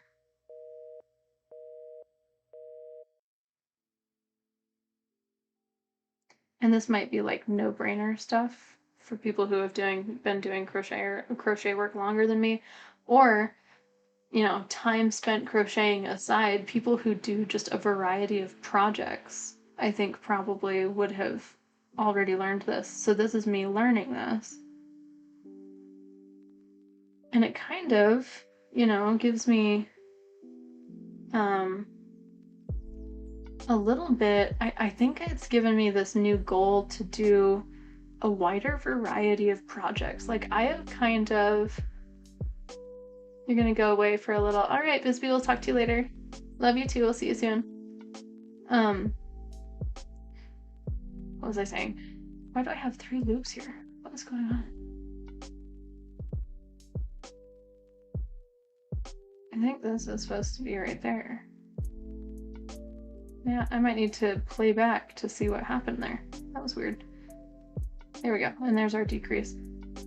But I think it's kind of given me the goal to sort of start doing more variety of types of projects. Like, I've never done clothing before. Like, I did a shawl, kind of, but like not really. Oh, there's a factory knot. I was so pleased that we didn't have any factory knots in this, but there's one. So I think I want to do a dress at some point, and I think I'd like to do like a blanket. Like all of these things that I've been actively— do not get on the keyboard, are you kidding me? But all of these things that I've been kind of like actively avoiding because I don't like repeat stitches. I think I might try it, just because I think that's where improvement lies, is doing the different types of projects, not just more projects.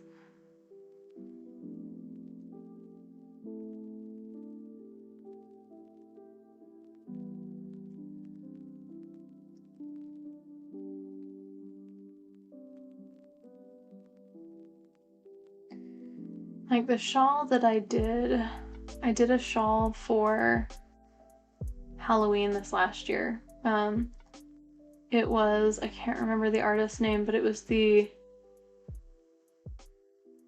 Queen Arachne shawl you can find on Etsy. It's basically just like a spider web sort of shawl. It's a dress length, long like angel sleeve, but it's like a spider web pattern. It is so cool. I love it a lot.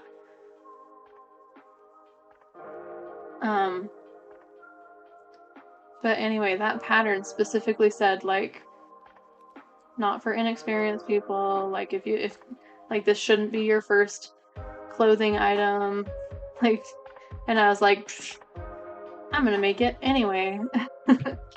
And my tension was so off with that I went up 3 hook sizes to match her gauge, which was crazy. Like, it ended up working out. It ended up being really, really cute. But I do think that each individual strand was probably supposed to be fluffier. And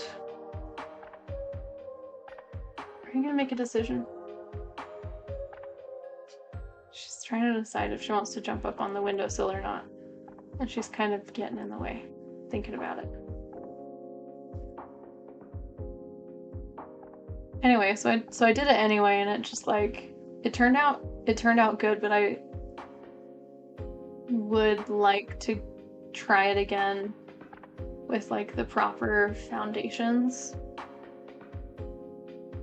and not just trying to do it the way I want to do it regardless of what the pattern says. Like, I wonder how differently it might have turned out.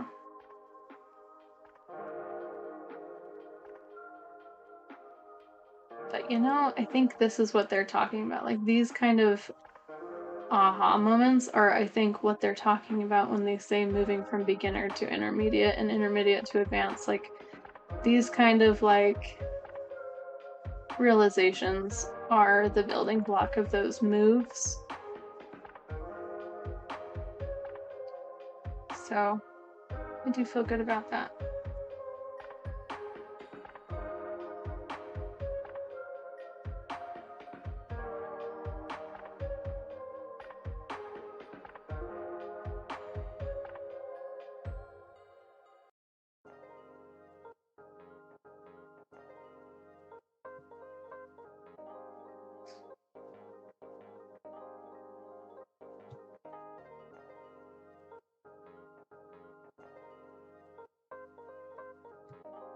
I think I might switch to my size 6 hook. See if I can maintain the tension a little bit more passively. Let's see if this causes us problems though. The issue I've been having, of course, is just getting this through here. It is one of those blunt tipped hooks that it's just really, really hard to do a waistcoat stitch with. Yeah, no, that's not happening. Dang it, I wish I could find my size 6 hook in the Susan Bates. Because I really like the Susan Bates style. Like, I think it's very grabby and stabby, and I appreciate grab and stab when it comes to crochet only. Only when it comes to crochet.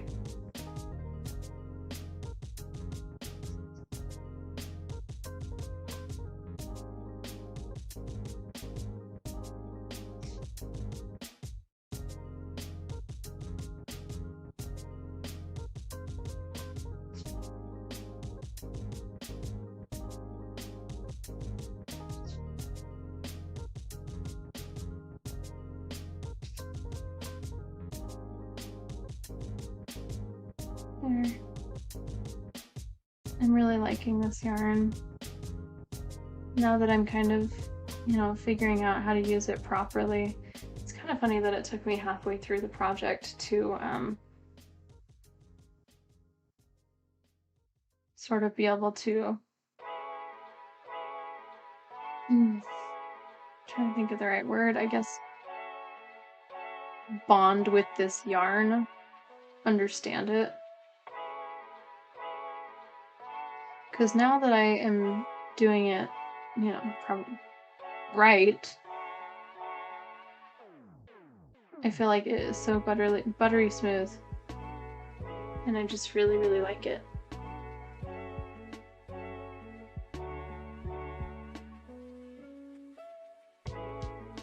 It's really coming together here.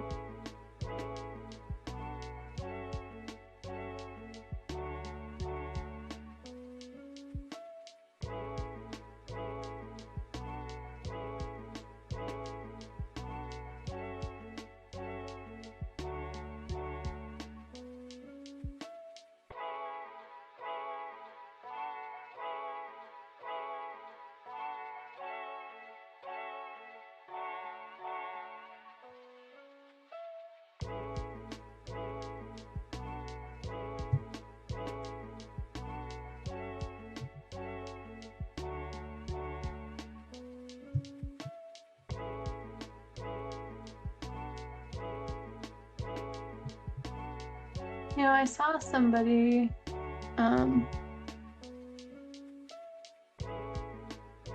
of talking about these resistance symbols and where they came from and their significance and all that, and something that I thought was kind of a hot take but also an interesting like idea was she kind of was thinking that these ice out hats are not super helpful. And like, hear me out for a second. Like, obviously wearing the hat is not in itself doing anything to help, but like borrowing a resistance symbol from another time and situation isn't like uniting people, you know? And I was kind of thinking about that, like, because her sort of argument was that these symbols should come about naturally and they should come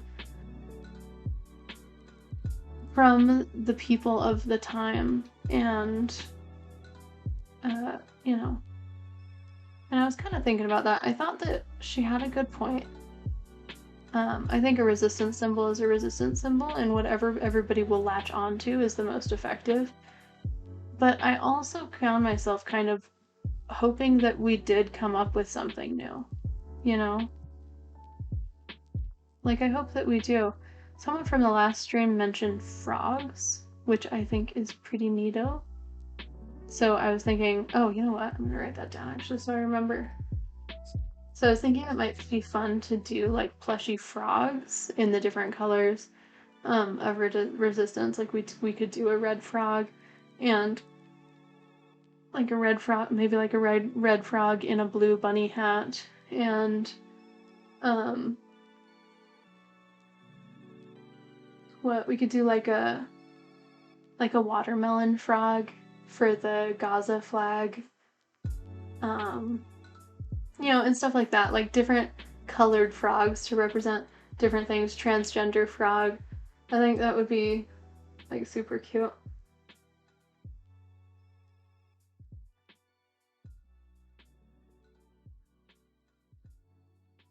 Frog plushies. Yeah. Right? Wouldn't that be fun?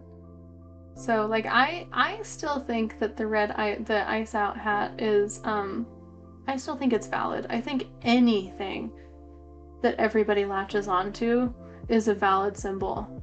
And I think getting a new symbol out to people is hard. But I think we kind of have some, like the light blue bunny hat is a resistance symbol of our time. And I do think that it would be worthwhile to make one of those as well. Like even though Liam is out, other children are still in there.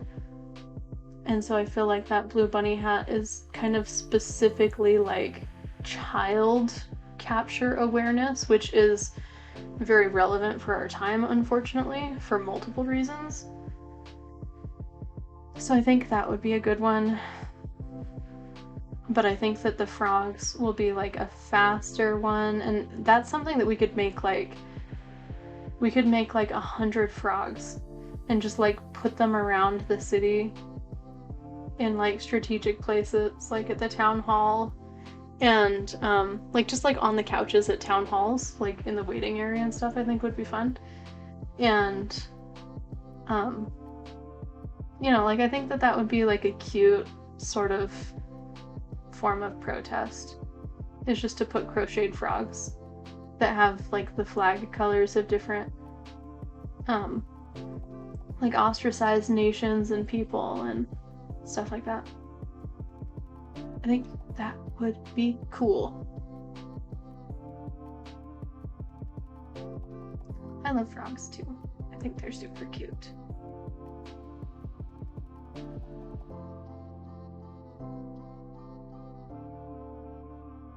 And I think the inflatable frogs have really been like like that's very like how very millennial of you, you know what I mean? Like how very 2020s to go out in these inflatable frog costumes and protest the horrors of our time. I think that's kind of awesome.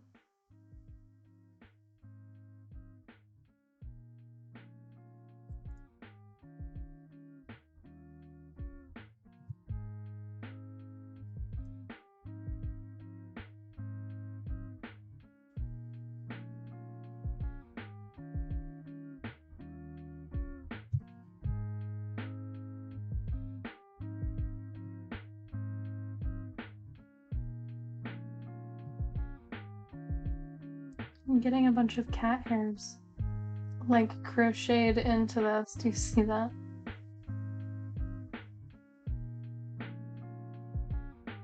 She'll be with me when I go and protest.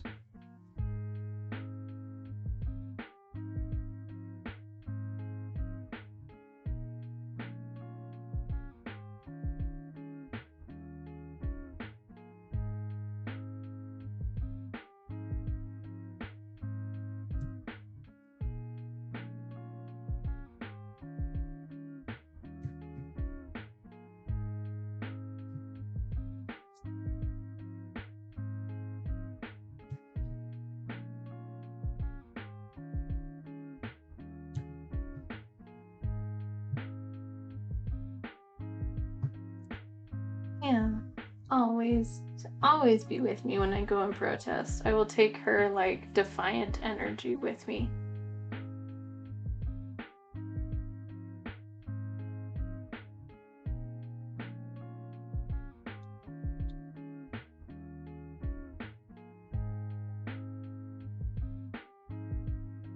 Move. Oh, I love this yarn so much, but I am catching on it everywhere. Okay, through here, and that's supposed to be a break there somewhere, but I can't see it. I think that's it. There we go. Yep. Keep snagging everywhere. Oops. Oh my gosh.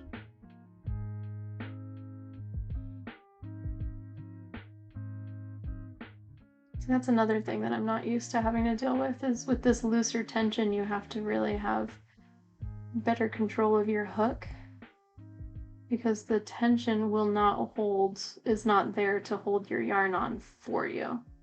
So you have to hold your yarn on.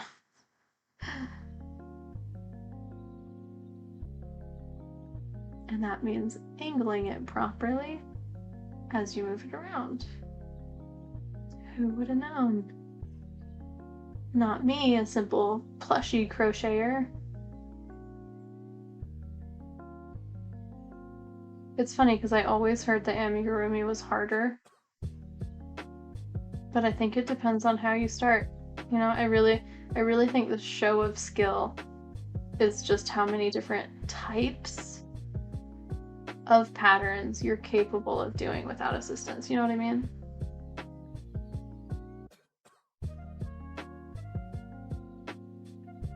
Because of course I'm good at making dolls. I've made like 100 of them.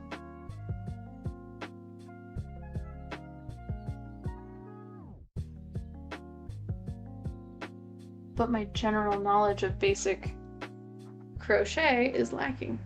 You can't sit right there. You're gonna need to move.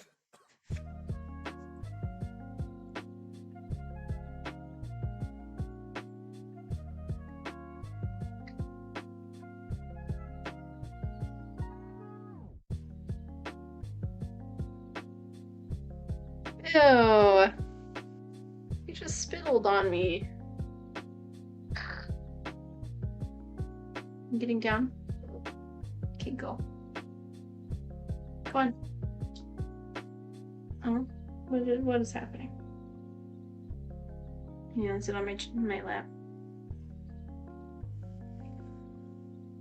This child, I tell you. Alright. Oh, sorry. Alright, it is getting a little bit darker out. What time is it? It's only 3:30. I really need a lamp. I'm like having a hard time seeing. So I'm gonna wear my super cute glasses now. Watch your claws, teeny. Glasses actually did not help make it lighter. Shocking.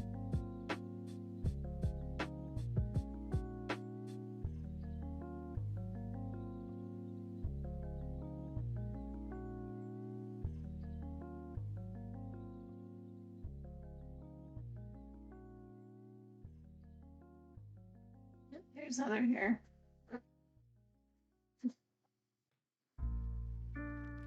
Anything to make, because there's always cat hair in it. Yep.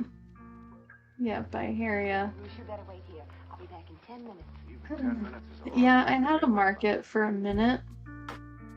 And honestly, the issue I kept coming up against is just that it takes me too long to value my art properly.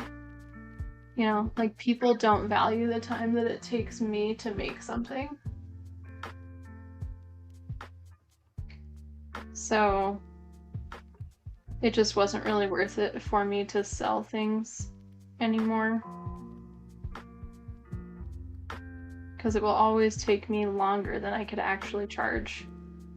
And that's why I started using with bulkier yarns, because I found that, you know, if you make a plushie larger, then the perceived value is higher.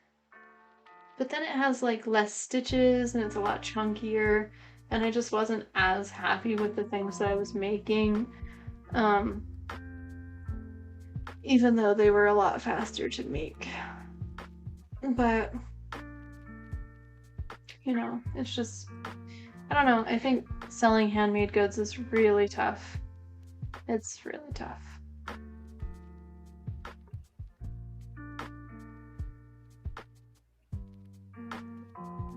Though it does seem, honestly, like we're moving into a time when people value handmade more.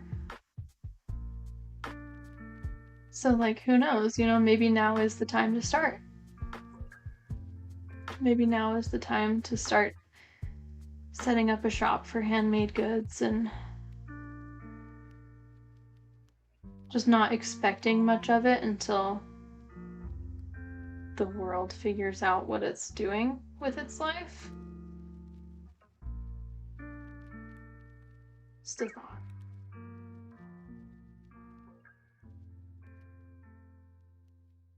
I'm the type of girl to say we got company when the cops arrive.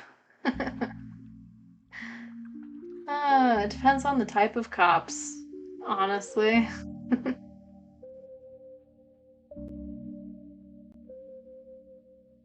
Because I have cops in my family that are great people.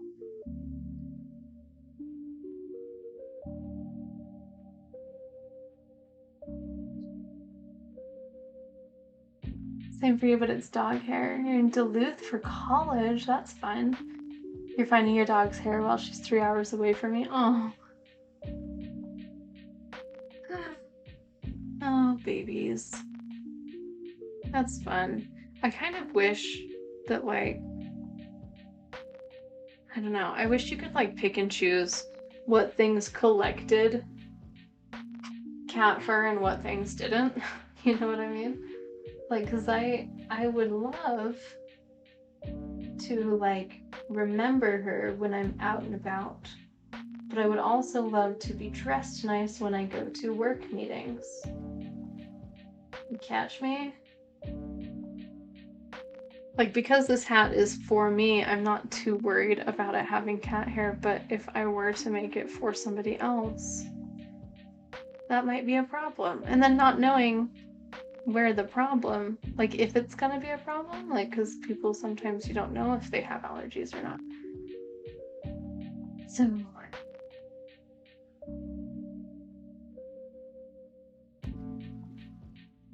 and I think especially if you sell stuff, I think you have to disclose that, like, hey, this is made in a animal. This was not a made in an animal-free situation. You know. Also, Blessed, hello. Welcome to the stream. I'm seeing that you're a first-time chatter. Welcome with us.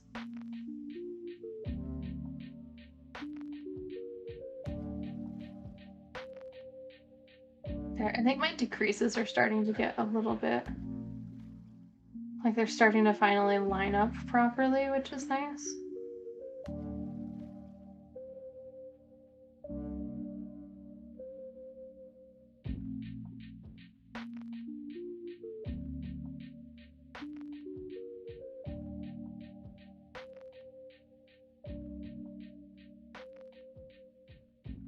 Like, how would you say that? Like, we are a pro pets household. I think almost everybody is pro pets. Like, even people who are allergic to them probably wish they could have some. So I don't know how to say, like, hey, we have cat. We have one cat. Let's see, I need to kind of unravel this. So I'm pulling from the middle, which, you know, is usually a good thing because it will keep your yarn kind of twisted together. But it's creating this issue. You can see this is the thickness it's supposed to have, and this is what happens when it's all spun up. So I need to kind of let it do its thing for a second. Is it spun the right way? I think it spins this way.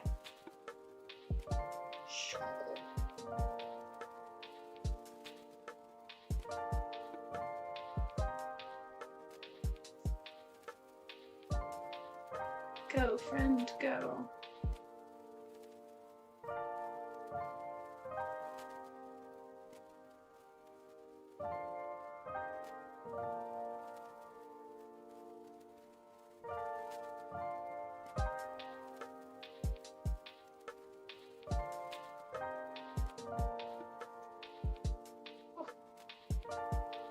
There.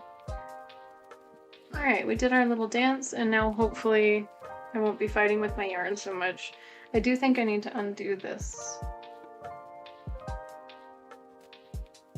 crochet because kind of tightened it up there.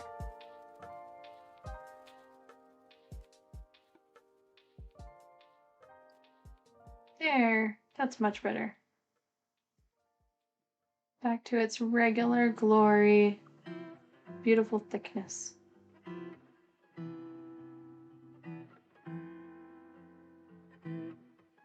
Oh, and there's our factory knot again. So we've gone all the way around from our factory knot now.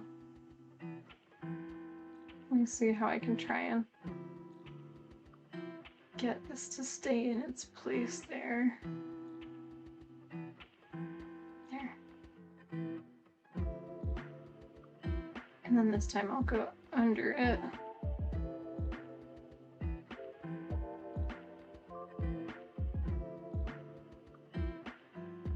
There we go. Nice. Alright, we have successfully hidden away that little factory knot. I was a little worried that when we started doing the layer on top of it that it would get pulled out a little bit. But not so.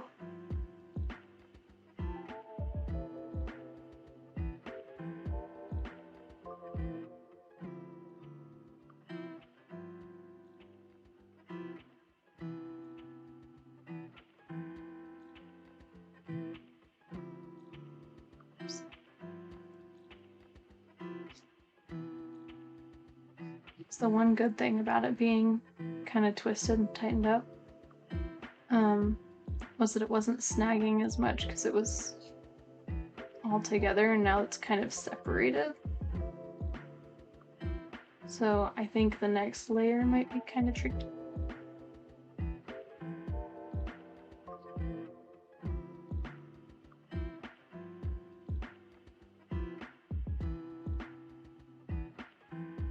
Here we go, though. We're riding right along here.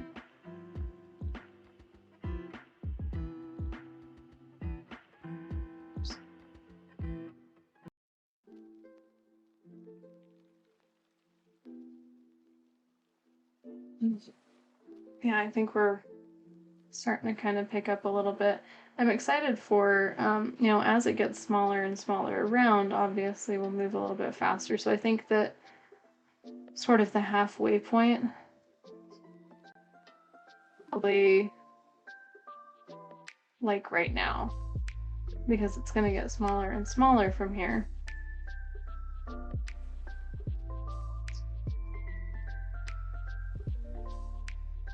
At least I hope so.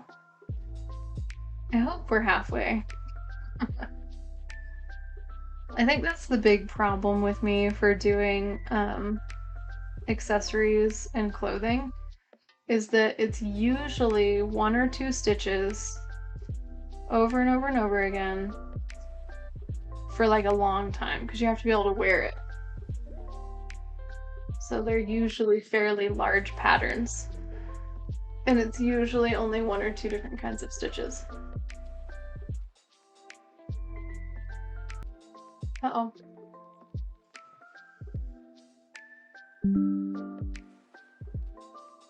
Are we still live?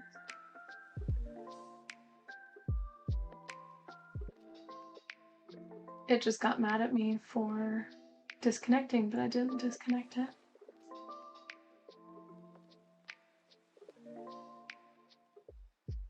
Are we still here?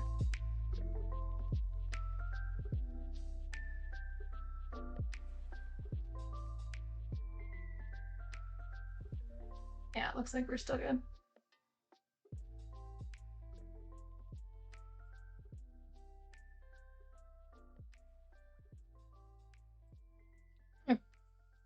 All right, cool.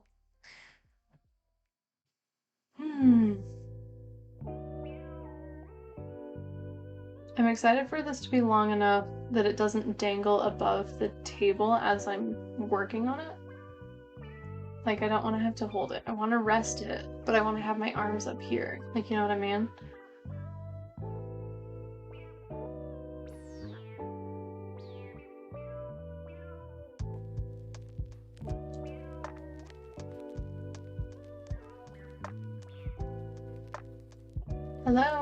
Hey, I was just about to bring the girls to Grandma's. Do you want me to grab anything on my way home?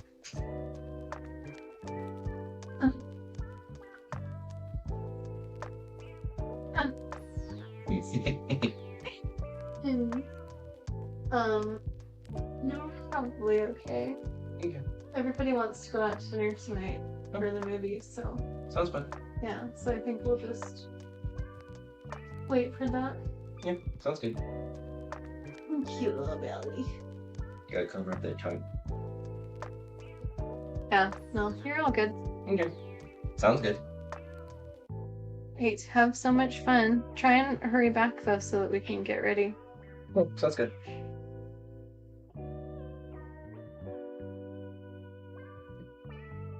Love you. Love you.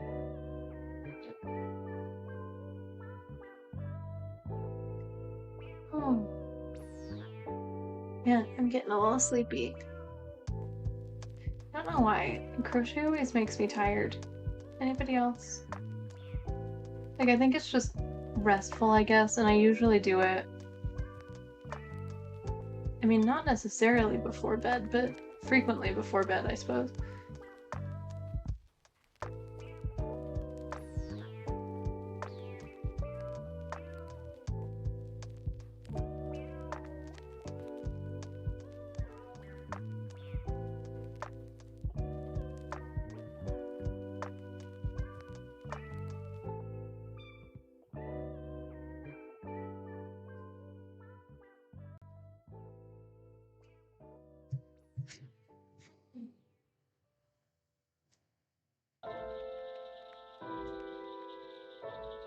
So a couple of things that I'm thinking of doing in the near future.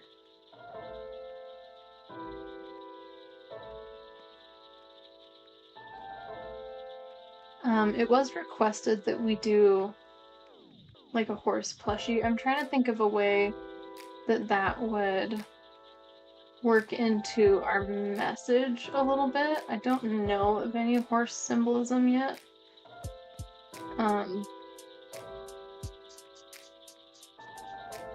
But it doesn't mean that we can't do something like that. I'm thinking maybe we could do like a watermelon, like a horse, but then give like watermelon themed sort of saddle and reins and stuff, and have it kind of be for Gaza. Might be fun.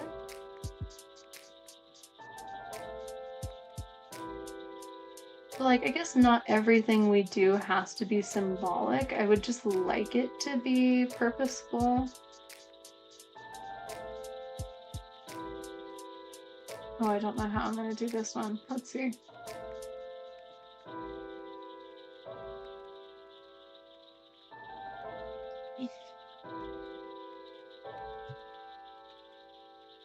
So next week or this coming Friday, the next like actual stream, we're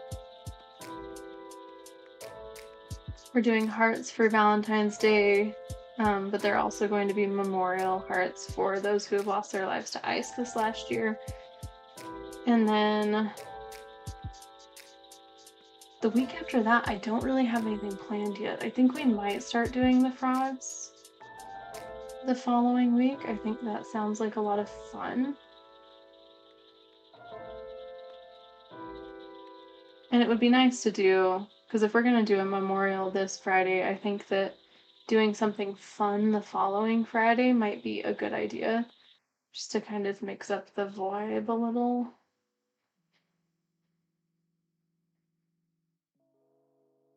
But then after that, I'm not sure. And honestly, the frogs idea, like we just came up with that together. Like I did not have that written down before we were talking about it.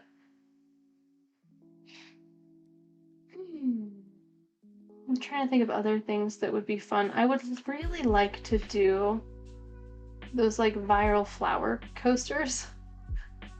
I know kind of everybody is doing them, but I think they're so cute. Like it's just such a cute idea.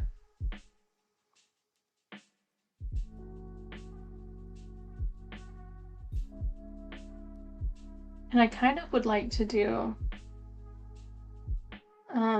Something else I was thinking would be kind of neat for this channel is if we tried to recreate AI crochet and make like an actual followable pattern for like viral crochet AI images, which I think would not be difficult to do. Like it would take a minute, but I think we could do it. And I think that would be cool because it would sort of give people an idea of what actually is possible in crochet versus what is not possible. Because I think that, you know, AI creates some very unrealistic expectations in our customers, and in new crocheters about what is possible for crochet. And, you know, unfortunately, most crochet patterns don't, like most crochet kits don't come with gravity defiance, which is unfortunate for a lot of crochet people and customers to learn. It is very disappointing. But we could like figure out like the next best thing, like how could we make it stand up this way? And then we might have to get other stuff, like we probably would have to do a lot of sewing, and we probably would do like little metal wires and stuff in it to make certain parts like stand up, like dragon wings and stuff like that. It would have to have something in it to make it stand up. But yeah, I've been kind of thinking about doing that. I think it would be a really fun project to kind of build up around. Lily says, I hate when I'm scrolling on Etsy and looking at crochet patterns and you see AI images for the pattern should turn out as. Yeah, no, I got suckered into one of those actually. It's so dumb. I should have known better. And you always feel stupid afterwards, which is like not how you should feel about crochet. But I was making a Stegosaurus plushie for my sister because they're her favorite. It's actually super cute. I should get pictures and post it on our Discord. But I bought a pattern. I don't know why I bought a pattern. Like, I know how to make a Stegosaurus. Why did I buy a pattern? But I bought a pattern anyway that seemed really cute and had like all of the nice shaping, because I wanted one that had like a shaped head and like was really nice and well done. So I went looking for a pattern. And I got one. It looked fine. Like, it didn't look like AI until I like doubled back and I kind of looked at it and I'm like, yeah, it does look like AI. And like AI. I was really frustrated with myself for falling for it. But I bought this pattern and then I actually did the thing. And it was like not even flipping close to the picture. And I was looking at the picture and like, you can count the rows, you can count the stitches. Like, I could probably have made a pattern that actually represented this photo. Like, I was just thinking about it and I'm like, I could just actually make this based on the photo. And then I was thinking it might be a really fun like sub-channel idea to just like do that, to just make patterns based on AI scams so that people who are really liking these concepts can do something similar. Like, it won't look like AI because unfortunately real yarn doesn't look like that, but it will be close. And I think that a lot of people who don't really understand crochet, I don't think they need it to be immaculate like the picture is. I think they just like what the picture is of, right? So I feel like making a pattern of the thing that AI made might be good enough for a lot of people. And I'm not talking about like the super flippin' intricate ones that we would have to spend like a month on. I'm just talking about like duck patterns and like clothing patterns and, you know, just like stuff like that. And like the stinking Stegosaurus that took all my money and ran away. But like that kind of stuff that wouldn't really be hard to do. We could totally do it in one stream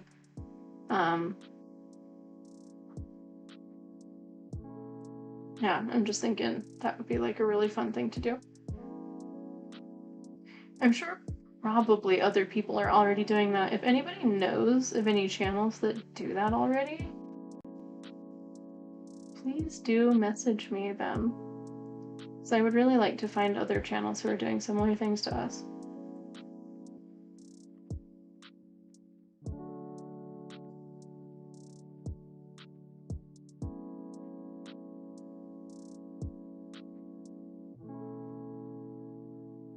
Trying to remember what I saw recently. I think it was like I think the dragon ones are very, very popular. People really like the dragon AI crochet. I think we could make a dragon. Like, I really think we probably could make a dragon based on some of these viral pictures. It might take a second and it might take a lot of frogging, but I really think we could do it, and I think it would be a lot of fun. Especially if we had like a few people who had done patterns before, because I usually write my patterns. Which is why it's so silly that I bought that stupid Stegosaurus. Why did I buy it? I could have just made it. I don't know. I don't know why I felt compelled to give a scammer my money. And I think the craziest thing is then you go on their page and they like fight with people who are like, this is AI. And they're like, no, it's not. You're just bad at crochet. Like, I put a scathing review together and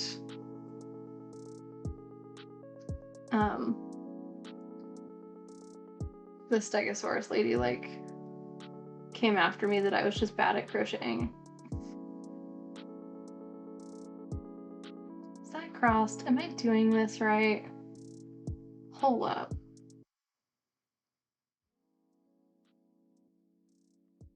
No, it wasn't crossed. That was right. I don't know why for a second that just like didn't look right. It's an AI lotus flower. Oh, I have seen the lotus flower. Oh, the lady who did the... I'm trying to remember what channel it was. But I remember the lady with the lotus flower remade the lotus flower. And I think people kind of got after her too, like, you just made it wrong. Like, literally crochet is what she does. Like, so silly. I don't know why people... It's not very many people. I think most people are against AI in art. But it's just so interesting to me how people will just absolutely are willing to die on that hill that AI is good and good art can be made with it. Like, I just don't understand. As somebody who uses AI a lot in her work, like, leave AI in the workplace. Don't bring it to art. Like, make it do my job for me so that I can do art.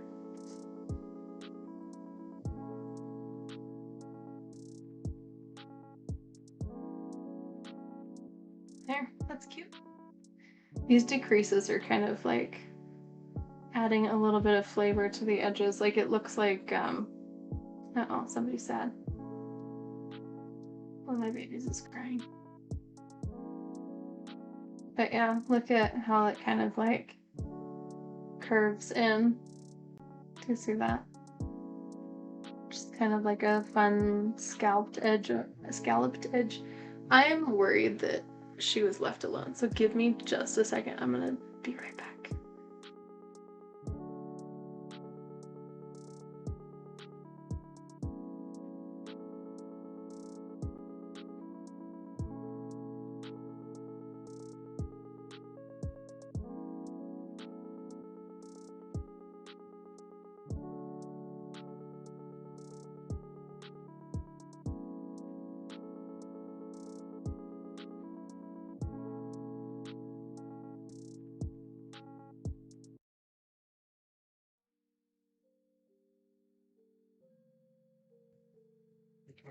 She was not left alone. She just doesn't want to get dressed. Oh. I don't know how many of y'all have kids or have had kids, but my toddler will just not keep her clothes on. She just like does not want to wear clothes ever. I am so lucky that she keeps her diaper on. But I am worried that will change because we're starting to potty train her. And I am very worried that she will deem underpants as clothing that should come off. We'll see. What were we talking about? AI. Yeah, I remember the lotus flower. I think that was really interesting. And I love that she remade the pattern. That's exactly what I'm talking about, actually. I remember that one now. She remade the pattern and kind of showed everybody that it is imperfect, and it is pretty dang close to the image, but yarn doesn't blend into itself like that. Each stitch is individual, and there's nothing that anybody can do about that.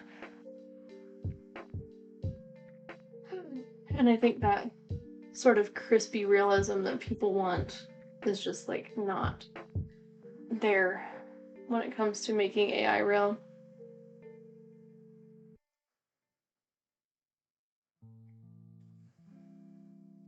I do think it's kind of interesting though that like AI doesn't really know what a crochet stitch looks like. Like, I think that's kind of strange because I'm not sure what it's basing off of if it's getting the stitches wrong. Like how, I don't know. It's weird. My husband works with AI. That's what he does for work, and right now he's doing a project where he's asking it questions about photographs and stuff and seeing how well it can understand a picture. And it's so interesting to kind of see just that side of the development of the projects.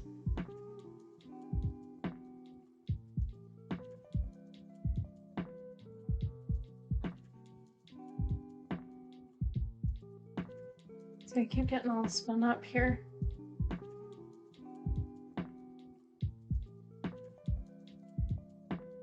I need to unspin this again.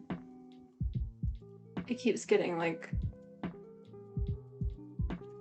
I kind of wish that I want one of those yarn turner things where you can put it on a dowel and then it spins around the dowel rather than the yarn actually getting spun up. I need one of those. Maybe I'll 3D print one or have my husband 3D print one.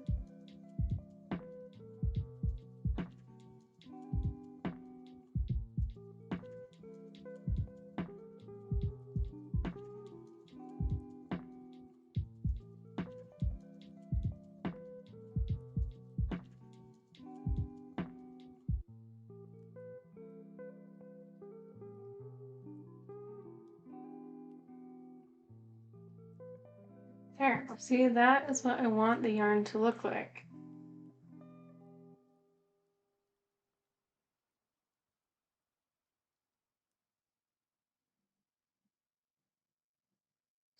Bear with me just a second.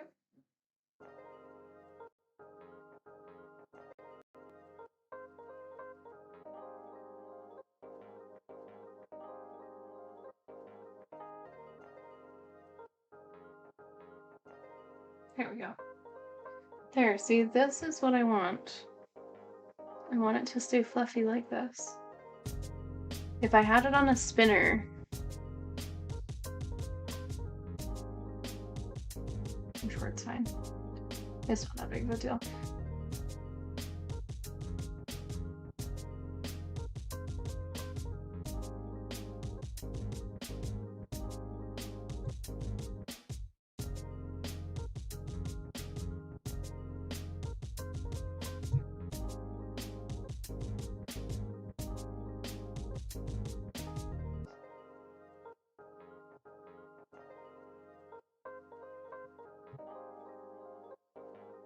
I'm trying to think of an AI pattern. I usually try and avoid them. I'm usually pretty good at avoiding them. I'm trying to think of one that I thought was cool. I think the crazy thing is I think most AI patterns are just like totally regular stuff. Like teddy bears and Blanche Roy, thank you so much for the sub. Hello and welcome. But I'm trying to think of like an AI pattern that I've seen that was really unique, and I can't think of one. It's like they're usually just like regular stuffed animals, and I can't imagine they would be difficult to recreate. So that's probably what we'll do the week after we do the frogs, now that I think about it. That's probably what we'll do. Yeah, so this Friday we'll do the hearts for the ice ice victims. Sorry. Hearts for ice victims this Friday. Next Friday, we will do the protest frogs. The inflatable frogs. And then the Friday after that, I'm gonna pick like an AI, a crocheted AI image, and we'll try and make a pattern out of it. If anybody has like AI images that they would like made into a legitimate pattern that they can like, you know, support ethically, drop them in our Discord. Which reminds me, if you haven't already, join us on Discord. The link is in the description. If you're on Twitch, the link is in our About section.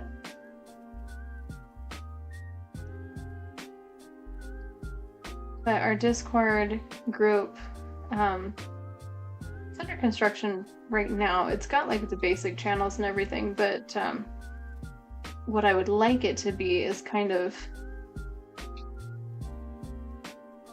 a place for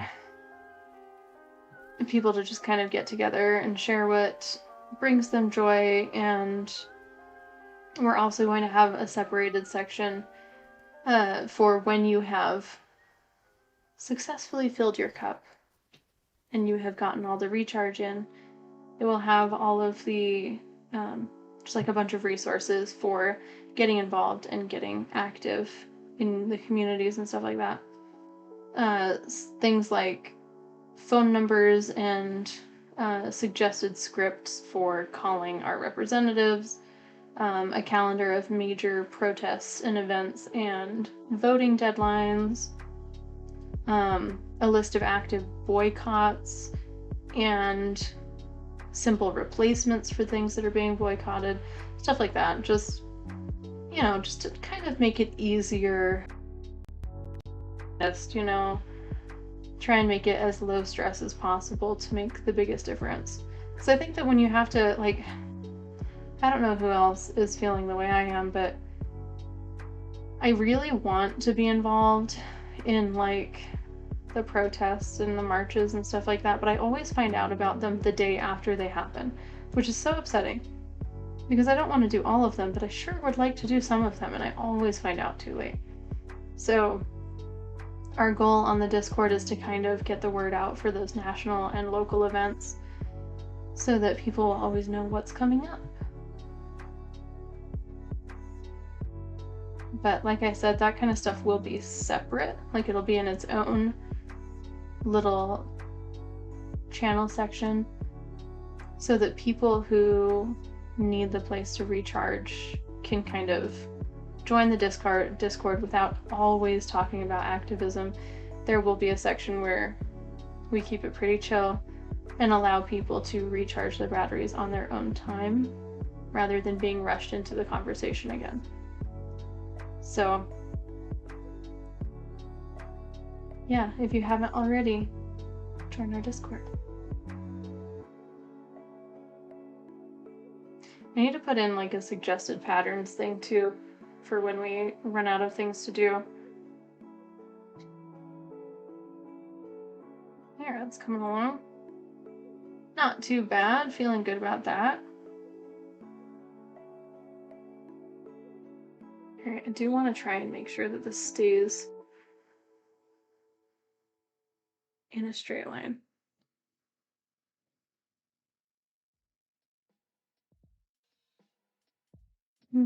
Okay. So, like that. Which means the next decrease should probably be...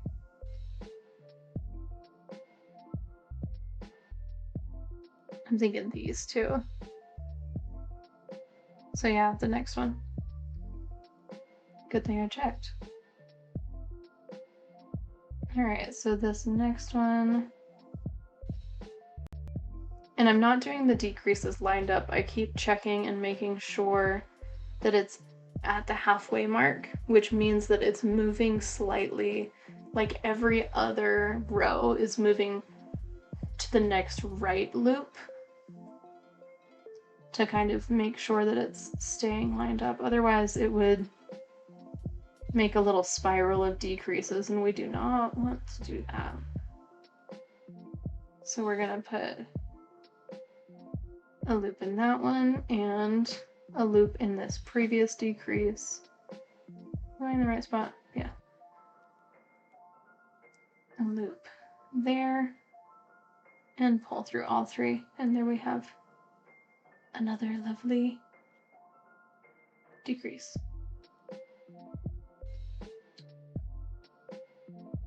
Is that also a stitch? Uh-oh.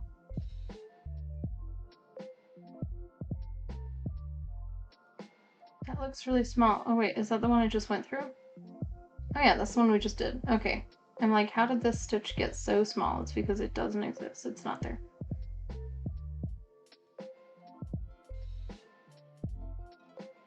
There we go. Yeah, now it's all coming back. Bisbee, hello, welcome back.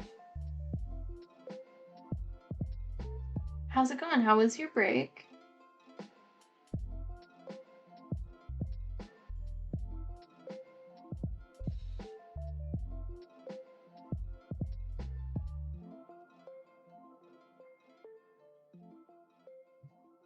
We are talking about AI patterns. If anybody in the chat, or if you're watching this video back, if you've ever fallen victim to any AI patterns, let us know which ones. Drop in the comments which patterns you have fallen for. And if you want to, like if you never found a reasonable substitute for this pattern, like if you bought it because you really, really wanted it and then it ended up being garbage, throw all of the pictures from the posting into our Discord and maybe we'll try and make them, because I do patterns. So I think that based on just the images, we could probably put together like a reasonable duplicate and make like an actual pattern for a lot of those things. I think that would be a really cool challenge. I think we could do it. I think there are a couple that would be hard, obviously, because, you know, it's not possible to defy gravity and to make yarn cross itself. That would be kind of hard. You need to come hang out with you while you do. Here, Griffin. It's been a hard pattern. Oh yeah, girl, I got you. I still would love to do that together. I think... Do you have the pattern with you? What size of yarn does it call for? Is it size 6 or is it size 4? Because I remember it being bulky, but I couldn't remember. Because I have so much yarn. Like, not so much yarn. I know a lot of like crochet influencers have like the whole wall of yarn. I have this like section of yarn right there. This is all of my colored yarn. This is all of my bulky yarn, everything over size 4. This little basket has all of my like yarn balls in it. Like my scraps that are just long enough to not be stuffing, but just small enough to not really be their own project. And then this basket is like my glow-in-the-dark yarn and my size 2 yarn and my thread and stuff like that. So this is all of my yarn. And I consider this to be a lot of yarn because I don't have plans for all of it. Like if I had plans for all of it, I would consider it not having so much yarn, but I just kind of have all of this yarn and I feel like it's too much. So I might just make like, I might just pick a couple of colors and just make like a little, like a small griffin with you. We can do the griffin for Friday's stream. I think it's size 6. I thought that it was bulky too. I was pretty sure that it was. So this Friday we are doing a heart garland for Valentine's Day, but also as a memorial for those who have been victims of ice. I believe there's 36 or 37, so we're just gonna like be crocheting a bunch of hearts and talking. And then next Friday I was gonna do frogs, but it's not really by request, it's just something I was thinking of doing. So we could probably do griffin instead. I think the next Friday, my plan basically was just doing something watermelon. Like something with watermelon colors. So I could do like a watermelon griffin. Like have the little paws and legs be green, and then white joints, and then red body with seeds. That might be fun. I could probably do that. But I still want to do frogs. I like the frogs. But yeah, I haven't decided yet. But this Friday is definitely hearts, because I need to get that done before Valentine's Day, and I've been wanting to do it for a little while. Oh, there's our notification that Blanche Roy just followed, even though that was 12 minutes ago and possibly longer. But thank you again for following. If you're still here, I appreciate you.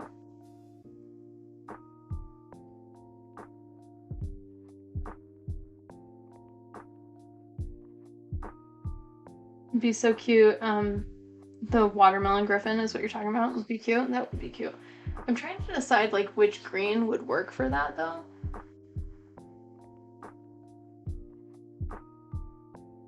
I might do like pastels.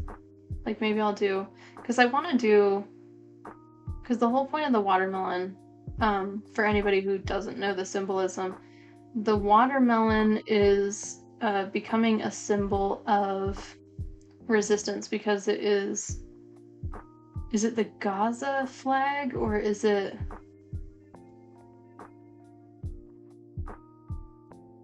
I think it's the country's flag. Palestine. Is it the Palestine flag? I'm gonna check actually now because I am curious. So, let's see. Some of us don't know how to do a waistcoat stitch. I can show you if you'd like. Tam Cam, welcome, welcome. I can show you. They're a little bit tougher. It is my favorite stitch though. Like, I'm a huge fan.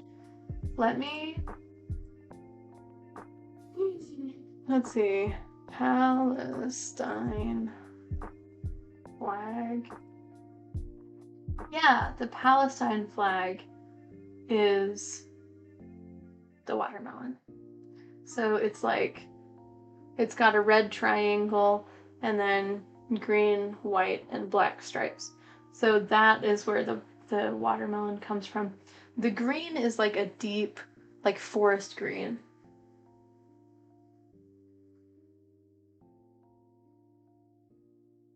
Which I do have something similar, so I think I'll use that.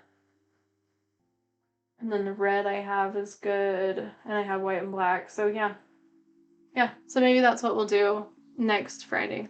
Alright, let me see. Let's go over waistcoat stitch real fast. Let's switch here. Alright. So I hope you can see all right, but basically what you're gonna do is in every single crochet that you do, the anatomy of a single crochet, ready? So there's this V in each crochet. I don't know if it's zoomed in well enough for you to see. Let me try and zoom in.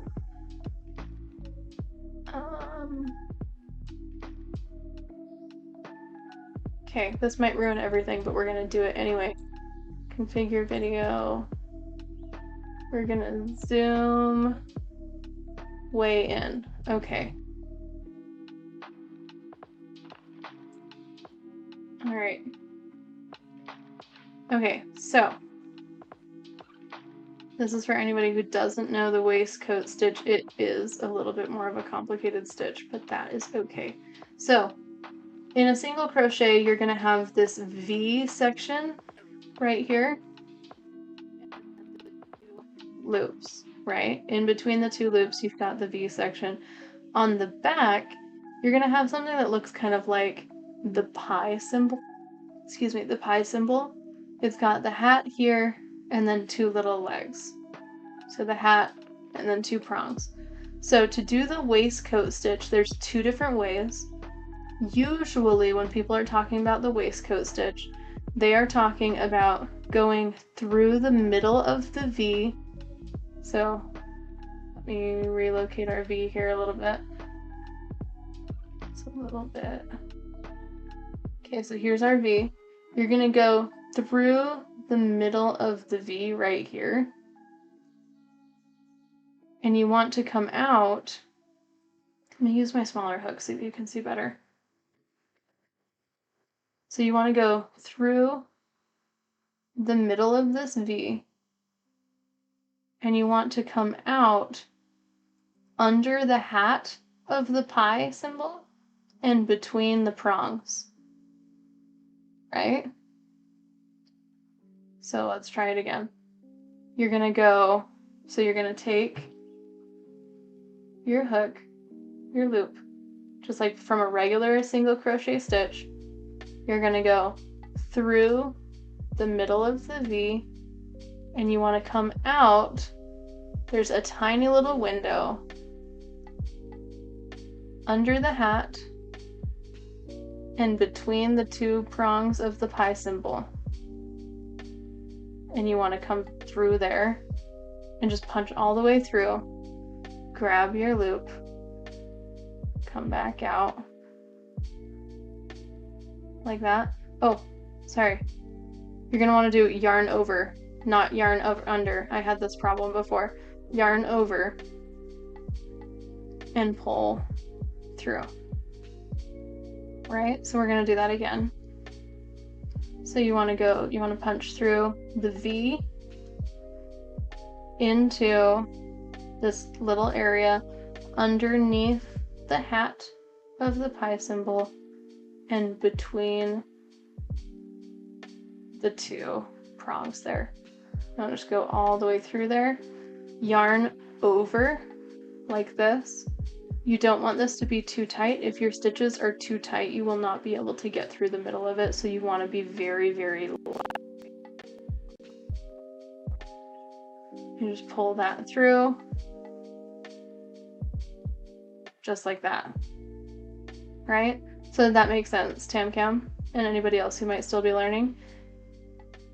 The alternative way to do waistcoat stitch is when you do the regular waistcoat stitch, you end up with stitches that kind of lean to the left. And the alternative way, as you can see, mine stack up on top of each other very squarely. The way you get it to do that, so it's not leaning to the left, is just basically the same thing. You want to go through the V. It's still through that V. But when you turn around to the back of the pi symbol, instead of going through, whoops. Okay, I need to take this off. It's driving me nuts. Instead of going through, so you've got the V here. You want to go through that, but instead of coming through the middle of the pi symbol here, you want to come through the V and under the hat, but to the side, to the right of both legs. Does that make sense? I know it's so hard to see. I need to figure out this camera probably if I'm gonna do like tutorials and stuff. But you go under the hat, but to the side of both legs. And that will cause it to kind of lean in the opposite direction, which will fix the lean that the waistcoat stitch naturally has. So again, with our regular hook, we're going to go through the V, kind of pull open the top of the pi symbol there, and just kind of punch it through. And then yarn over, just like that. So again, we'll go through the V, pull over the hat, pull over the hat. So you want to go to the hat, like underneath the hat, but to the right of both legs, and punch through there. If you are new to the waistcoat stitch, you know, you try it the classic way. If you're having a hard time locating the spot that I am talking about. Let's see if I can adjust my lighting a little bit here. Oh, sorry, it's kind of loud.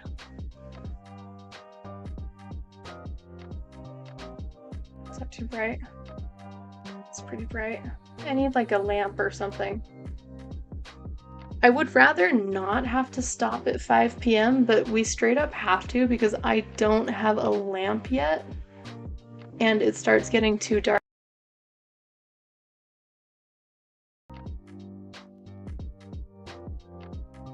Lighting? Yes, it is. Dang it. I wish I had just like a desk lamp. I need a desk lamp. I will get one very soon, I promise.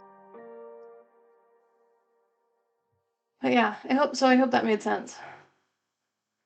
But that's kind of what we're doing right now. So it's through the V, and then you just kind of punch through underneath the top hat there.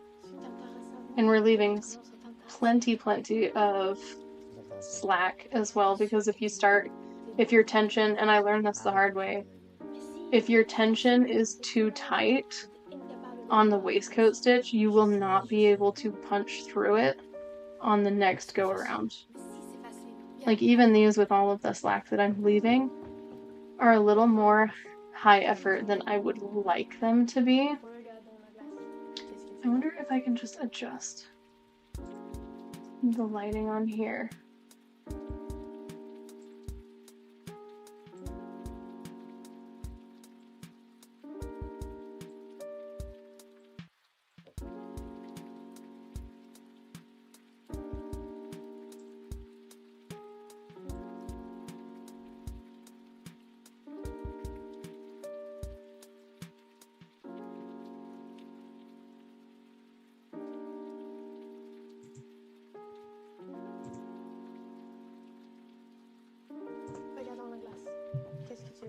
Here we go.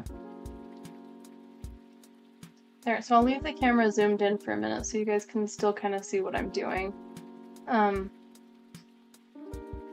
yeah, I think just the important part is just trying to figure out how to get it through the center. I started doing the waistcoat stitch. This is actually my favorite stitch. I really do like how it ends up. I did these little like acorn. We can get you a good lamp from my work. Oh, that would be super cool, actually. Let me know next time you're in and we should go. What was I saying? Oh yeah, so I learned the waistcoat stitch actually when I was doing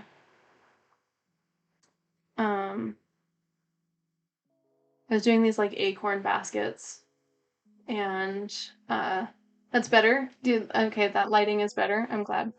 Yeah, I think it just was getting too dark. Dark Moon! Clover, thank you so much for the follow. Welcome, welcome. But yeah, I think that it's dark for me is the problem. Like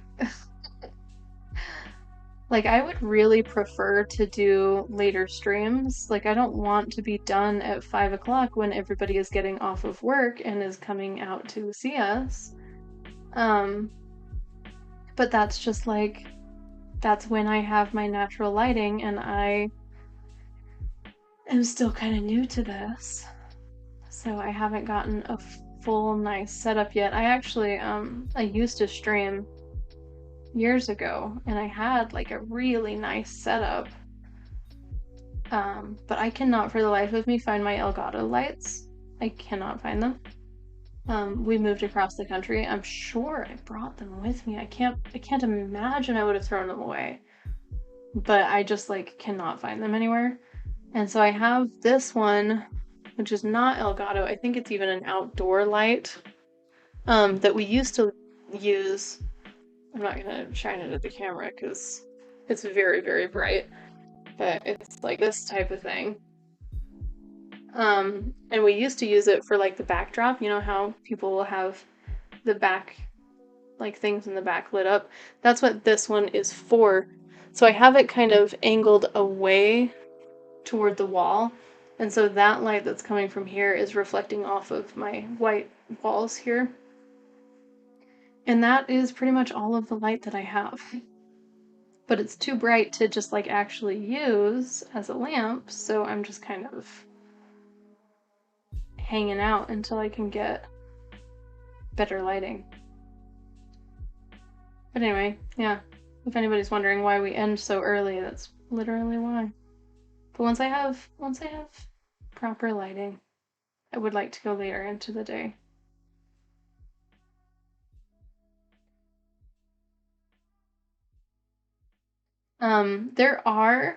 I do want to let people know, anybody who's not comfortable with the waistcoat stitch, I know my camera is not super, it's kind of hard to see. I don't know, maybe it's just because it's so much smaller on my screen. Maybe it actually is decent resolution, and I'm just not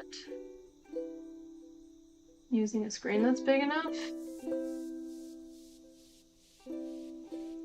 But there are a lot of really good tutorials on how to do both versions of the waistcoat stitch on YouTube, and I definitely recommend trying those out if mine was unclear.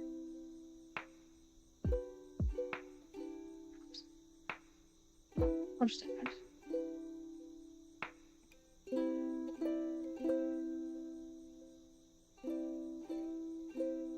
Yeah, but anyway, so I am super psyched for tonight.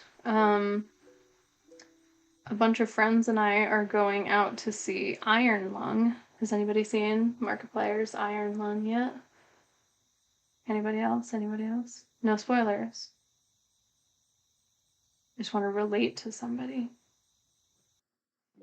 But yeah, that is what I will be doing tonight, and I am so flippin' excited. It will be so great.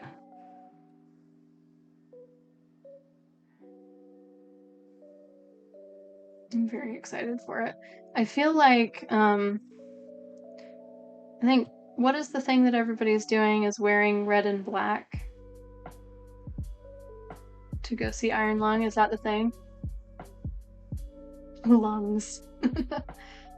Yeah, so do I even own anything red? I wish I could wear this hat. Maybe I'll just wear like a headband. Maybe I'll just wear it incomplete as a headband for now. Oh, we're already to another side. See, we're really moving now that I've got decent tension and I'm not doing it as tight. We're moving really fast. So I am going to try this on because I think it's ready. Not finished, but ready to be tried on. Yeah, so here is our hat so far. You can see it's got the cute little mushroom top so far.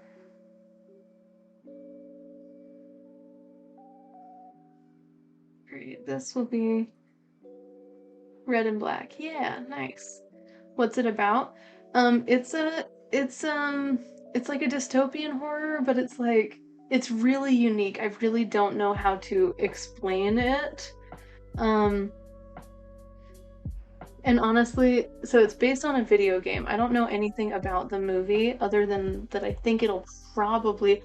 Oh my gosh, Freakinator Gaming! Hello, long time. How are you, my friend? But yeah, it's basically it's a horror survival, but it's all very the game at least was very hypothetical. Like there wasn't really a lot that actually happened. It was just what do you call that? Psychological? It's like a psychological horror, but it's a very unique and interesting concept. I do recommend it. I haven't seen it. If it's close to the game, which I know it will be, because if you're talking about that, I'm so excited to be seated. Oh, in a few hours, you and your sister Andy and her boyfriend David are going to see Iron Man. Me too. Oh my gosh, we're going in. I think 3 hours from now we'll be seating. So, yeah. Mark broke the record for most fake blood used in a movie. I believe that actually. It would have to be, right? Because it would have to be like a swimming pool full of fake blood. That's crazy. For me, it's 2 hours. Oh, so you're gonna be halfway through by the time mine starts. But I'm streaming again on Friday, so come back Friday and let's talk about it with no spoilers. No spoilers. But I know that people who don't know what it is, hearing that someone broke the record, that the creator broke the record for most fake blood, I do not believe it's gory. Like, that's weird to say. I don't believe that, like, gory death will be involved. That's not really what the movie is all about. It's hard to explain without spoiling stuff. He had to go to the hospital because he got so much in his eyes that they were stained red. That is so spooky. Oh my gosh. That's yikes. But yeah, so the concept is that he's exploring.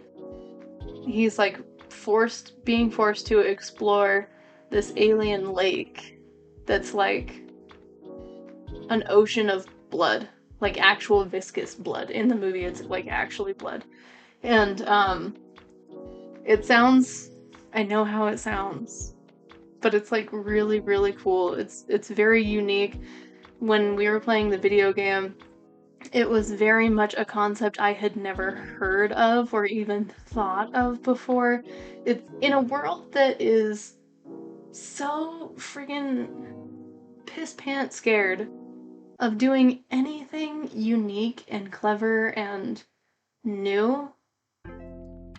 I found it extremely. It's really kind of refreshing to have this sort of like new take on psychological horror genre, which is not a genre that I'm usually interested in, like, honestly. So, but I'm really psyched about it. And the creator, Markiplier, he probably goes by his actual name in the credits, which I believe is Mark Fishbaugh, I think is his last name, but I'm a 90s kid who grew up with him, so he's just Markiplier to me. But yeah, so he's like one of the biggest YouTubers of all time, one of the first that got a real solid start on YouTube, and I am just so excited to see him reach out and do something like this, do something new, and kind of bring like the movie creation industry to indie developers' front doors like this. Like he's just a guy. Like, I think that the budget for the film was only $2 million. Fishbot, yeah, I thought so. I said. But yeah, the budget for the film, I think, was only like $2 million. And it's only been out for a couple of days, and they've already made... I can't remember the newest numbers, I guess. I think last time I heard it was like 20 million or something, so they've like absolutely killed it. Ooh, this stitch was too tight. Dang it. Giving me a struggle. But yeah, it's really cool. I'm excited for it. I mean, I hope he didn't go the super gory route. I don't know why he would. It wasn't really relevant. 3 million. What, the budget was 3 million? Huh, that's good to know. But yeah, so it's really exciting. But yeah, I don't think there would be any reason for him to have like actual... They made close to 10 million from the box office sales alone. I believe it. I believe it. And because he's a gamer, he was one of the first to play the game, the little indie game that's based on. I assume they're gonna stay pretty close to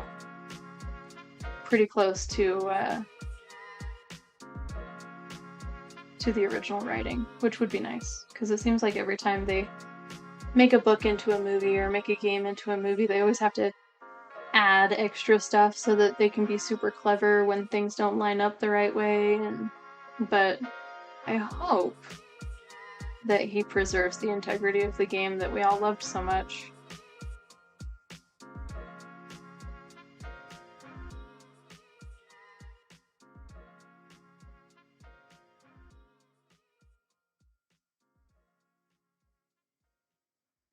You're a week away from the 9th anniversary of Bending the Ink Machine Chapter 1, and this year might be a bigger celebration.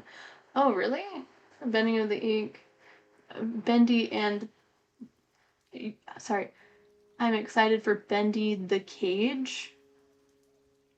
Third-person entry in the franchise this year.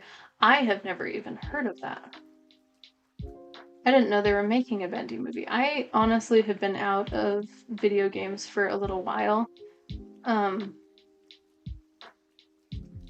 think, you know, I had a hard time back when I was on a team. It kind of left me with some not so good thoughts about myself. And so I sort of got out of, you know, serious gaming for a little while there. And then we moved to Florida and we had 2 kids, and I just am kind of just now getting into things again, and mostly what I play at this point is like chill games to relax after the kids have gone to bed. So. Oh, I know the Garden of Ban. I've never played it and will never play it, but I know what it is.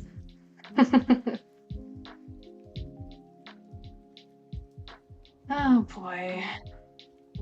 That's like the AI art of video games. Like, just bad things getting famous and making people millions of dollars. Yeah, no, everything is good. Everything is looking up now. I don't know. Are you in the US, Frankinator Gaming? I think you're in the US, aren't you? Or are you Canada? I can't remember. We've probably talked about this, but, you know, details. It's not AI, though. It's just a dumpster fire. I know, that's what I mean, though. It's like, it's like AI, but somebody actually put effort into it, which is so sad. You're in Colorado. Yeah, so you know what's going on. You know what's up in the world. So, yeah, I think I'm taking a very sort of active stance on... I'm in Utah, so we're dealing with a lot of... You probably haven't heard because it's local news, but we're dealing with a lot of local corruption and gerrymandering and undermining the people and stuff over here. So I have taken a very active role in organizations that are sort of fighting our legislators. And it has caused me to kind of be overly stressed, which is why I started this stream and this community, is I wanted to create a place where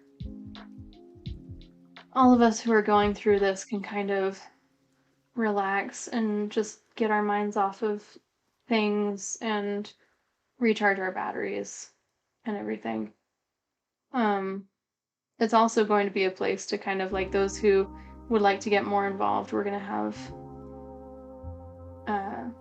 like a bunch of activism resources and stuff too in our Discord, which will be nice. So it won't just be about resting and ignoring everything. It'll be about recharging your batteries, filling up your cup, connecting with a community of like-minded people, and you know, working to feel better about everything.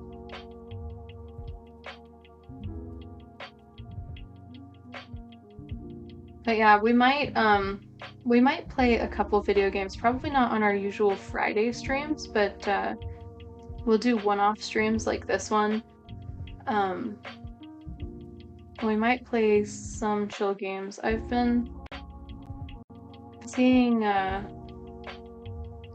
there's a new DLC for Sims coming out that I think I'm really interested in and I think would be fun to play on stream. And then I've been playing a lot of Dave the Diver, which is like a super chill, fun game that I think would be fun to play together. So we might play a couple games. I think mostly it's going to be crafting. And definitely on Fridays it will always be crafting, but we might sprinkle a couple other things in there too. I would like to try other crafts as well. Like I would like to try knitting and some of the other things that I've done. I would like to get back into just kind of providing a space to recharge, just no matter what that means. Just whatever we feel like we need that day. Just providing space for it. That's kind of my goal.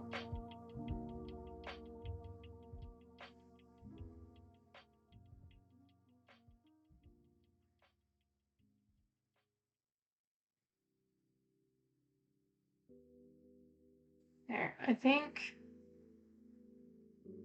my goodness, I feel like we're really moving, but like at the same time,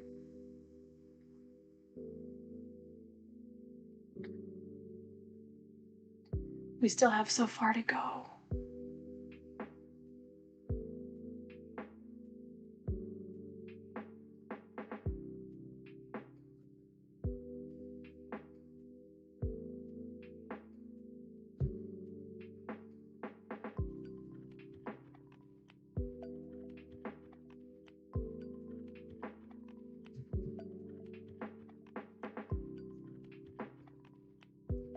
I'm thinking, let me see. Let me gather my thoughts. I'm thinking, so our next stream, Friday, we're going to be doing Hearts for Valentine's Day, and I can't imagine that I'm going to finish this hat in an hour. So I'm thinking what I'll probably do is finish it off stream, but I'll record a video for anybody who's following along, and I will release that video when I edit all the streams together into a more followable, you know, probably cut it down to 15 minutes or so. And I will add it into that rather than having a third stream for the hat. Because I definitely want to do the hearts this Friday. I don't want to wait too much longer. But I also want to get this finished, so I don't want to wait until the following Friday or next Tuesday to do the hat. So I think that's probably what I'll do, is I'll finish it off stream and then post the video of how to like do the last couple of rounds and finish it off and then get the tassel attached. I think we will do all of that. Probably do it in the evenings rather than carving out some dedicated stream time to it, which is a little bit harder for me. Alright, we're to another decrease. Let's figure out what we're doing here. Alright, I think we're these two this time. So we'll go through. Where are we going? We'll do one more and then decrease.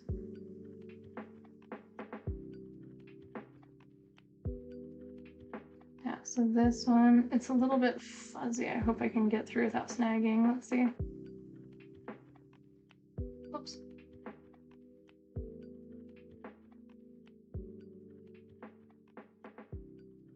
All right, there's one, and this one.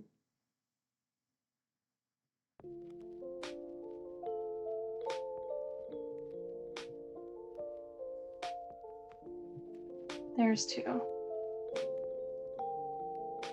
I understand. And decrease. Lovely. All right. Yeah, that's starting to come together nicely, I think.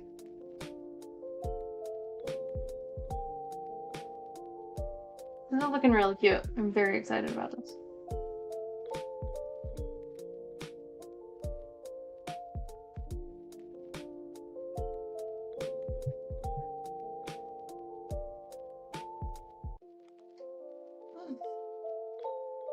I think I also need to get lighter headphones, because if I'm gonna have my head down like this, kind of hard. I have to put the headphones like all the way back on my head. All right, we'll probably finish up this row and then I'm gonna call it for the night. We are losing daylight and I cannot see my stitches anymore. And I'm hopefully have a lamp by Friday. I'm hoping that I can get out and fix that by Friday.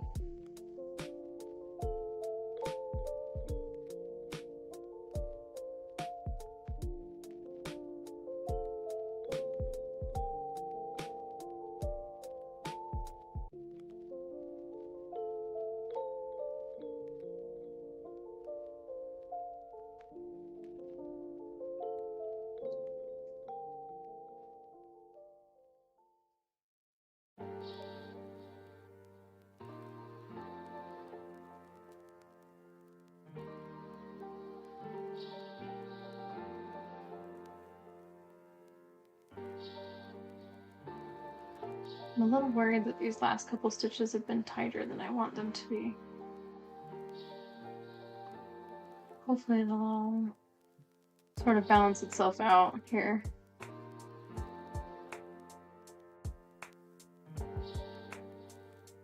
Goodness.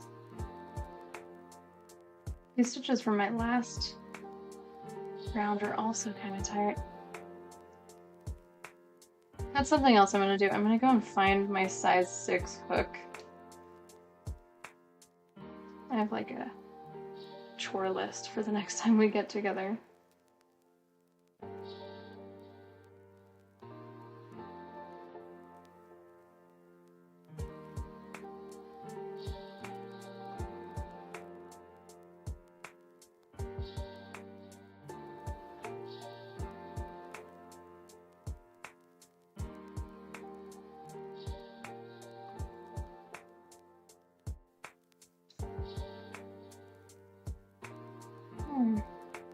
It's coming along.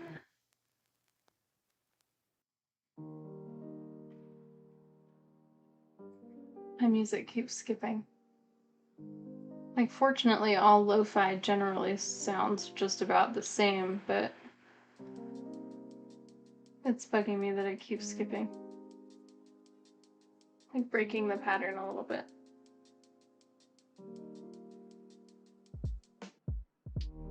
Oh, speaking of which,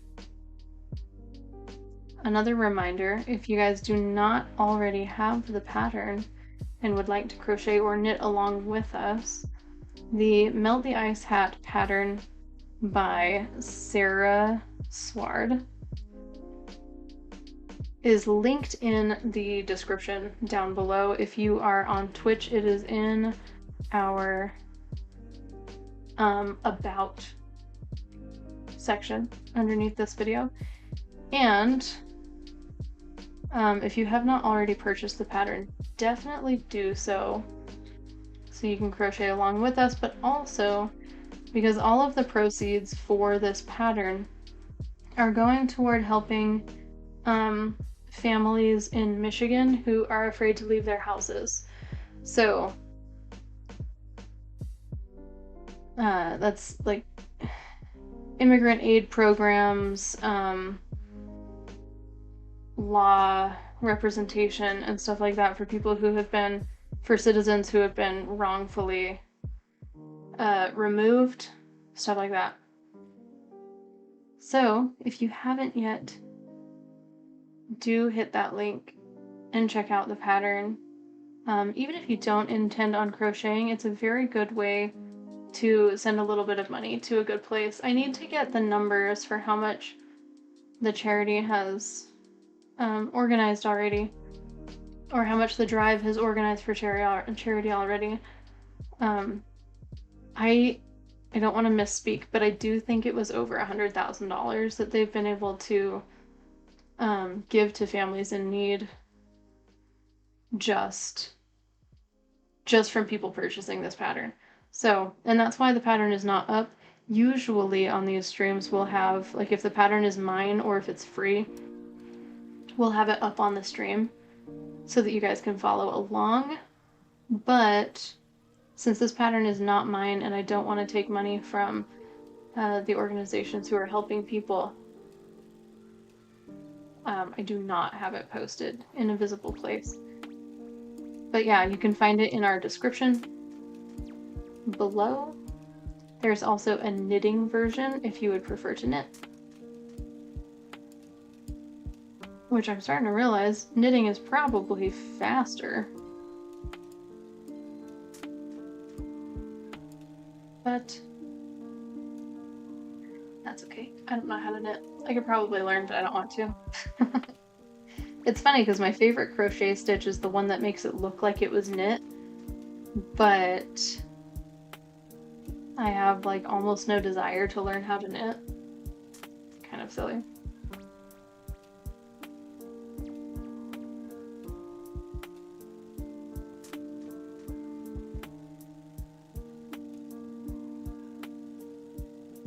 Alright, with these last couple stitches, I do want to thank everybody for coming and hanging out with me while we get some work on this. It was, holy cow, the first couple hours there was quite a mess. Trying to figure out how to get the waistcoat stitch to fit into way too tight stitches. That was like the worst crocheting experience of my life.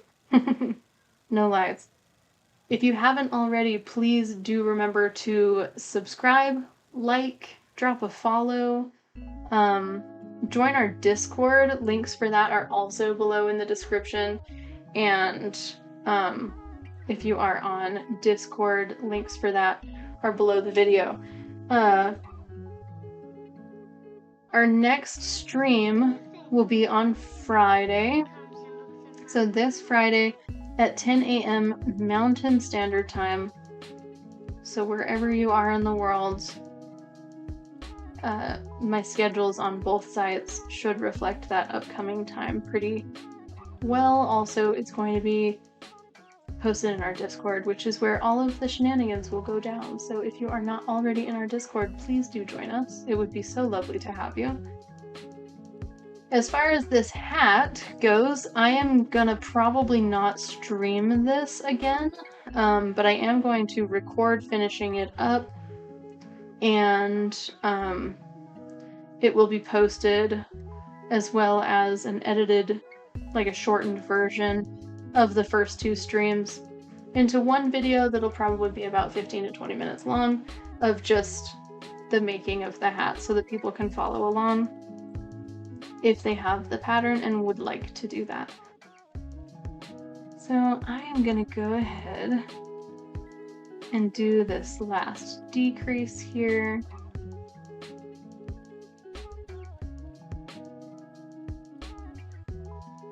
Frankinator, have so much fun at the movie. Come back on Friday and tell me what you thought of it. and I will tell you what I thought of it, and we will vibe together, and it will be awesome. We're gonna go ahead and leave that there. You know what? I'm gonna put it on again. We're gonna end this stream by wearing the hat.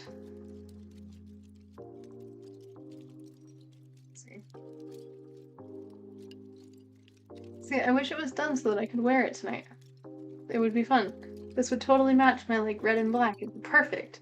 It'd be perfect. Should have started it earlier. What was I thinking? Having things to do. Unbelievable. Alright, well there it is. So we'll have part 3 will not be live, but part 3 will be uploaded with the condensed video. Hopefully sometime this week, but we will see how long it takes me to finish this. I think that we're more than halfway there. As it gets toward the top, it kind of, you know, fastens off, so I think it'll be pretty quick. But yeah, I'm really excited about how this is coming along. I'm so excited that dear Liam is home, and I'm so glad that this hat pattern is earning so much money for people who need it. Good things are happening. You know, it just good things are happening. Everything is good. Keep your joy about you. Keep your, you know, desire to do good. And I appreciate all of you so much, and I will see you on Friday. Do not forget to mark your calendars. We'll see you soon.